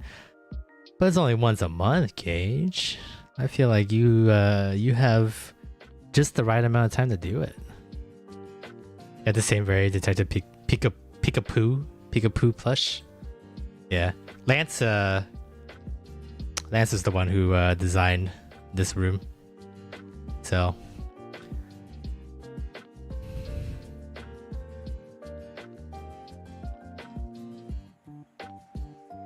we'll do B-roll for the podcast. That's the most I'm willing to do. Looks like this podcast is not gonna get done anytime soon. So But yeah, Lance is the one who designed the Wii Power Hour recording room and stuff like that. He even made the table and everything with our little place cards and Willow Weeb Man underneath the mic. So I think this is like iteration 4. I think we changed this background a couple of times, but this is the current one that's been on for like the past couple of years. So Attack on Titan, Levi, body pillow down there, all the manga here. Like this is like Dragon Ball, Attack on Titan, Bleach. This looks like One Piece over here. So Nintendo Switch over here. This is a mouse pad with tits. I think this is a nut bun. I don't know what that is. Egyptian god cards and stuff like that. We didn't put anything here because I think Plinchy and my head kind of covered this section, so there's really like no point in trying to fit that. Some figurines. This is Edelgard from Fire Emblem Three Houses. Incineroar, Makoto from Persona 5. I forget her name, but she's from Quintuplets. It's an anime. So Danganronpa, Demon Slayer, Snorlax in the corner. This trash can is for your waifus, but I think Lance's head covers that trash can, so kind of like an inside joke that if Lance's head disappears for whatever reason, you can quickly see your waifu trash can in the back, but then he'll cover his head. So I thought Edelgard's name was Edgelord when I first saw her. I mean, there is an Edgelord in an Ace Attorney, right? So I'm not surprised. But yeah, he did a great job. He's really good at this kind of stuff. So that's why he makes our thumbnails and everything like that too for the podcast.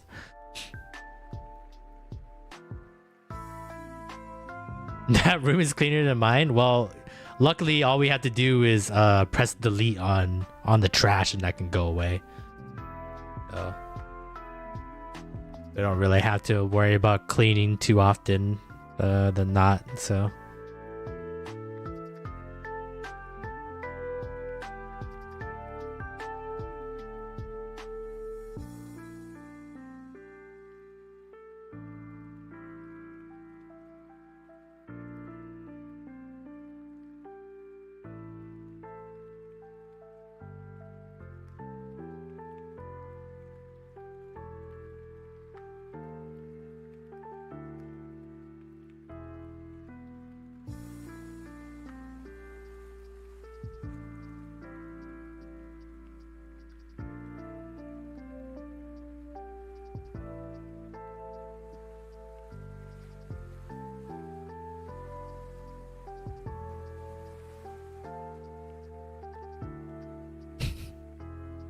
this is a pretty good one too.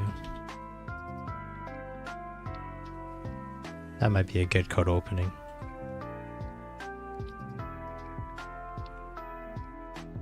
Yeah, he does good work. Plinchy and Lance are really talented people, so it's really nice to lean on them when I need them.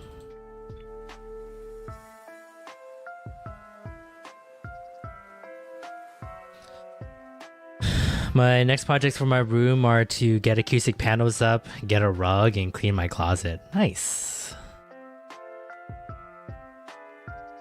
I will be rearranging my room soon too. Currently, I hollowed out my closet and pushed my table into the closet. That way, it's like more enclosed a little bit when I'm streaming and recording. So a little bit less echoey, but if I want to do face cam and stuff like that, there's not a lot of room behind me to like set up something nice or set up a green screen. So I'm gonna be rearranging the room soon. Probably want to get the camera. Yeah, my closet is like kind of wide, like kind of like long. It's not a walk-in closet in any way, shape, or form. It's just bigger than just like a slide closet. So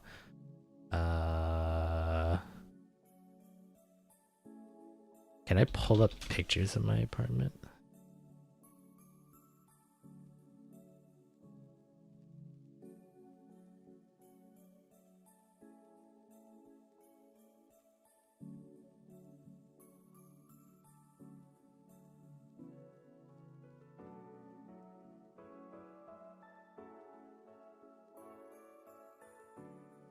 Here we go. This is not even close to what the same room that I have, but we have a 2-bedroom. But my room is a little like this one right here. Oh no, it's like this. But pretend this is the closet. So basically, I hollowed out. I took out the doors, the sliding doors, and just slid my table in. So I'm like still sticking out of the closet when I'm sitting. But my voice and most of myself are like inside the closet. So the reverberations, the only way sound goes out to echo would be behind me. But basically I have the rest of my room behind me, my bed, my my TV, and my AC and stuff like that. I have the master bedroom, so I have a bathroom behind me as well. So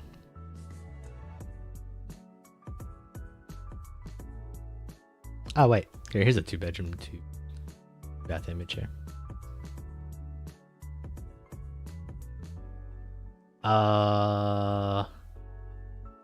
Wait. Is this right? No, yeah, okay. No, this is exactly how our room. This is how we have.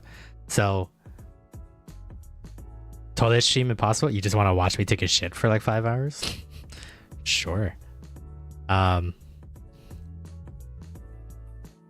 Did OBS crash? I'm good. I'm still here. I didn't leave.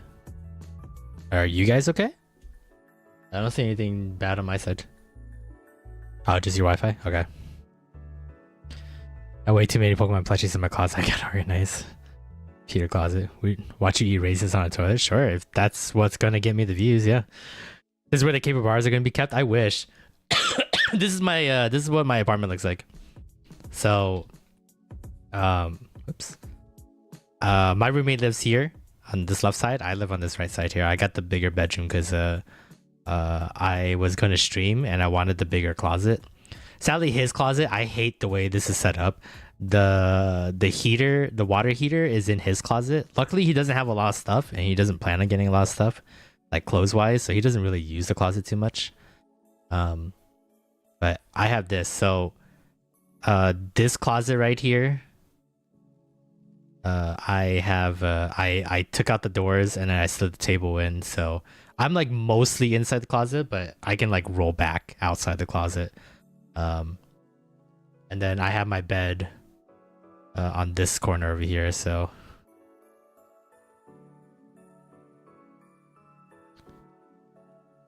girls do hot tub streams, men do toilet streams. Yeah, I guess so.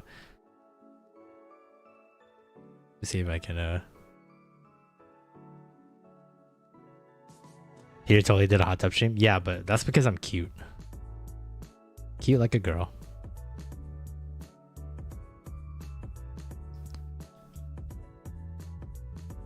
Alright, this is better.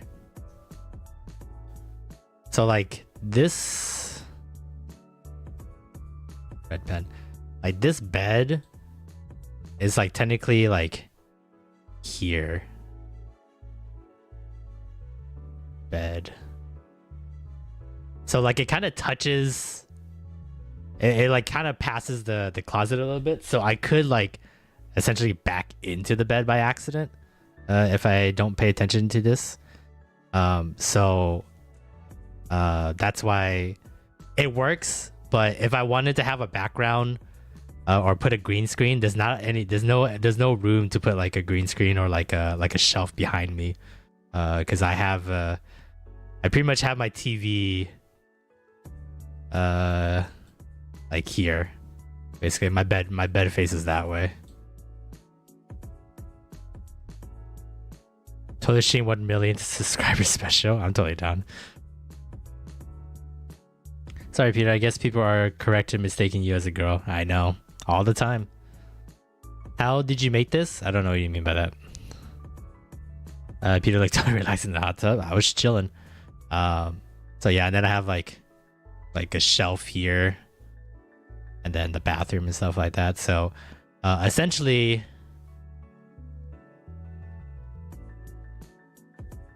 now what I would like to do when I get the camera is that I think my bed is small enough to like slide it into the closet in here because it still be hollow. So I think I'm gonna like have the half the bed inside like that. And then I'll have this whole bottom area now. So this bottom area would be computer. And then hopefully behind that I'll have a green screen. Or I might just I don't know how far the bed's gonna stick out. If it doesn't stick out that long, then the computer will go here. If it still sticks out too long, then I'm gonna slide the shelf I have over here to this corner and then have my computer here. Com. And then have the green screen behind. So that's the plan. If it gets too bad, I might downsize my bed. Where the hell's my mouse? Oops. I might downsize my bed to make more room in here. Because I would like to have the green screen. I would like to like have like some extra room behind me for the face cam and stuff like that. So we'll see how far the bed sticks out of the closet. So either I get a smaller bed or I like sleep on the floor. I don't know. So, but yeah, this is how our apartment looks like. But we're such a bachelor pad. No dining room table, no sofa, no living room TV, no extra chair. We don't have a coffee table or anything like that, or like little stands. We don't have any of that. This is what we're rocking here. Okay, so right here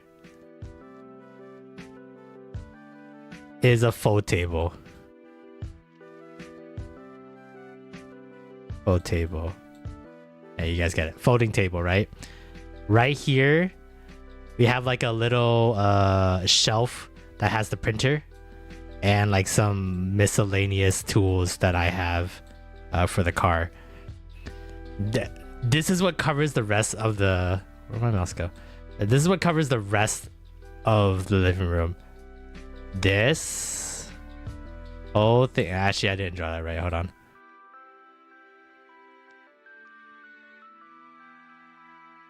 This whole section right here, table tennis. Our ping pong table covers almost the entire living room. And that's it. If people come over, we have folding chairs here in this little like cubby closet thing that we use for like kitchen and cleaning supplies. We have like 4 folding chairs so we can like bring them out and people can like sit here or here or here or here and stuff like that. But we just have, that's it, just a whole table, ping pong table. No sofa, yeah. We always talk about getting a sofa together, but we don't ever like sit out here and eat, right? Because he works late at night and I work early in the morning and then I stream at night. So we don't really eat dinner together or anything like that. So he doesn't cook anything at all. Is either frozen stuff or he'll order food. So I'm the only one that uses the kitchen to cook stuff. Washer and dryer is like right here. So I'm the only one that uses the kitchen right here. Kitchen. There you go. Okay. But he wanted to get a table tennis thing because we just had all this room right here. So he got a ping pong table and put it right there because we weren't gonna put anything else there. We don't need a sofa. We don't sit outside and watch TV together in the living room. If we want to watch something together, we'll just stream it on Discord or something like that, right? So my dad put a ping pong table in the middle of our living room for months. My mom was pissed. It's been really cool though, the ping pong table, to be honest, because he went above and beyond and he got like some cool stuff to go with the ping pong table. I wonder if I can find a picture of it, but he has like a, I don't know what it's called, but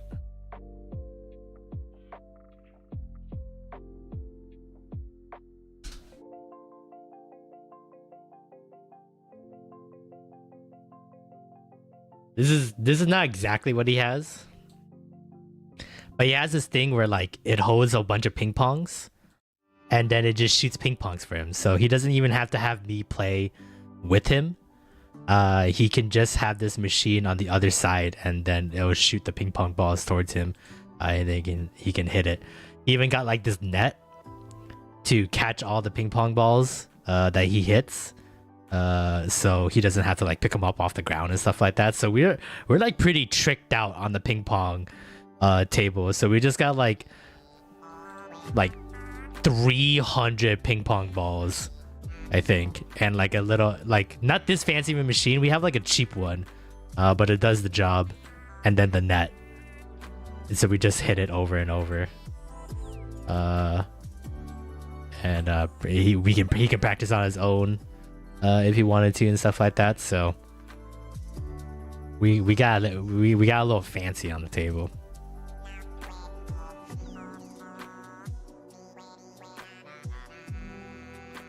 The bubblegum KK. He's the GOAT.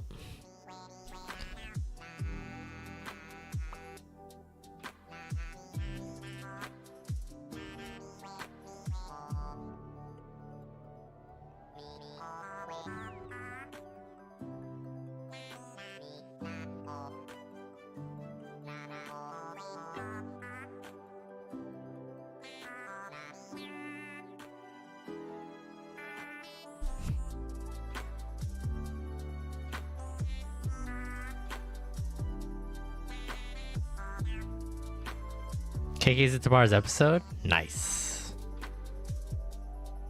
You got that A-list celebrity coming in to help promote the show, baby.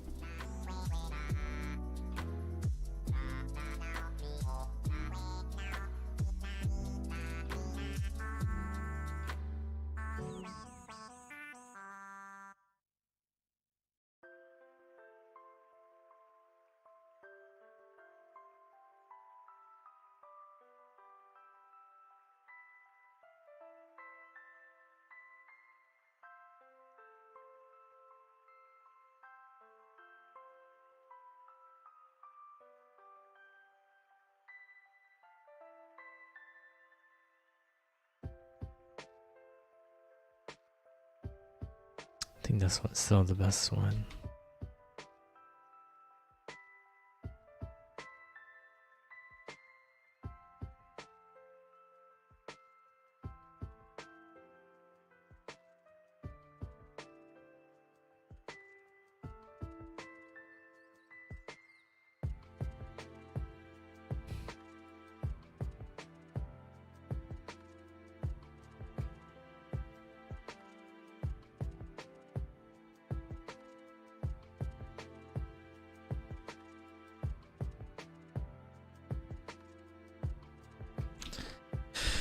All right, last couple last couple minutes. Let's start wrapping things up.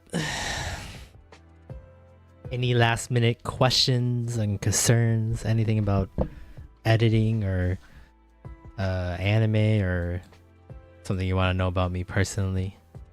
We'll be back again tomorrow. Possibly, maybe a little later than 2:30. I know 2:30 is my usual start time. Might come out a little later because it won't be a long 8-hour stream like we usually do on the weekends. It'll just be a nice, another casual 4 to 5 hours. Maybe we'll play a baby game tomorrow. Maybe maybe I'll be editing more. I'm not really sure. So happy that we're using the pop cord to just chat casually. It's nice to know that Toto's thinking about me when he cooks rice. I'm glad. Look, there's nothing wrong about cooking rice in a pot. It just sucks. Rice cookers are better. Also, rice cookers are way more versatile than you think. You can cook a lot more stuff than just rice in a rice cooker. So, get to it.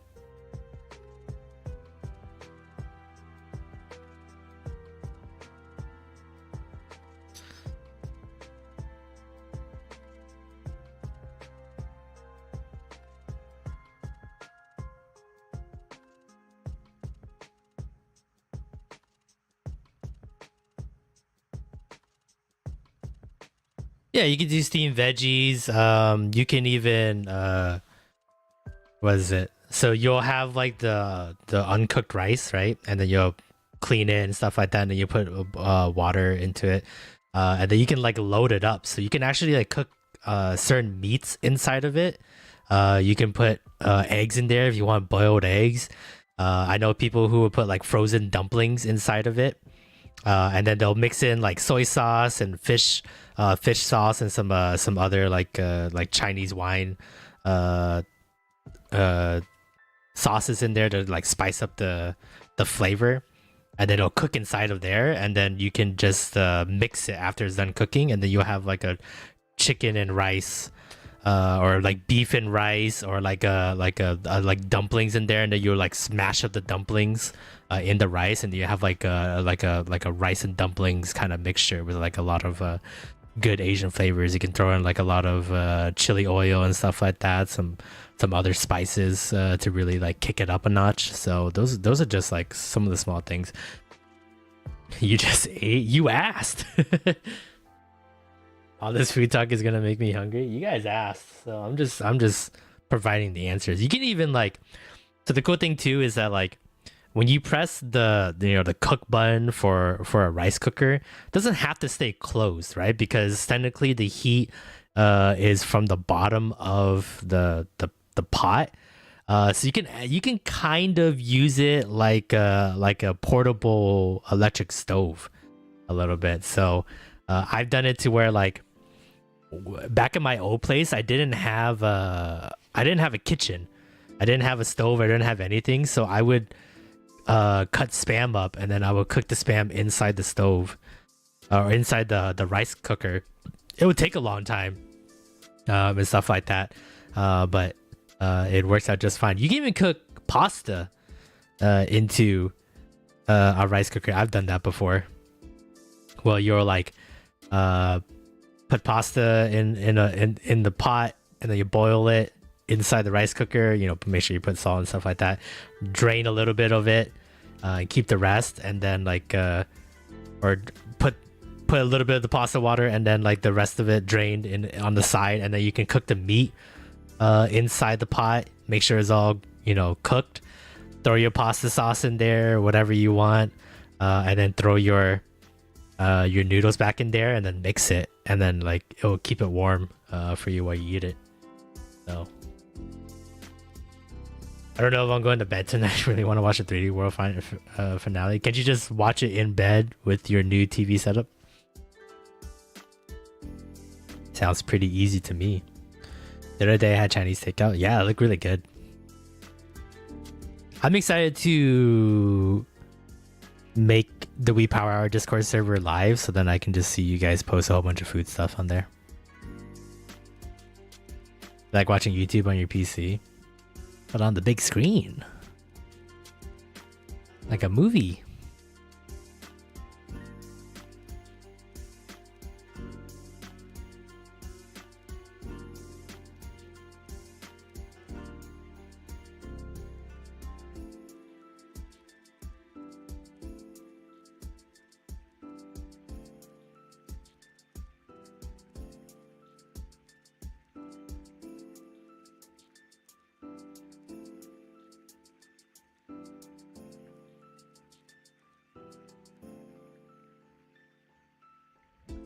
Your screen is decently sized. All right.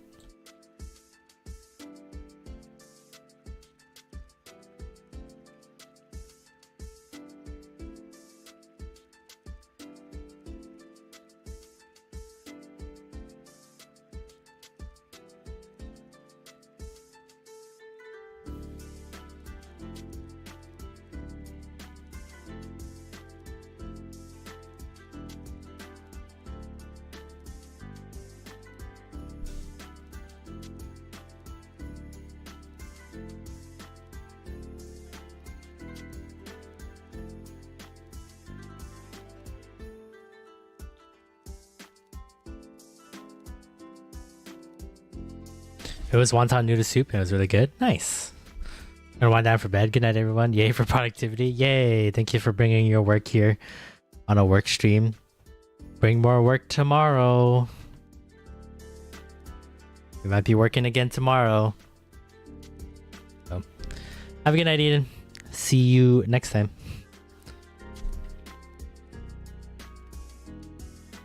All right. Anything else? Any last minute things we want to discuss before I head on out of here? As well, I'm not going to bed. I'm just gonna go back to work after this. So,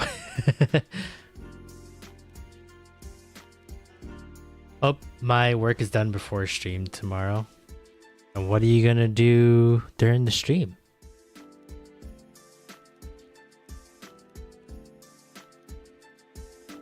If you don't procrastinate, what work are you gonna bring into the stream tomorrow?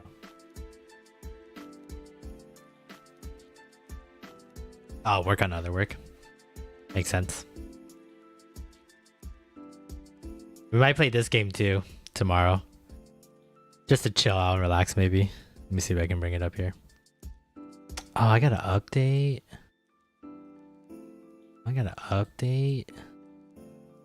Hold on.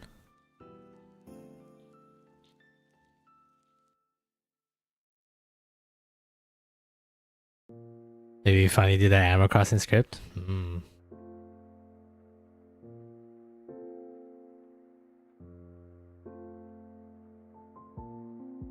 gonna chill here because I don't have any work. Got it done all day today. Well, I appreciate you chilling with us. I know it's not the most exciting streams to watch and stuff like that, so.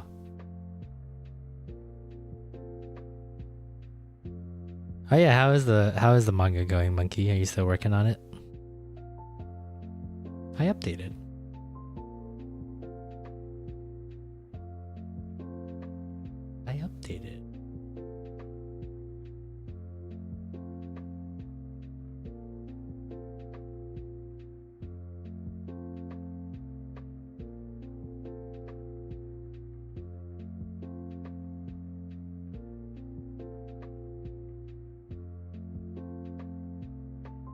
Good point. Working on the story right now and stuff. Nice. Alright, well.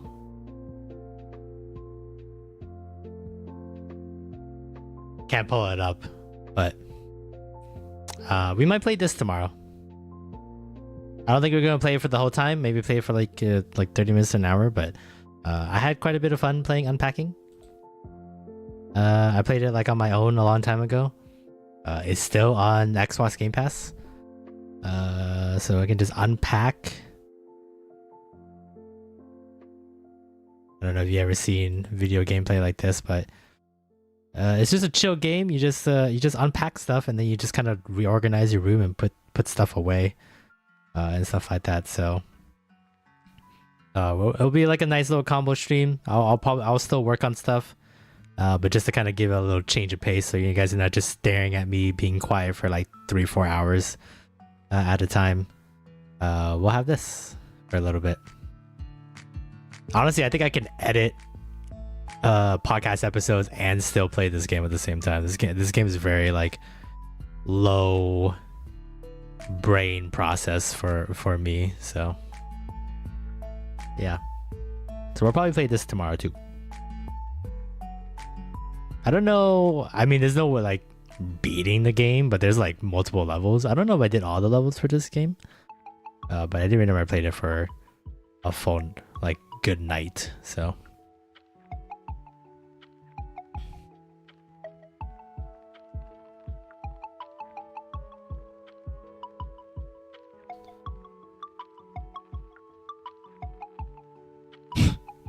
nice, talking about skin diseases. Alright. Yeah, just gonna be a nice, fun, chill time. And stuff like that, so. But it looks like you haven't played a game for fun in a while. Well, maybe you should do that. That's what I do for these streams. I play these games for my own entertainment. because I really want to play these games. But it looks like we can start wrapping things up. Looks like everybody's getting ready to wind down and get ready to go to bed. So where's my thing? Oh, there it is. Isn't that what games are for? Some people do it for a job, monkey.